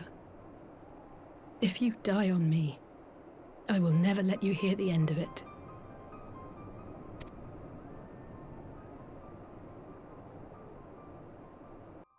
Oh yeah, I meant to ask people's opinions. What do we feel about Asahi from a review perspective? Oh yeah, and I want to give praise as well to Fife and Blade Terval, and definitely not Mr. Red, because he was just Tessa. No, you were fine, Mr. Red. Everything was cool. Good job, everyone. Yeah, I know, right, Pyro? The thing is, he has a rather satisfying death, and he is exactly as pathetic as he should be, and he is the wrench in the gears. But yeah, so being completely honest, what I'm leaning towards right now is one positive for the actor, because the actor's legit and does a really good job of the nuance and the presentation of it. But I think the rest of it's honestly just a wash. We've already given negatives regarding the forced drama of the entire arc, right? But I think Asahi wasn't badly utilized overall and wasn't, you know, an affront to the storytelling. So positive for the voice acting, and the rest is just kind of there, in my opinion. Sorry, while that cutscene was playing, I was going through my note and finalizing a lot of my notes, because we're getting caught up to the italics notes I've had from the last time we streamed this, and I'm playing a little bit of catch-up here. So, we need to do that. Okay. I mean, he was a good actor, in my opinion. Speaking as a voice director, he did some really good stuff. So, our birds do a good brush down and a treat or two. Yeah, no kidding. So now we have 1, 2, 3, 4, 5, 6, 7, 8, 10 quests to the Gimlet Dark, and I'm pretty sure 2 of those are the meeting. I'm not sure we're going to make it in an hour and a half. We'll see how far we get. I would like to get the Gimlet Dark tonight, but I don't think we're going to. One way or another, Shadow will be tomorrow, as predicted.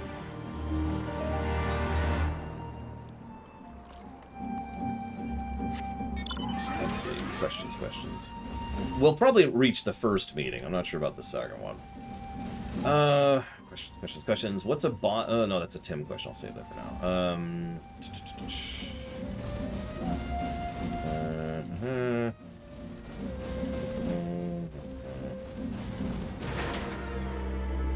Oh, hey, Five. Hi. Universal language of all MMOs, by the way, jumping.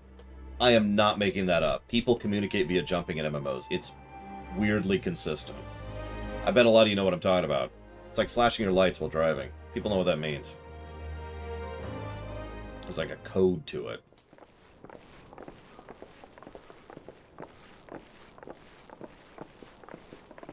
Yeah, exactly. You know what I'm talking about. You know what I'm talking about. Oh, hi, Lise. Lise, what brings you here? Oh, Alliance business. We have a request for Doma. Well, Hien. But that can wait. They told me you were out searching for Alphino. Did you manage to pick up his trail? Meh.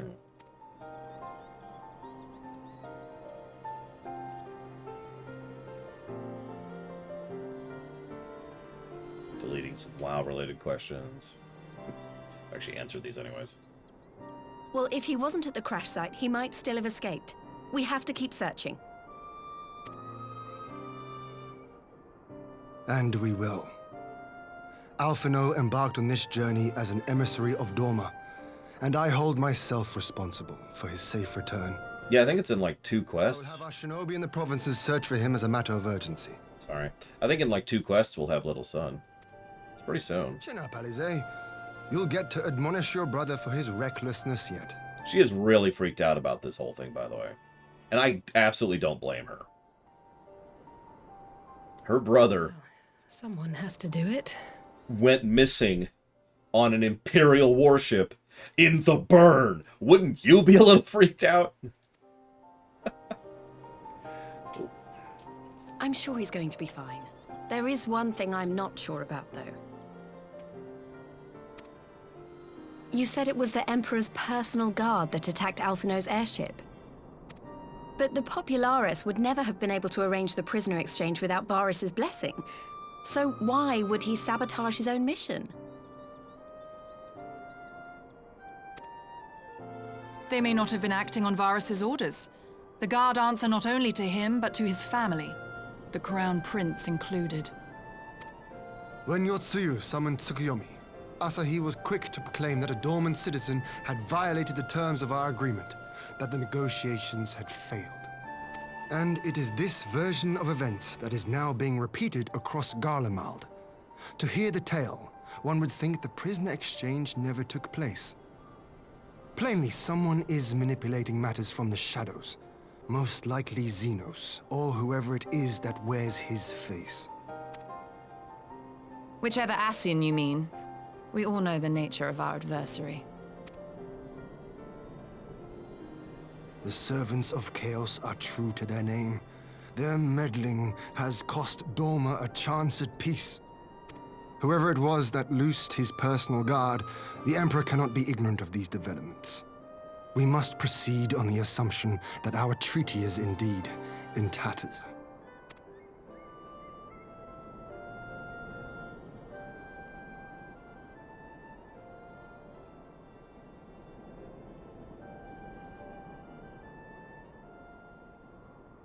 But come, Lys. You have journeyed far. Let me hear your petition. Right. So the big news is that Alamigo has agreed to join the Eorzean Alliance. Yes, To join make it NATO. official and discuss where we all go from here, the leaders of the 5 nations are planning to hold a meeting, and we were hoping you might come too. We've already seen what we can achieve when we work together, and the Alliance hopes to work even more closely in future. They think it's our best hope of keeping the Garleans in check, and I agree.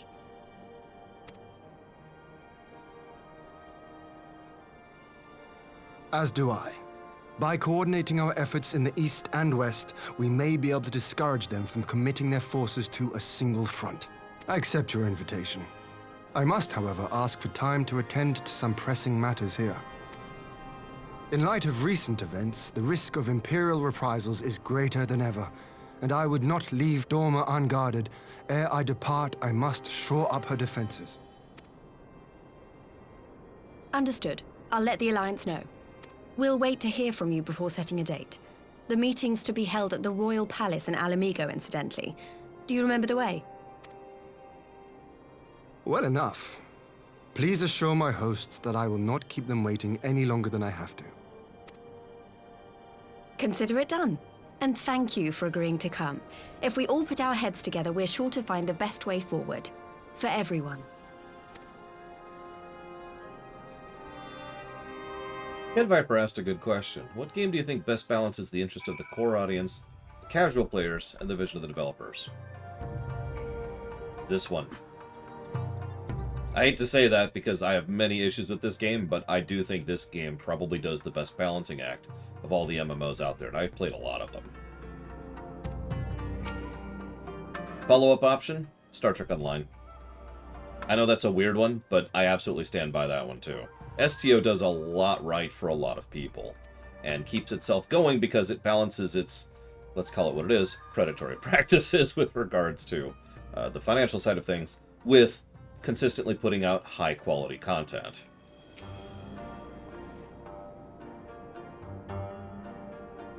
I don't know who Commander Hext is, but she's been pretty legit so far. My advisors and I will presently convene to discuss Doma's defenses. You're welcome to stay, of course. Had you not offered, I would have requested. Where the Asians are involved, we kind of need to be involved in that. Yeah. Okay, so. There does seem to be time for anything. Listen, you've got to try this dongo. We kind of have some extra as a result of... I know, right, Blade Travel? Hien got worse. It makes so much sense in hindsight. You remember how I've said for so many years, I don't like Hien, but I don't get the hate against Lise. You remember me saying that? I've said that for years. Well, okay, months. And it makes so much sense because the 4.0 stuff, I wasn't paying that much attention to because I wasn't that invested in it. And then I quit the game, and then I came back to this. The patch content, where I was paying attention. And lo and behold, what do we have? A crap Hien and a better Lise. Huh.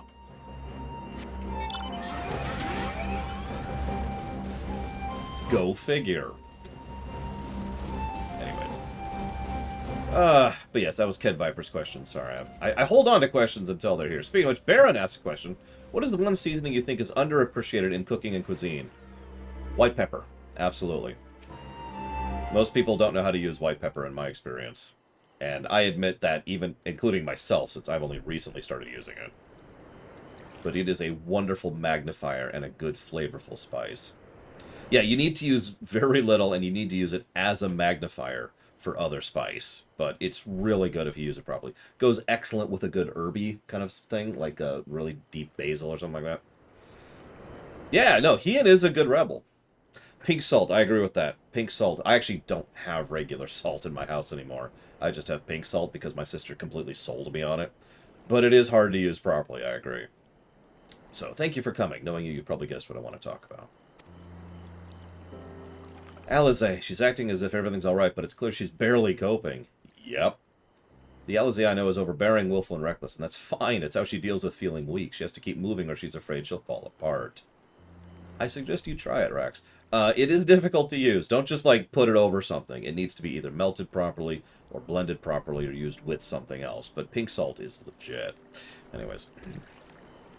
Yeah, a lot like you, Lise. Thing about people like us is we need someone to keep an eye on us. I had Papa Limo, and now I have the Resistance, and Alize has you and the Scions. Yeah, Alize at this point basically has me, and that's okay because I've sort of slotted myself in there as her uncle. So, you know. Before you start, I'm not saying you're neglecting her. I'm sure you aren't, and I'm sure you won't, but she's a good friend, and when I see her like this, I can't help but worry. So, make sure you get... I got her back. I got her back. Absolutely. Goes without saying, with anything I can do, you need only ask. Well, let's be off. See you in Alamigo. Very true, Pyro. Very true. You're trapped in a black hole and thinking of using a phaser to burst a crack through the event horizon. Hang on, hang on. Ugh, there we go. I punched the stupid out of you. We're good. So that's that question. Offshore Twitch account asks, what's favorite Tropico game? I didn't like the one I played on stream. I wanted to, but I didn't. And that's the only one I've played. I have not played Prison Architect.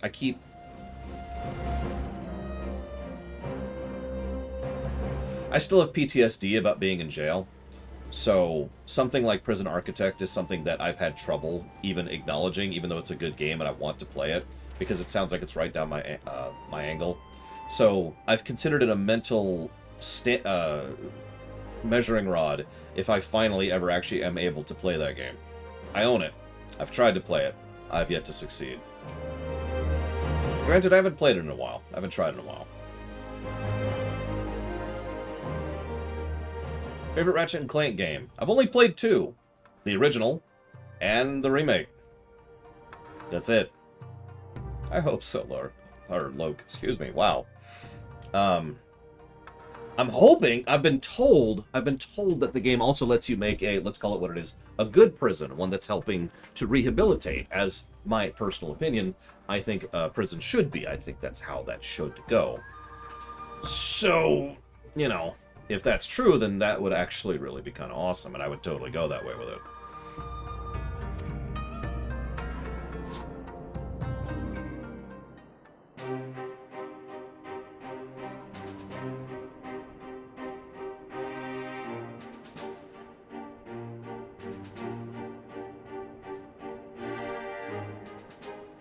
If we are to ready ourselves for invasion, we shall need manpower, provisions, and time, all of which are in notably short supply.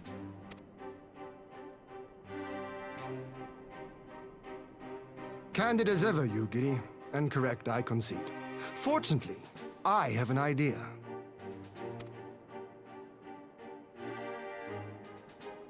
"'Tis plain no single nation can stand against the might of the Empire."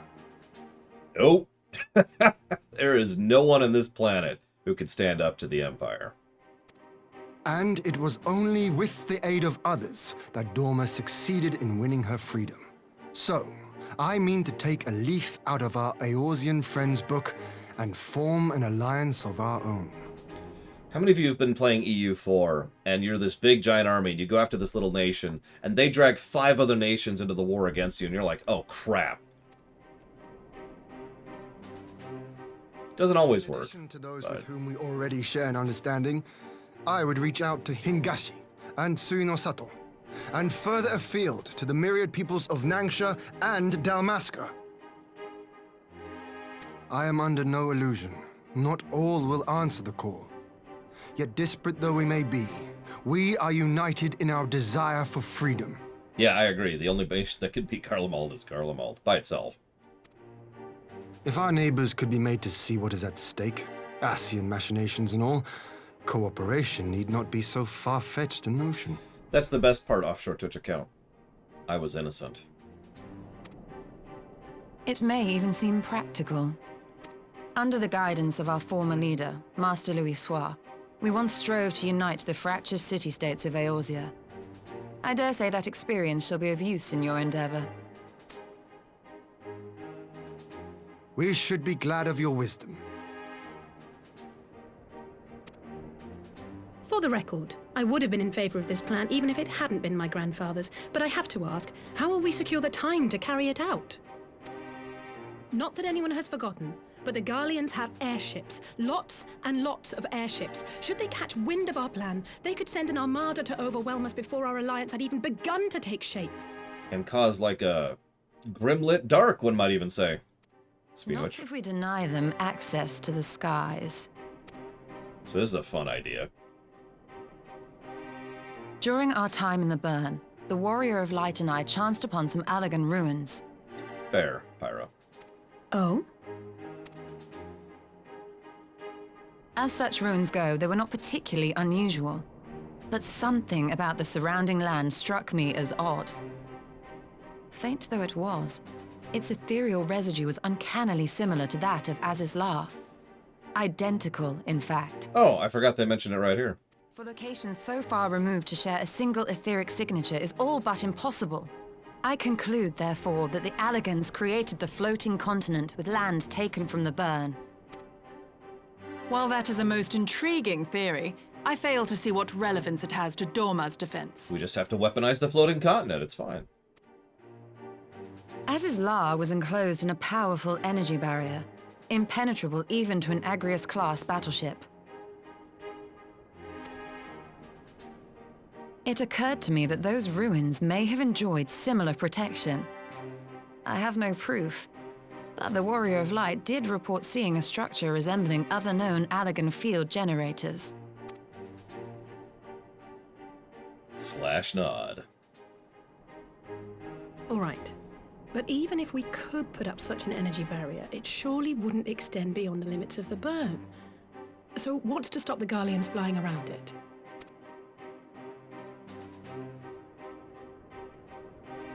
Fuel. The Dalmascan capital, Rabanasta, was a key Imperial refueling point in the east. By laying waste to it as a lesson to the rest, the Empire greatly hindered its own operations in the region. If an Imperial fleet were to advance upon Dorma, it would now have little choice but to travel, as the crow flies, over the Burn. And again, this is logical and makes sense. Remember, they're dependent on their ceruleum supplies for all of their tech, especially their airships.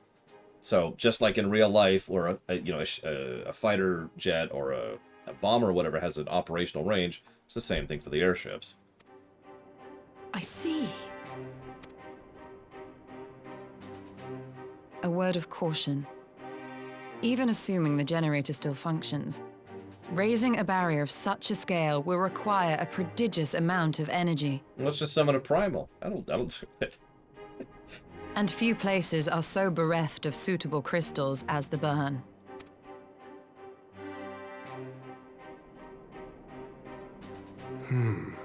A source of energy.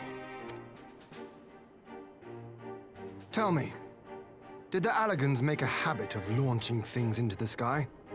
Yeah. A curious question. Besides Azizlar, I know of only one other notable instance. The Red Moon Dalamud, whose fall triggered the calamity. Just the 2 occasions, you say? Then I believe I may have a solution to our energy problem. You do? I may. To find out for sure, we would need to visit the Azim Steppe. Which would, I now see, present the perfect opportunity to discuss an alliance with the Zayla tribes. How very neat. What say you then? Shall we see whether this road leads? Let's do it. I have plenty of stories off our Twitch account, if you'll forgive me for not sharing them. As I feel like I just said, I am still trying to recover from it years later. Remember, I was innocent, so imagine a completely ordinary normal person kind of tossed in to that.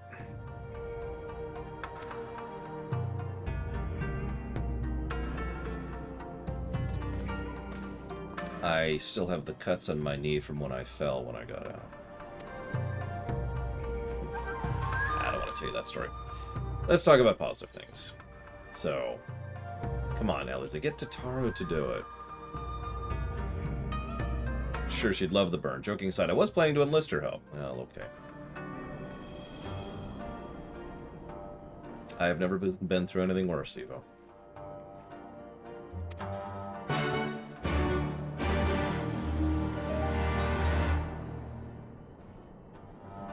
And I never will.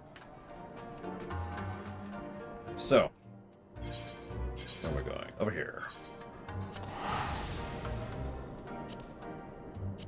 You know what was probably something really hard? Let me give you a positive story about my time. Almost everyone was like, no, he's innocent. Like, just like, it's just such an automatic thing. Oh, no, yeah, no, he didn't do it. He's innocent.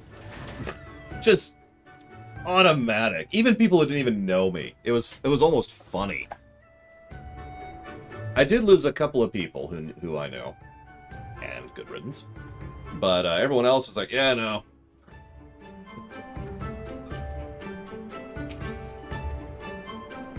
It is a fine feeling to be back. Were it not for a mission, I would like nothing more than to lie on the grass and watch the clouds fall by.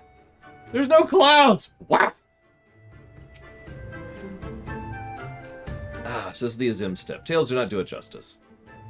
Well, let's get some higher ground. Is she even... Okay, whatever. Really, Ian? Really? Okay. Please stop flirting with your Stola, Ian. First of all, she's mine, but second of all... Do we have time for this?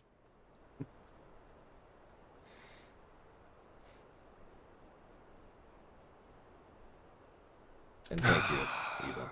I will never tire of this vista. The endless fields, the boundless skies. 'Tis a sight to make a man forget his cares. Yeah, he's more of a Mongol than he is a Doman Lord, I'm just saying. But not his purpose, I trust.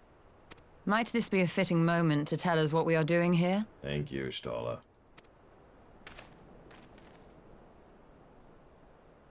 Of course. During my time with the Mole, I learned some few myths of this land. One goes thus. In the distant past, when all seemed doomed, a wayfaring soul came unto the steppe. Venturing into the northern crag, he received of Nama a sliver of her essence, a shard of the shining moon, and with it clove the tainted land from the earth. The end thus averted, to these fields did the wayfaring soul return, and venturing once more into the northern crag, he buried the shard, and made unto the heavens an offering of blood.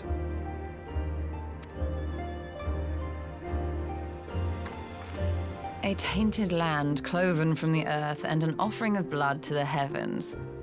Azizlar and Dalamud.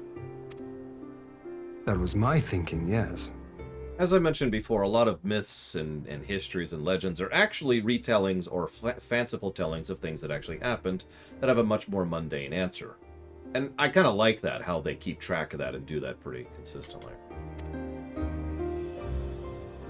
And you believe that yonder mountains hide an artifact possessed of sufficient power to raise Azizlar up to the heavens.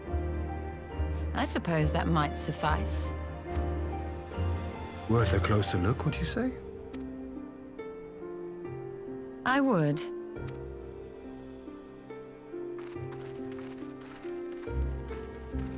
You ask Evo, what are my thoughts on Bakshmi's animated Lord of the Rings?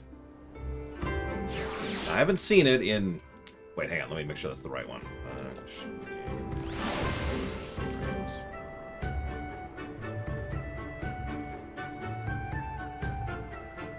Yep, nope, that's the one I thought.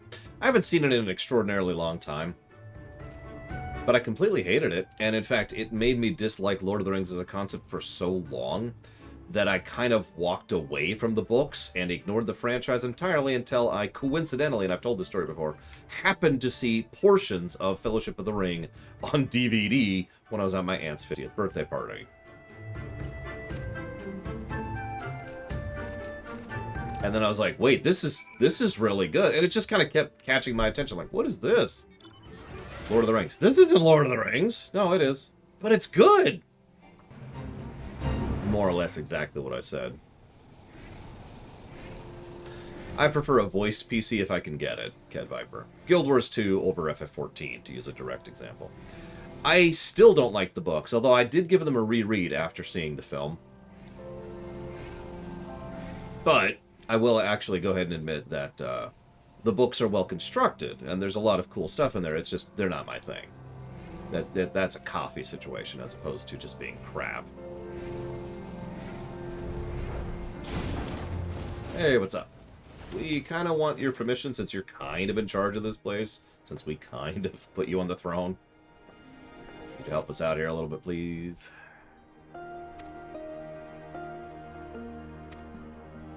Explain. Let's see. Best character designs you've seen in any game. I thought immediately jumps to Mega Man X, but I'm kind of torn on that one. Let me think about that for a minute. My friends wish to find the Shard, Northern Crag. If that's your wish, we will go there. I'm actually fortunate. I'm one of the only people I know who likes both the Harry Potter books and the Harry Potter movies for honestly completely separate reasons. The two are very different from each other in many ways. I just happen to like both. So what's the issue here? Amongst the tribes there are those who revere the Nam above all else. The pillars are sacred. Should you proceed as follow, the tribes are likely to spurn an alliance. That's my concern.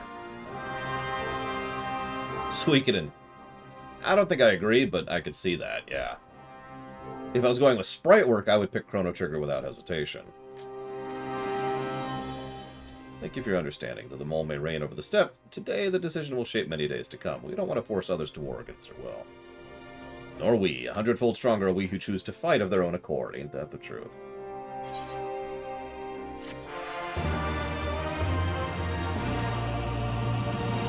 No, I feel you, Loke. I'm not trying to be, casting shade or whatever. It's just, if you've actually analyzed the movies as I happen to have done, and the books as I happen to have done, you can really see how the two diverge vastly. And honestly, they should. The movies, most books should not be turned into movies without adapting them. See Jurassic Park for a good example of that. My opinion. We got this. Anyways, let's see other questions here. So best character, right? I haven't answered best character designs. I'm gonna get some flack for this, but honestly, WoW is pretty high up on my list. I happen to enjoy the Warcraft aesthetic, I always have, and I feel like they have done some very cool things with the designs of the characters in that game for years. Hello? That looks terrifying. Also, I would probably admit that this game we're playing right now has some pretty cool character designs.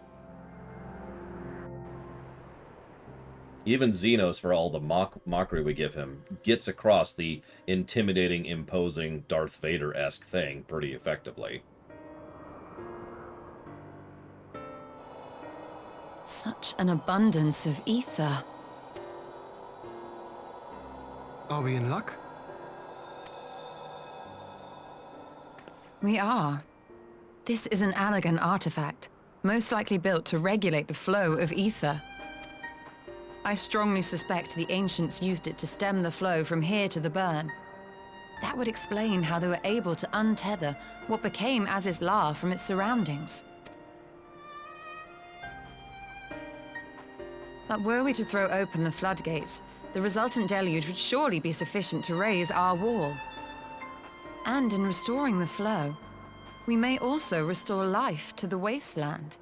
So, I think I've already talked about this, but just dumping stuff into the burn isn't a great idea. But, you know, whatever. She's the expert, not me. What is it? While the device itself harbors a surfeit of ether, the opposite is true of the surrounding area.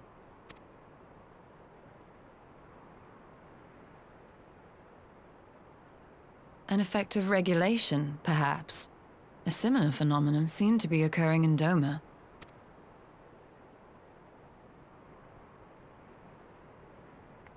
Whatever the explanation, the answer will not reveal itself here. We have seen what we needed to see. Let us return to Mol Ilo.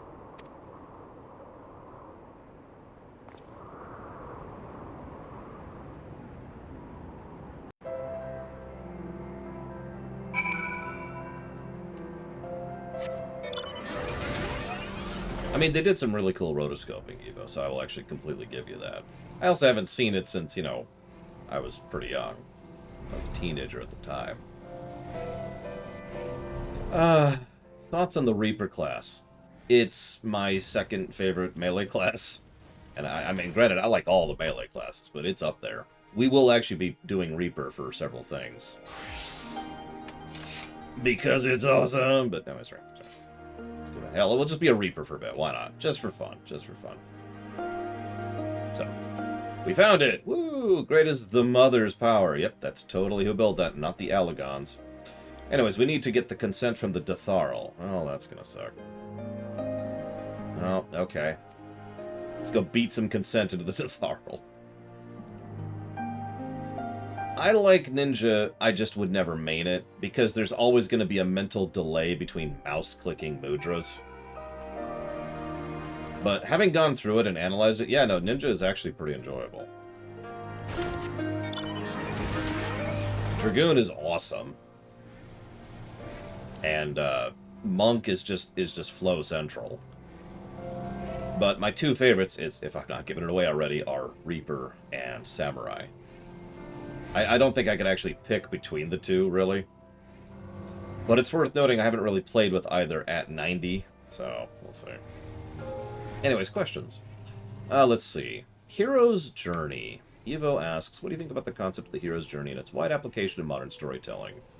So I'm going to go ahead and admit that I agree with Dakota on one aspect here, and that is that I feel like people tend to use the hero's journey a little bit too much as a starting point, a template, if you will. Whereas... so what I mean by that is, a lot of people, I feel, say, I want to make a hero's journey story, and then make a hero's journey story. Whereas what should happen is, I want to make this story, and it turns out to be a hero's journey. You see this? You see the distinction? There's nothing wrong with making a hero's journey story, but I prefer setting out to make a story, and if it happens to follow a trope or a template, which it inevitably will, then that's fine. My opinion. It's like the 5 stages of grief thing. A few too many people start out with the idea of, I'm going to do a story about the 5 stages of grief, you know? Anyways. So, you see you again, you seek your matters demand no time, unless it's battle. Well, kind of. We wish battle. If you want to add a block, it requires money. Offshore Twitch account. That's always been how that is. But if you want to suggest a block, then you just say it in chat right now. But of course, no money goes towards it. It doesn't get added to the list. Or bits, obviously. What you fix. To the Detharl, no place is more sacred. We will make of ash any who would defile it. Though I see this is not your wish. You see the wisdom, then. Will you join hands with us? I see nothing of joining of hands. You wish to wield Nama's power to defend these lands, and this will allow. But for leaving the step to fight the men of iron, I would have something in return. Which is... battle with you! But I'm a Reaper! Let Adam ended ere it began. I would face you again alone without distractions. Defeat me. Prove yourself the stronger. Okay. I'd assumed I would be the one required to fight. No, Ian, I'm the main character again. Sorry. But... Shall we dance? It'll be a battle the steppe shall not soon forget. Already my soul burns brighter. Prepare yourself, Kagan, and wait me outside the Ka. Now, I do agree with Valvedrix on one thing. There is a flaw to Reaper. In fact, if you pay attention, every melee class I enjoy has one flaw. Ninja has the Mudra. Monk has the severe positionals. Dragoon also has positionals. Samurai has way too many buttons, and Reaper has a debuff which is unnecessary for the rotation. So every melee class has issues, in my opinion. Hey, look, a solo-only instance.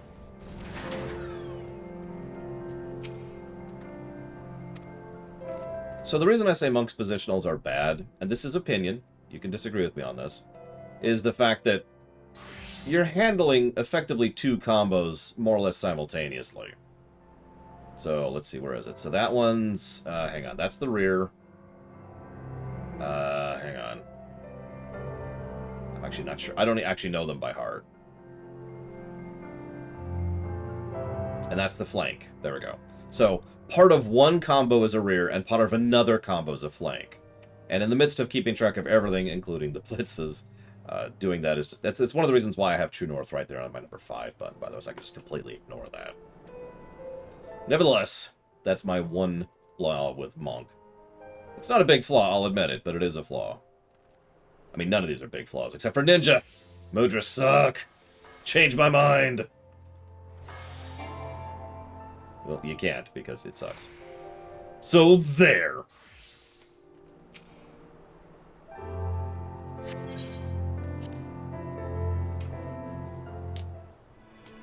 Ah! Daytime.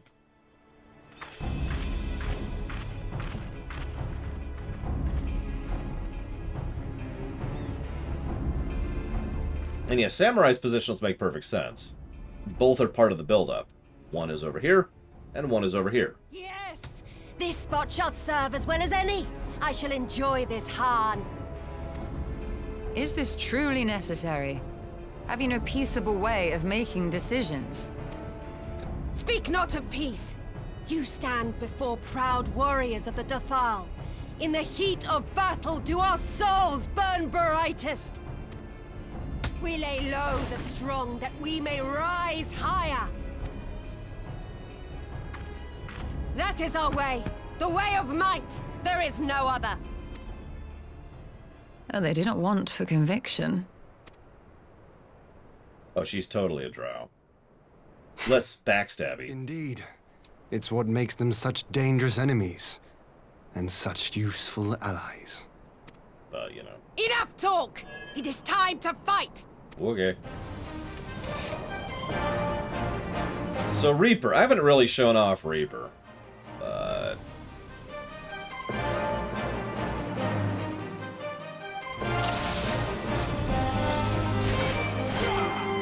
So we start with... Oh god, do I not have it?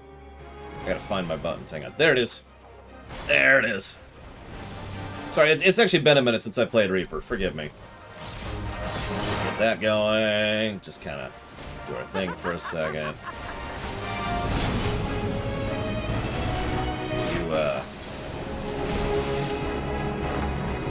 Is that it? Or are we done here?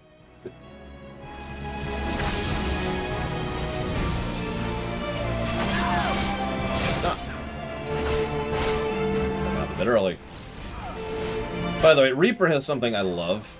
that I talk about a great deal when it comes to these kind of things, and that would be viscerality. Reaper just looks cool.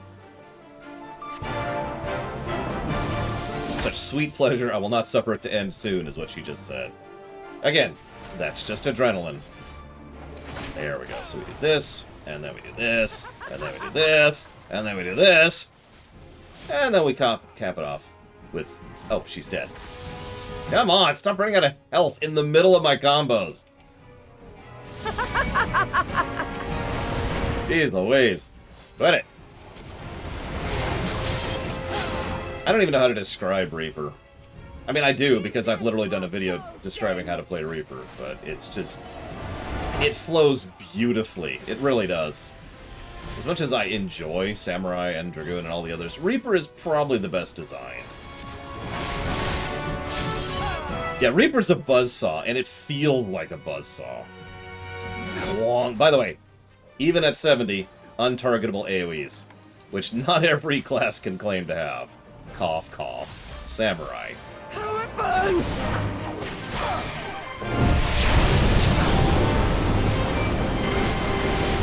Oh, I got 60 seconds to kill her. I think I'm gonna manage that.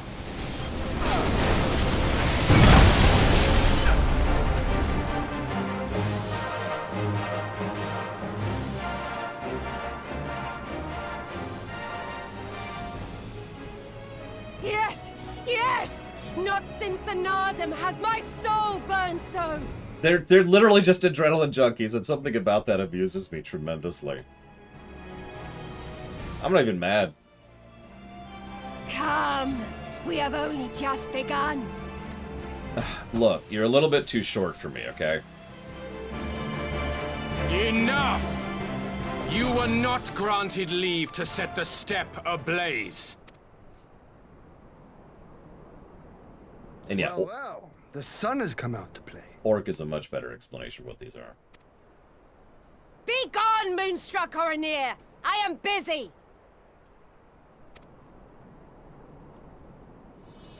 Fool of a Dothal! Have you forgotten the face of your master already?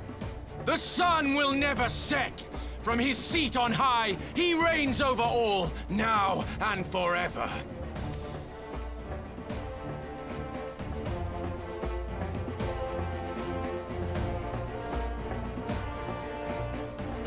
Yet what should he find here but a battle to determine the fate of the steppe? A battle waged without his blessing. This will not stand. By the way, this is why Magnai is a negative. Because he's an asshole and he never gets better. He is literally a one-note character. And, yeah. You, Doman! You who come to petition the warriors of this land, forget that all Nama's children are wards of the Oranir. As first among my brothers, your petition is mine alone to judge.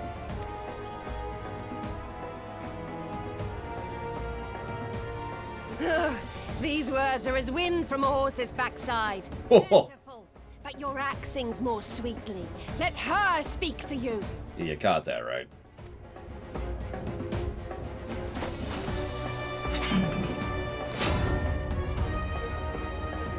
Insolent child.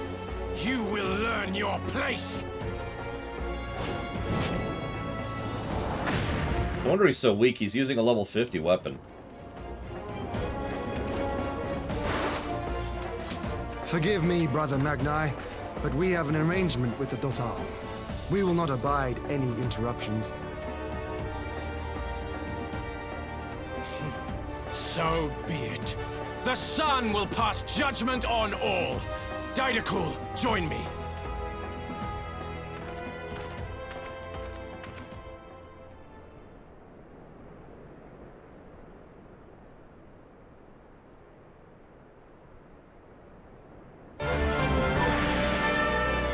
Do we have time for this? Alright, whatever. The sun is in good company. We may dance alone. Look, I'm taken, okay? Oh wait, Bregwin's not here. So... No, I'm joking. Beg not for mercy, for you will have none. bear witness to the power and the glory of Azim! You do remember me kicking your ass 6 ways sideways last time, right?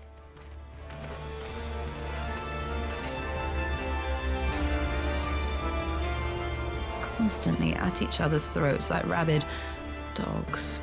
Gods, I'm turning into her. Well, as long as you don't start calling yourself that name, we're cool. I have not the patience for this. But if we must fight, let us at least be brief. Come.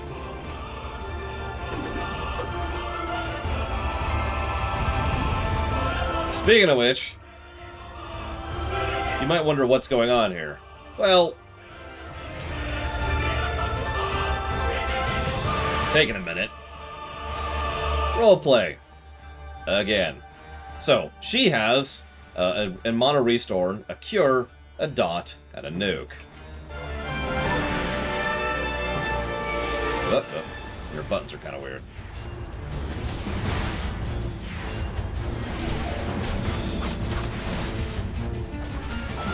Yep, roleplay with Trust. And we've already seen them prototyping Trust in previous encounters, if you remember. Remember when we fought the second Lakshmi?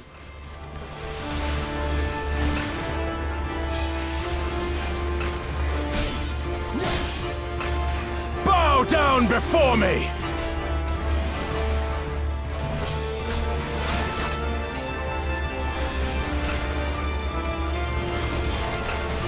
No, yeah, it's a good way to test out new tech. It's been fascinating going back through and watching when they implement certain concepts in the game. Because there's clearly a pattern of, you know, oh, let's try this out here. Oh, let's try this out here. And so forth and so on.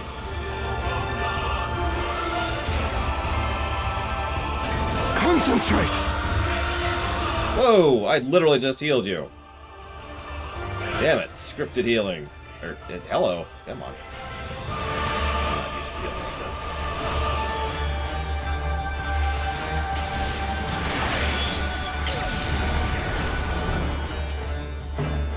Would you stop? Or die! God, it's like healing. Who's in chat? Rax! God!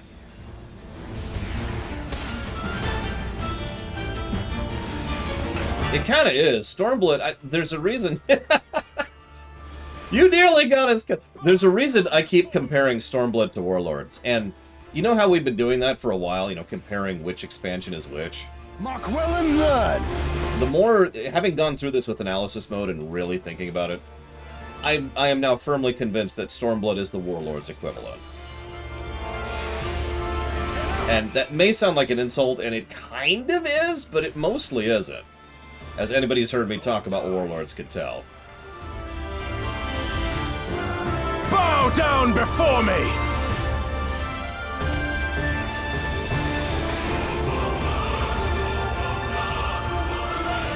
Tremble before the sun!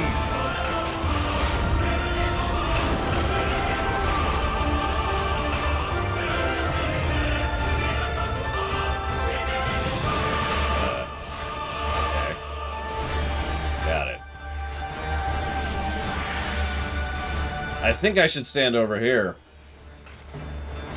Let us be about it!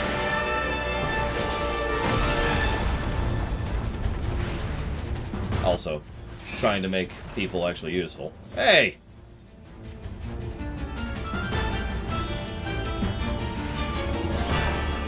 The sun sees all, because I'm super amazing. Yeah, I mean, why doesn't my chain's ability do this?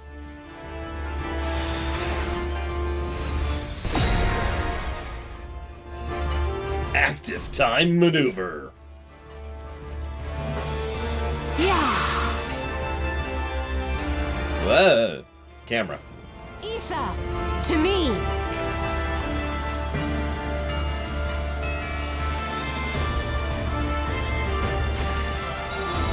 Have at you.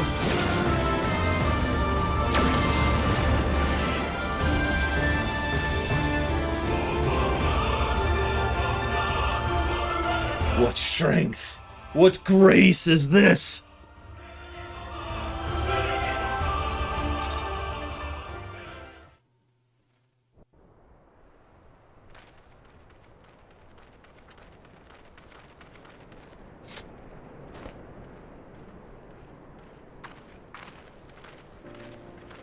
Meanwhile, I've beat the crap out of her. Like you do. Never have I felt such bliss in defeat. Do you need a cigarette? 'Twas a battle to burn soul and flesh to ash. We Dothal will lend you our strength as promised. Narma's power is yours to wield.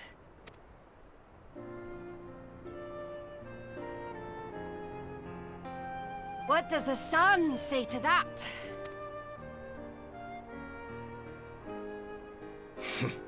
The sun is not driven by base motives such as yours. But they have been judged and found worthy. Oh my god, you're probably right, Dakota. Just... It is the way of the Oranir to accord recognition and respect to the strong. You have made sufficient proof of your strength. Again. The sun shall answer your call. You have our thanks. We are glad to call you allies.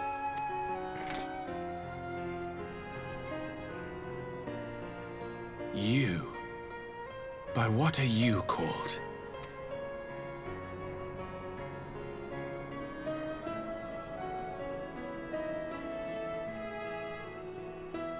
Y'shtola. Why? I love the expression, just... What? Are you my Nama?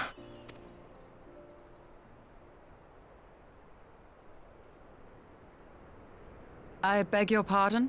Of course, she doesn't know what he's talking about. In battle, you shone with all the majesty of the full moon's light. I forgot they used this song. Touch the embodiment of the Dusk Mother's love. They used this song for this. I forgot about this.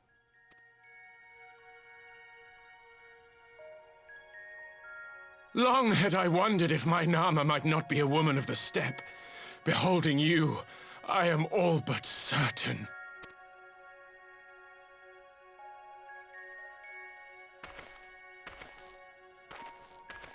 Now, look into my eyes. Could it be? Could you be? I like to think he just asks every woman this. I am. Not interested, little son. Try again when you've become a man. Little?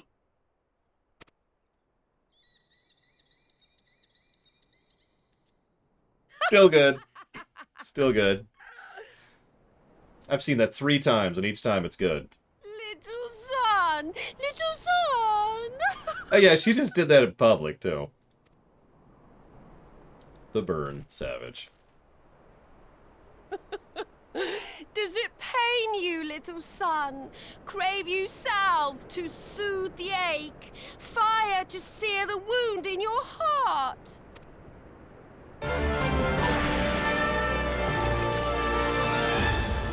Oh, for God's sakes. We have wasted enough time here.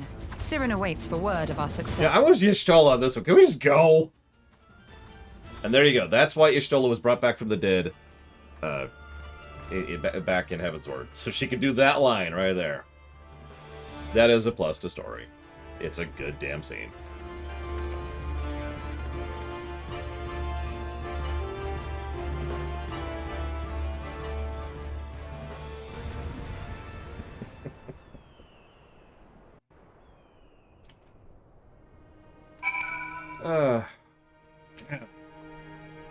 Yes, we had to contend with Sadu and Magni. Again. It's okay, I was a Reaper this time. I crushed him like a bug. Reaper is just stupid right now. I'm sorry. I don't know who's at the top of the charts, but I tend to max them out when I'm in the 2 classes, Dancer and Reaper. Not that I would ever use such a program to do such a thing. Is it Monk than Reaper? Wow. That doesn't surprise me. Okay, so let's do this thing, shall we? Now that we've dealt with all that nonsense. What are we on? What step are we on? I knew it, Valerian. Blue mage is at the top. The call. There we are. Yeah, I think we might actually make the meeting today. I hope so. We are 2 quests away from the end of 4.4. And then we will start 4.5, which is, you know, meeting, and then Gimlet Dark, which I really don't think we're going to make today. There's no way we're doing all that in 40 minutes, but that means we'll be starting tomorrow with the Gimlet Dark. So FYI, anybody wanting to join us for the Gimlet Dark, we'll be starting it tomorrow, 9 a.m. Eastern Time. It's still getting some used to. Oh yeah, his name is Little Sun now, Matt. That's just how it is.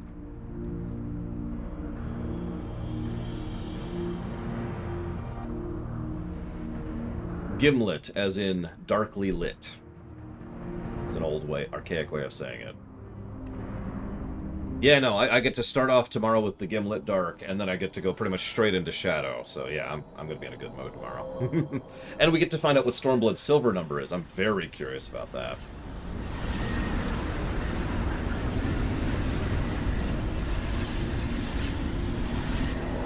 Yeah, the Gimlet Dark is a nice big dungeon. It's a good one, though. It's very Shadowbringers in style.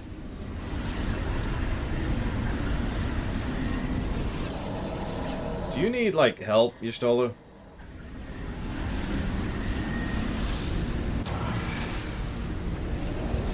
No? Okay. I'm gonna grab a Coke. You want something?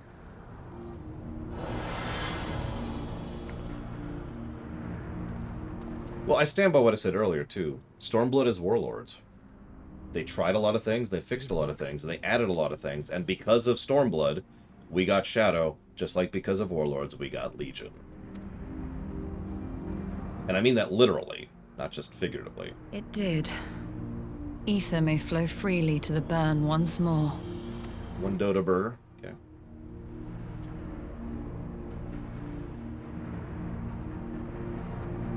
Get some catnip on the burger. Done. Coke Starlight. I actually rather like the Coke Starlight. My problem is they keep selling it in terrible ways. Like, my only option is, because there's only one option, this tiny little can, like a mini can, right? Yep, that's why they call that the burn. Savage.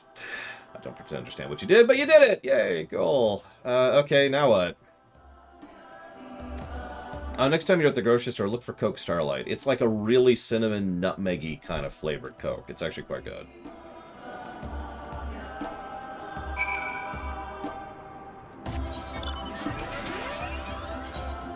Yeah, I'm not actually sure the exact flavor, and to my knowledge they haven't revealed it yet because they're being mum on it, but it's got a good aftertaste. I had the same problem for a while, Reggie. They only started carrying it, I guess that would have been 2 Sundays ago at this point? Yeah, there was a very cookie thing to it. It's interesting.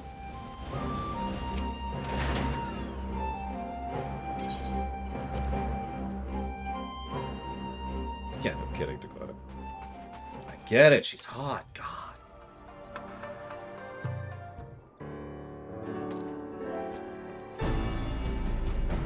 The most competent admiral in modern Trek other than Ross.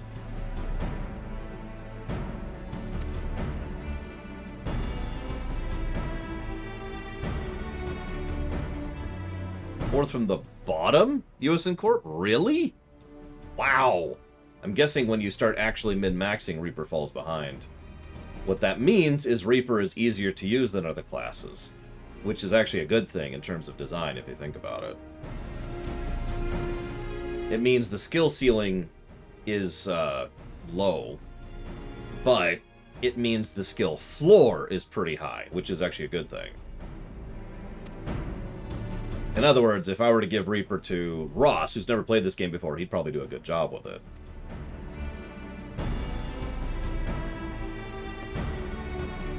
My friend, we can... Now that's presumption. I don't know specifically. It's just, you get the idea. It reminds me, so I don't know if this is true, but one of the things that happened often in WoW is they'd introduce a new class, and that class's balance would be completely thrown out the window at the level it was introduced. It isn't until... So, like, Wrath, right? Death Knights, which you get at level 58, are absolute death walking at 58. By the time you got up to 70, which is, you know, the end game, they balanced out with all the other classes because that's where they balanced it at. So I imagine we've got something similar going on with Reaper right now. Not sure about Sage. It's actually harder to track healing effectiveness because you can't track healing per second. That's not a good figure. You can track healing per second and overhealing, but that's still not a good figure. In fact, can I just give my opinion really quick? You know how you gauge a good healer? You watch the fight and see how they're healing. Like, there's no healing meter that really gets across how good a healer actually is. My opinion. As a healer main for many years. Alright. Cool. Where are you at? There we go. In we go. Several cutscenes will now play in sequence. This might be the end of the night here. You are a good healer, Reggie. Not as good as Fife, though. I'm sorry. Fife is a very good healer.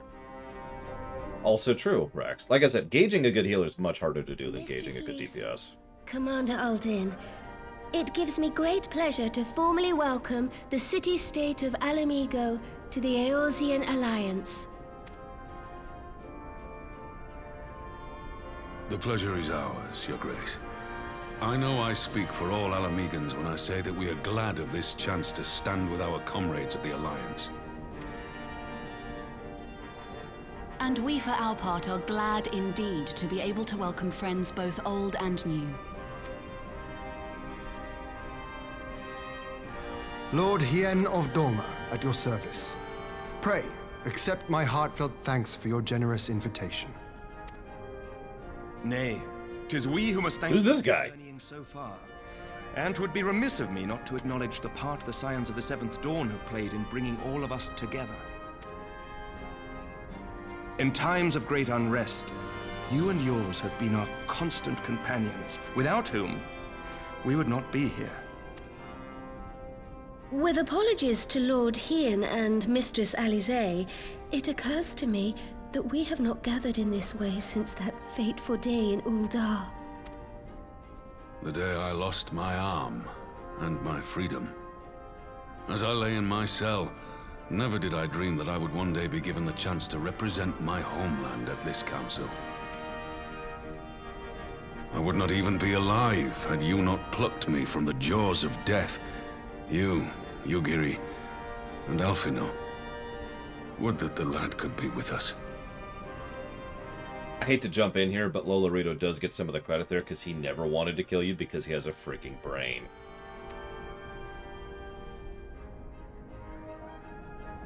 I too owe my presence here to Alphino, in so many ways.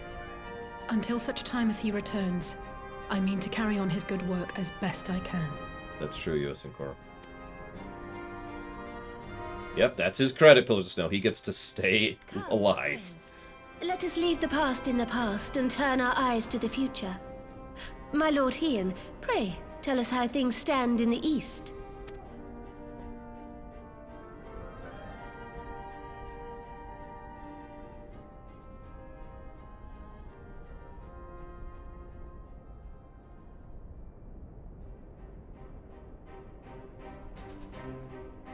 Having heard the rumors of dissent in Garlemald, I dared to dream of a peaceable solution.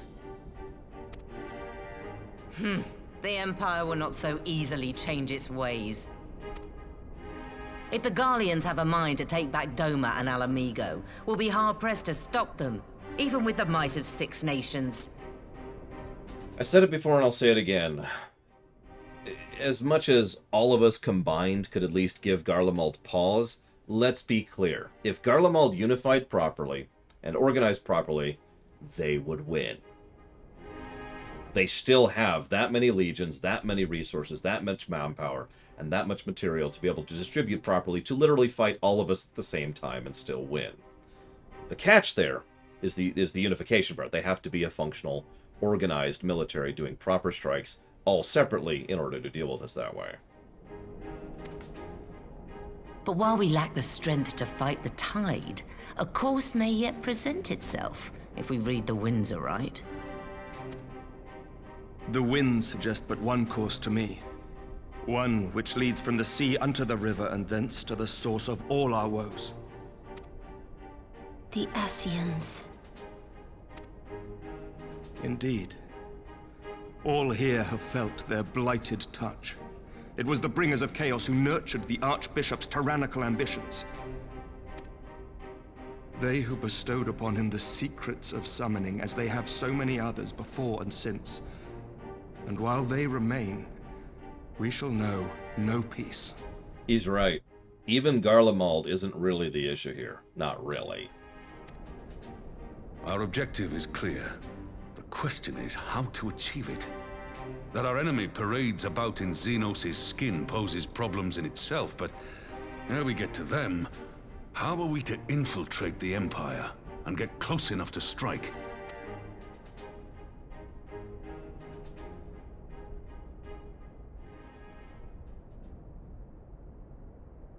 While I see the wisdom in targeting the Ascians, an assassination attempt on Garlean soil would do little to aid our cause, even were it to succeed.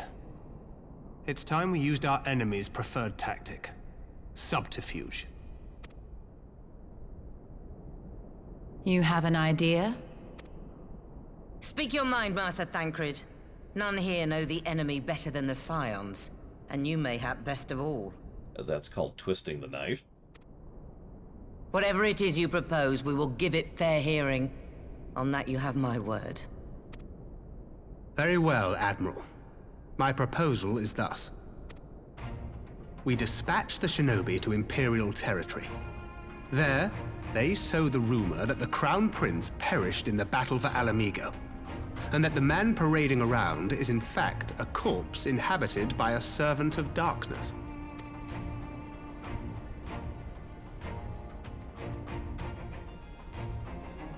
Well, it does have the ring of truth about it. And were the Garleans to learn that their future ruler is a puppet, the Empire would be shaken to the core. And even if most people don't believe it, it doesn't really matter, because what is the greatest weakness of Garlemald? It's the nature of its construction. But the second biggest weakness of Garlemald is its cohesion. But at the risk of sounding stupid, would they actually believe such an unlikely story? I didn't. Ordinarily not. But prior to his miraculous recovery, rumors of Xenos' death had already begun to circulate around the Empire. Ultimately, however, what the masses believe is not our chief concern. Our true objective is to create an opening for rival factions within Garlemald to exploit. Just as a war of succession erupted in the wake of Emperor Solus's death. A war which raged until but recently, plunging the Imperial House into disarray as nephew and uncle grappled for the throne. It is no coincidence that one of Varys' first acts as Emperor was to name Xenos heir apparent, family feuds being so tiresome when armies are involved. Not all welcomed his choice of successor, however. Oh, I don't think we ever discussed it, but that's why Varys specifically put Xenos as his successor. Specifically to ensure another power crisis would not happen immediately in the wake of the previous one. There is no shortage of individuals who aspire to the throne, who would jump at any chance to seize power. The news that Xenos is not only dead, but a puppet to diabolical forces would be too enticing to ignore. The Empire would not be quick to recover from a second war of succession.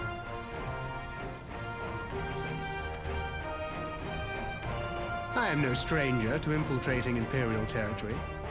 With a team of operatives gathered from among the Alliance's finest, the plan should have a reasonable chance of success. Oh no, Brigwin and Littlebiller are absolutely correct. This is something real-life kings have done before, too. That's going to be my successor, and they're backed by these nobles if something happens to me.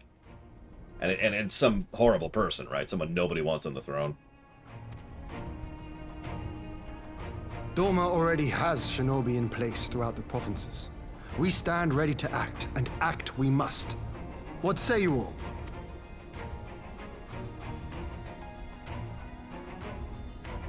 I'm for Master Thancred's proposal. We shine a light upon the Ascian and test the Empire's unity.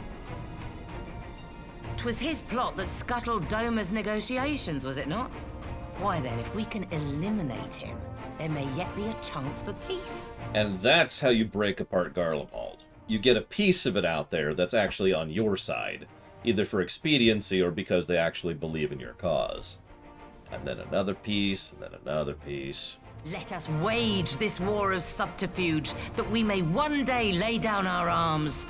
Gods know we never will while the Ascians remain.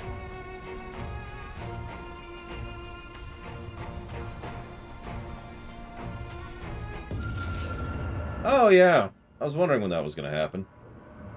That way. Sorrow.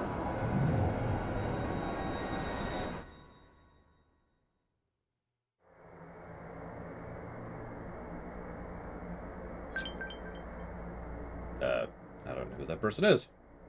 History must be changed. I didn't catch this at all, by the way. I know, timing, right? I didn't understand any of what was going on when I first saw this. Ahead looms a calamity. Ahead looms light, expunging all form and life. Okay, I'm sorry. Was that you, Valvatrix? Twin dooms only you can forestall. Only you. What's the matter?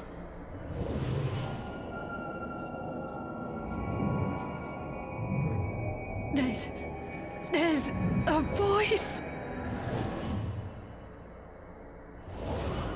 Spies in our midst. Oh, was it Rax? I sense no such presence. Whoever did it, good job. Let expanse contract. Eon become instant. Throw wide the gates that we may pass. And of course, I didn't recognize the voice, because how could I?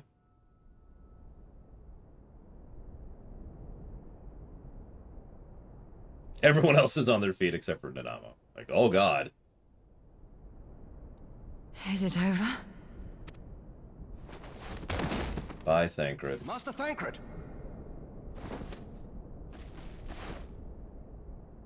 He won't see us for 5 years. Fend. Think about that for a second. Bear him to a private chamber. Have every healer make ready. Swiftly!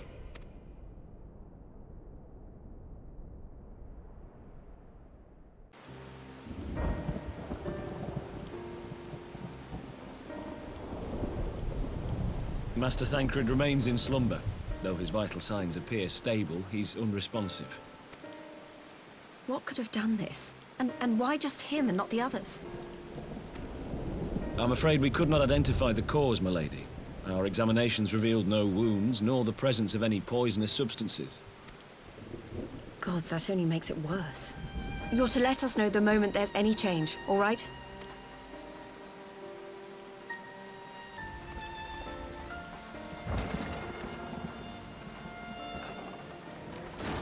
Thank you for coming. Knowing Thancred, he would apologize for being otherwise engaged at so crucial a juncture. In gifting us a course of action, Thancred sowed the seed of all that is to follow. We have but to nurture it as best we can. To him, I would say, rest easy, that he may wake to enjoy the fruits of our labors. Now, the matter of the mysterious voice must not be forgotten. Will you tell me exactly what happened? Alizé and I heard a voice in the moments before Thancred collapsed. It was accompanied by a severe headache, as if something were clutching at our minds. Did you experience the same thing? Yeah, no spoilers. Let's be quiet about specifics. Remember, this is still a lore run. I'm not spoiling the future. I apologize for even mentioning the 5 years thing. I had to mention that. That from his perspective, he's not going to see us for 5 years, because that just gobsmacks me a little bit. But Wenlock is quite correct. This is the classic we know, they don't form of tension, right? We know at any moment someone else is going to go. We don't know whom, we don't know when, we just know the bomb's going to go off at some point, and it adds a wonderful flavor to the next 2 patches.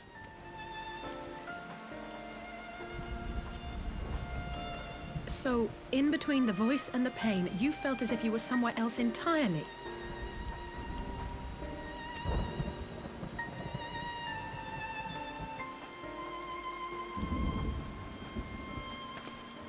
Your testimony confirms my suspicion. That which you experienced was, I believe, your soul being plucked from your flesh. Called. The name of this quest is The Call. Called? I myself examined Thancred. Reach out as I may, I could not sense in him the spark of life that is his soul.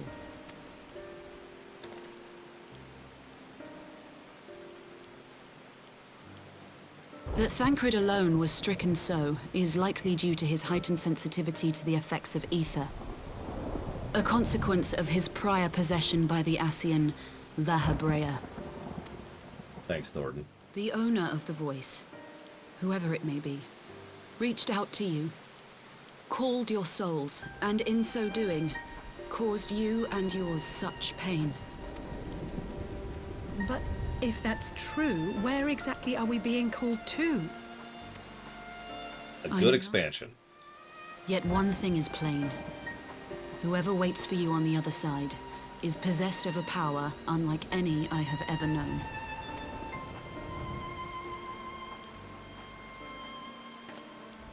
Forgive us, Lys, but may we leave Thancred in your care for a time?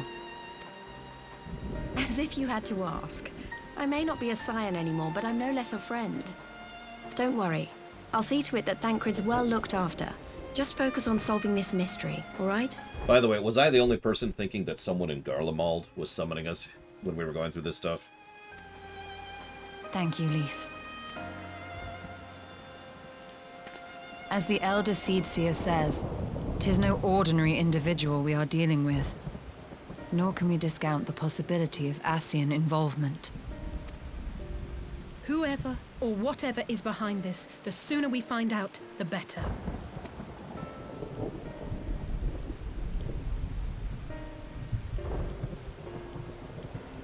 Yeah, pretty much, Dakota.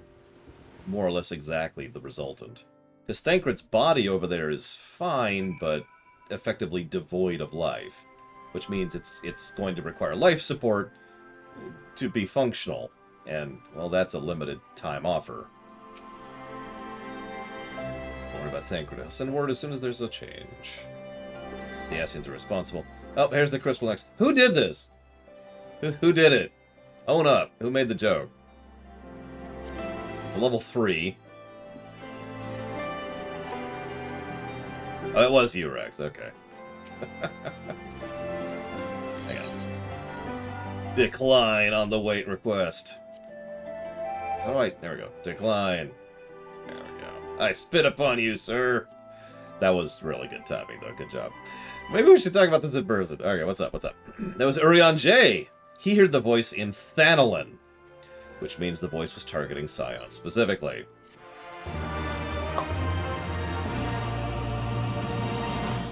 You have learned Endure. I don't even know what that emote is. Pray go to the wake... No, I'm just kidding. We're going to the Rising Stones, not the Waking Sands. Thank God.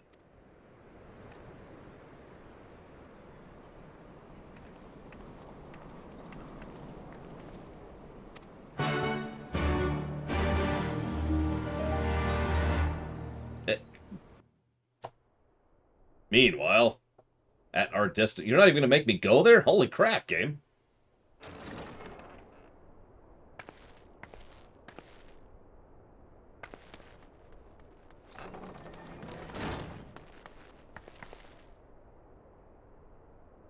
Urianger! Gods, it's good to see you. Oh, just hug him. Would that our meeting were under happier circumstances. I judged the voice sufficient cause for concern even before you sent word of its effect on our comrade. You heard it too, then? Aye. And all but certainly at the selfsame instant. Alas, pained as I was, I could make little sense of what few words did then reach mine ears.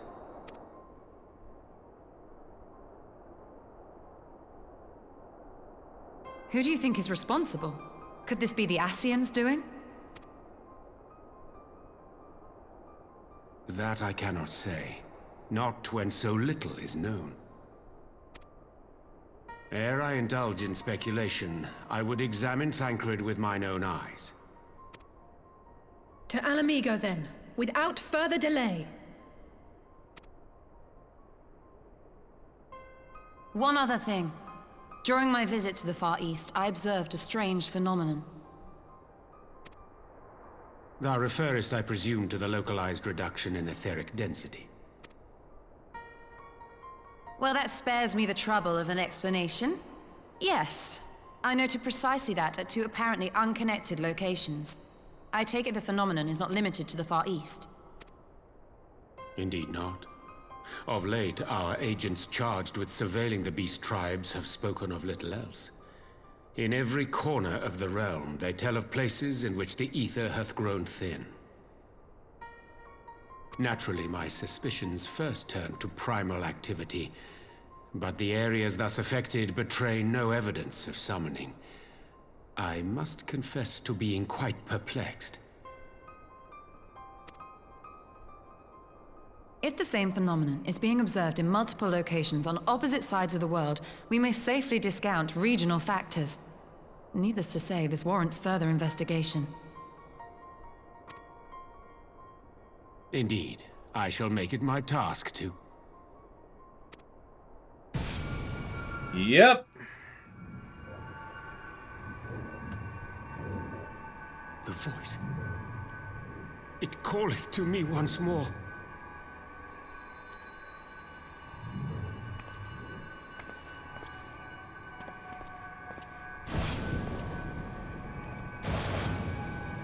Damn it, Rax. Stop getting rid of my party members. God! I hear it too.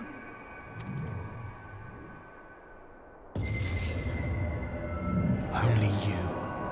Only you. Ironic since he keeps missing. No! Ishtola! Urianger! Throw wide the gates.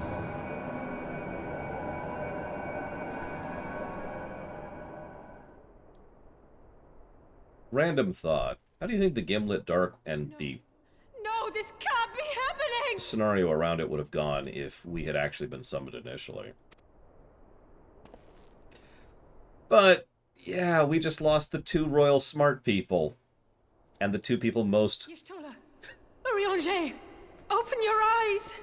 people most capable of dealing with this. Yeah, you see why I bring that up. It is a coincidence that, thank God, we actually didn't get summoned early. But yeah, I love this. This actually really caught my attention, because this is how you design this kind of a story arc. Alright, we've got two people who are smart, they're capable, they're competent, they're on top of it, and they're gone! Now what do you do?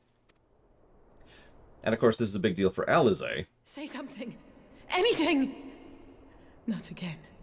Please. Not again. Remember, Alize has, for all intents and purposes, lost her brother. Now, she's still not sure about that, but from her understanding and perspective, she's lost her brother. And she just lost Urianger, which is kind of her big brother, uncle kind of thing. And yeah, exactly, she's losing her support network. That's why it's hitting her so hard. I've actually had some people ask, why is she freaking out about this?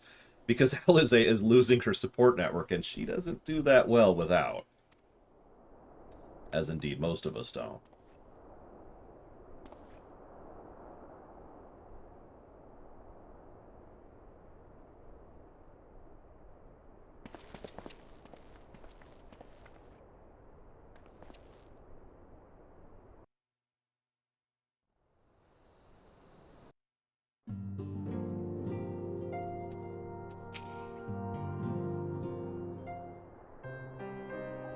Forgive me, that was an unseemly display. It happened before your very eyes, milady. None here would have behaved any different. Quarry Boulder continuing to be awesome, by the way. We have borne the two of them to a private chamber, but tell me, is it true Master Thancred languishes in a like state in Alamigo? I'm afraid so, though given the circumstance, it would seem best to observe them together. I will send word to Lys that he should be brought here. Take heart, my lady. The world is full of scholars and knowledgeable folk of every persuasion. Somewhere out there is bound to know what ails your comrades and how it may be cured. Thus we will rouse them, no matter what. Yeah, except the two best were right there. Our comrades will have questions. Can you explain to them? I must attend to private matter. Don't worry. Hoary Boulders got your back. Oh, I promised I'd visit someone in Limsa Lamensa. He's been waiting for a while now. You should come too. I think he'd be glad to see you. Yeah, you remember him? Do you? 'Cause I do. Ishtola's master, she doesn't know nothing. She doesn't know squat. She's just sitting in her cave going blue, blue, blue. Blue, blue, blue, blue, blue. That's all she does in her cave. Oh, hi, Matoya. No, I wasn't speaking, I love you. Please don't kill me.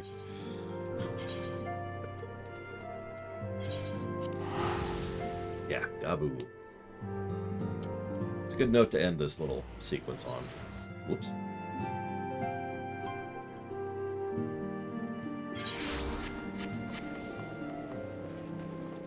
Uh-oh, it's nighttime in Limsa Lamensa. I gotta get out of here.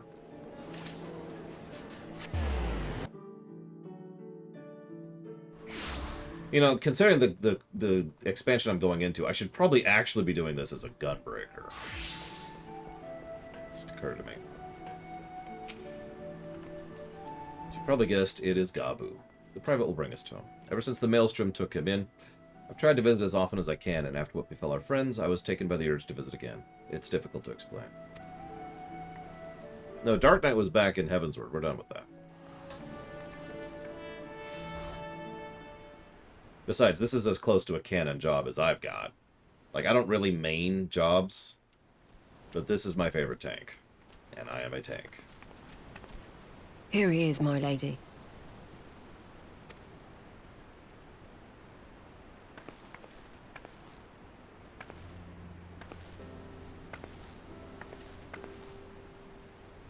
Gabu, it's been too long.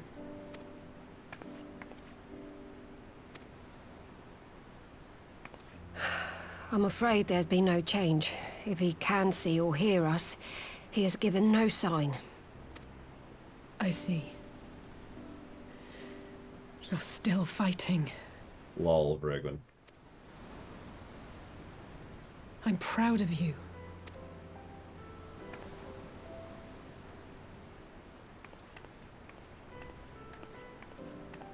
We promised that we would come and visit you together, didn't we? Alphino and I. I'm sorry that we haven't managed that yet.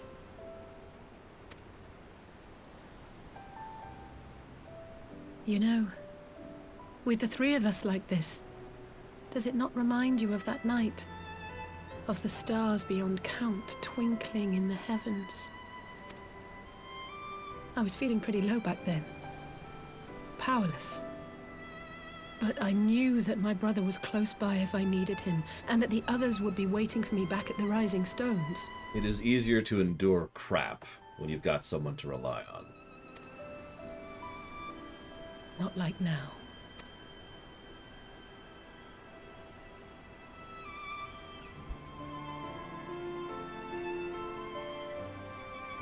I've seen my share of trouble since coming to Eorzea. Been reminded again and again of my limitations, of how little I can change about this world. And I've come to know the sorrow of parting all too well.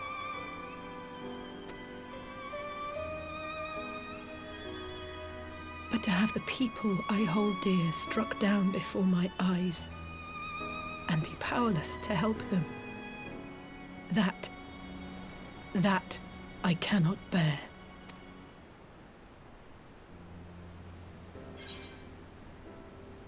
I mean, I'm still here. I got your back, kiddo.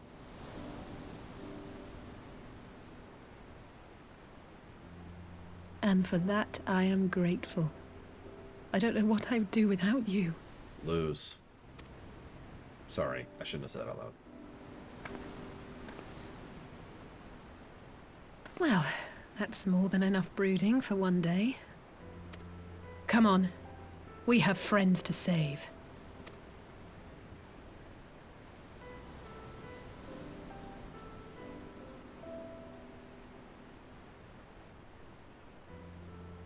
It's a little thing, so you might not have noticed it, but Gabu actually did look at her there.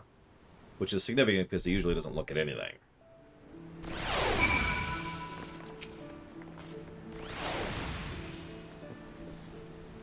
See what I mean by these are... There's only a few quests here, but they're very dense. Whatever rushing they were doing earlier, I think they've kind of moved past by this point. Because most of this stuff is pretty high quality.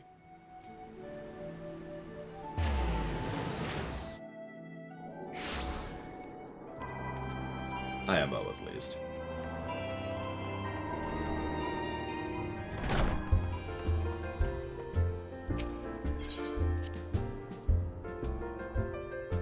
Just occurred to me, the Gimlet Dark is probably the last possibility for gameplay pluses or minuses, so the gameplay score is probably pretty locked in, for the most part. I did some thinking on the way back. Hori's right, we need to seek outside help. Narrowly, we would turn to our own experts, but they're both among the stricken. I'll begin by reaching out to myriad guilds and institutions. Grandfather in Minfili had a wealth of connections, and I mean to explore those avenues, too. We'll find a way to save everyone, mark my words. Much and more has happened in recent days. Some of it good, some not so. But all around me, people continue their fight. From the shinobi who search for Alphino to the Alliance who make ready to move against the Empire. They march on in the face of great adversity, bearing heavy burdens. Everyone is playing their part, and so must I. You have your own part to play, I know, and it's bigger than most, so I won't keep you. Just promise you'll visit from time to time.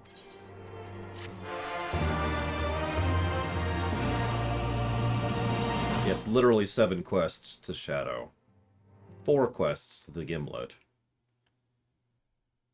Meanwhile, in the Imperial Palace.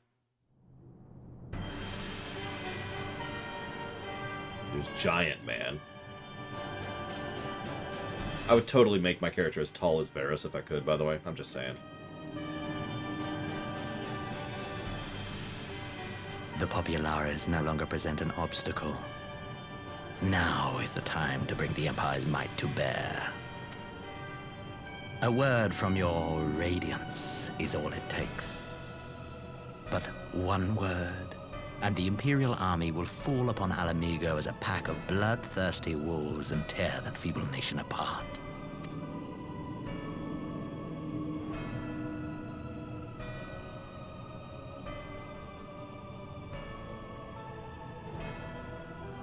Have you no words for me? Despite the lengths I go to, an emissary playing the part of a fool. Yeah, sorry.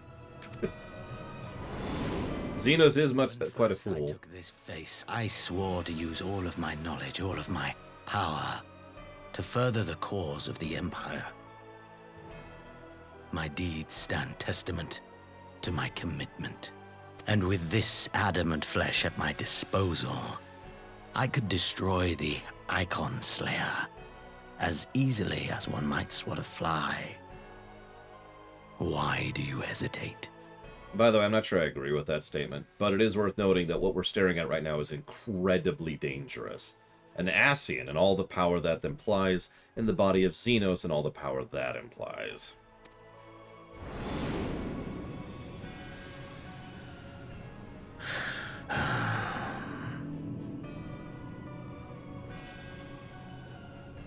Our enemy is resourceful.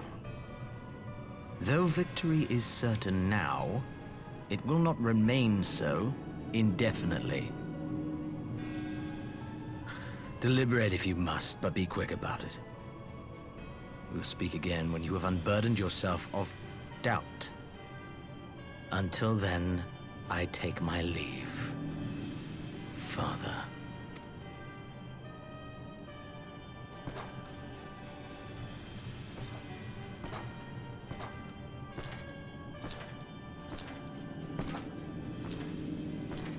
I agree, Rex. I do think we could contest him. That's my point. I'm just saying, he's pretty damn dangerous. I should be the one to sigh. Not as dangerous as that one.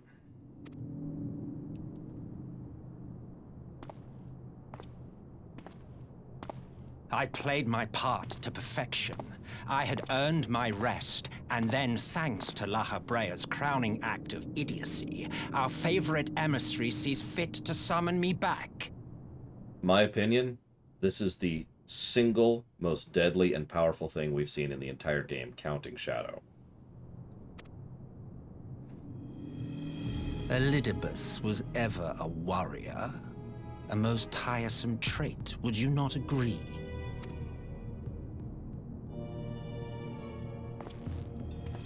I'm including Omega in that, by the way.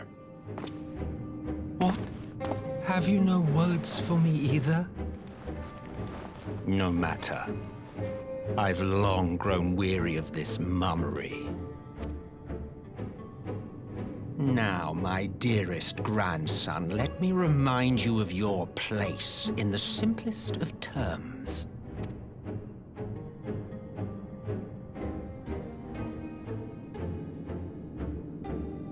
You do not make judgments, you administer them.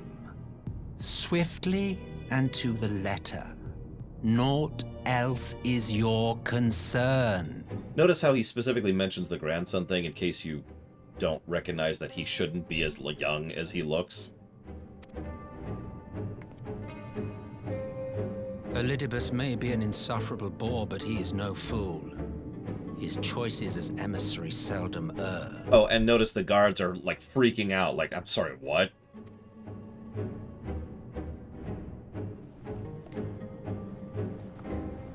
If aught threatens the balance twixt light and dark, it falls to you to remove it. I know those guards are the bosses, the twins. It's actually when we introduced them, by the way. Whoever the hell they are. Be it by your own hands or by your armies, you have ample means at your disposal.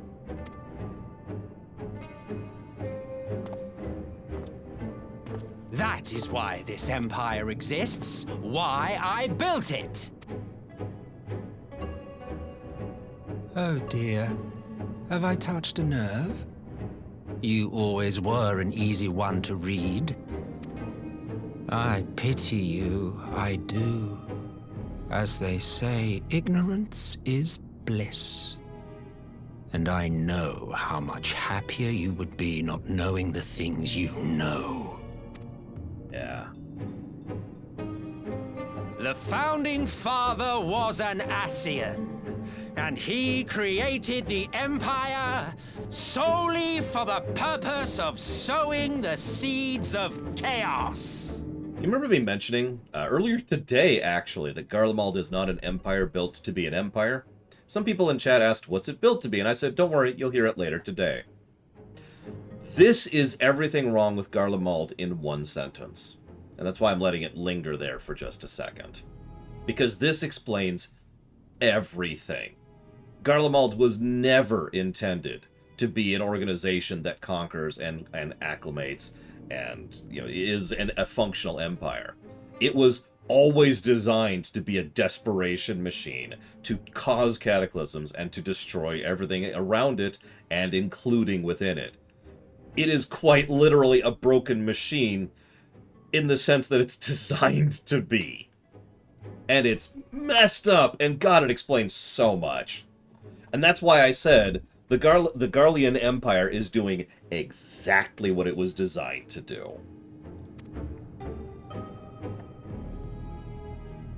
Don't take it personally. I merely do my duty. And honestly, that line says a lot too. To bring about a calamity requires no small amount of power.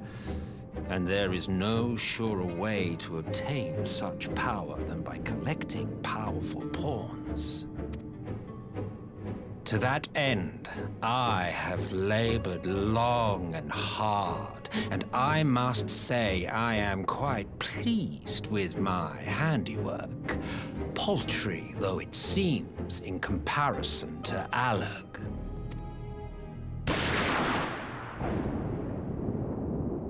You remember when people were all upset about Sylvanas shooting an arrow at the jailer? That's exactly what Varys just did. Fiends are overfond of your own voices.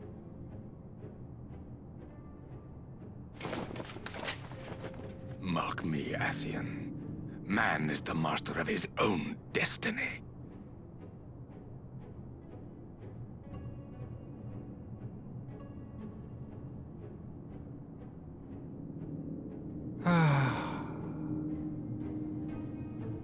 Such a waste of time and energy. Both yours and mine.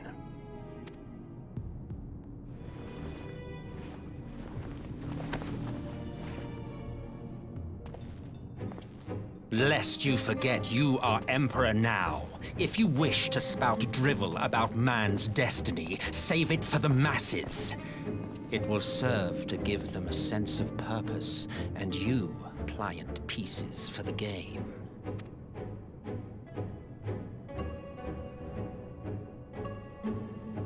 Oh, do stop sulking, boy. You, of all people, should understand. Ours is a struggle to restore both mankind and the world to their rightful state. Viewed thus, our goals are one and the same.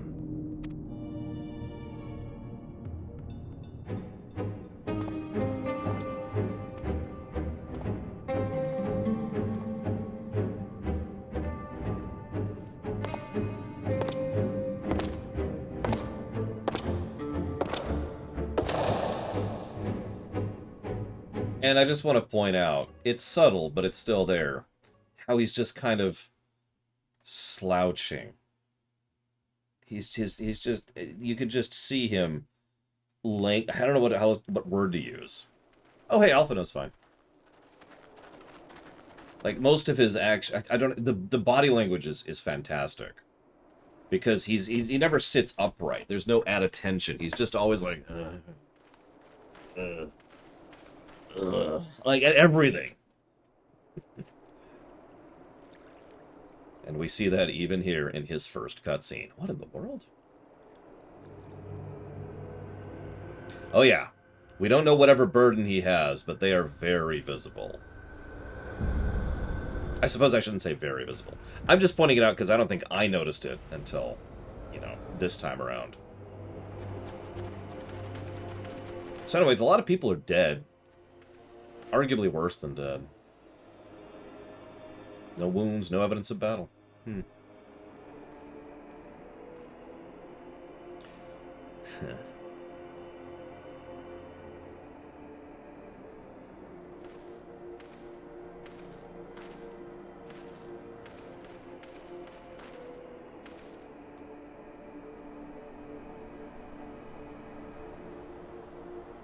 They finally used it.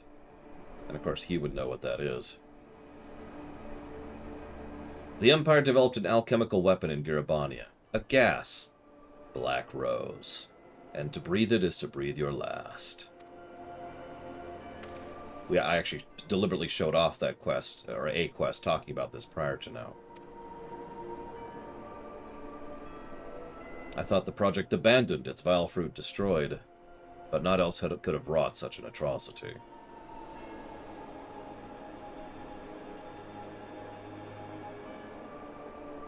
Fools. What do they hope to gain with butchery? Can they not see a rule won through terror will not endure? How many more provinces must they lose? But again, as we just saw, Garlemald isn't interested in rule or conquest. It's not the work of men, but monsters, the Ascians. It cannot be a coincidence their trail led us here. Their objective was never to rule, but to sow strife and discord.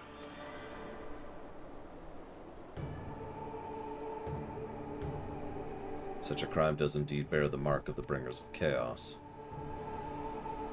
Black Rose cannot be allowed to kill again. We must find the Ascians and put an end to their plot.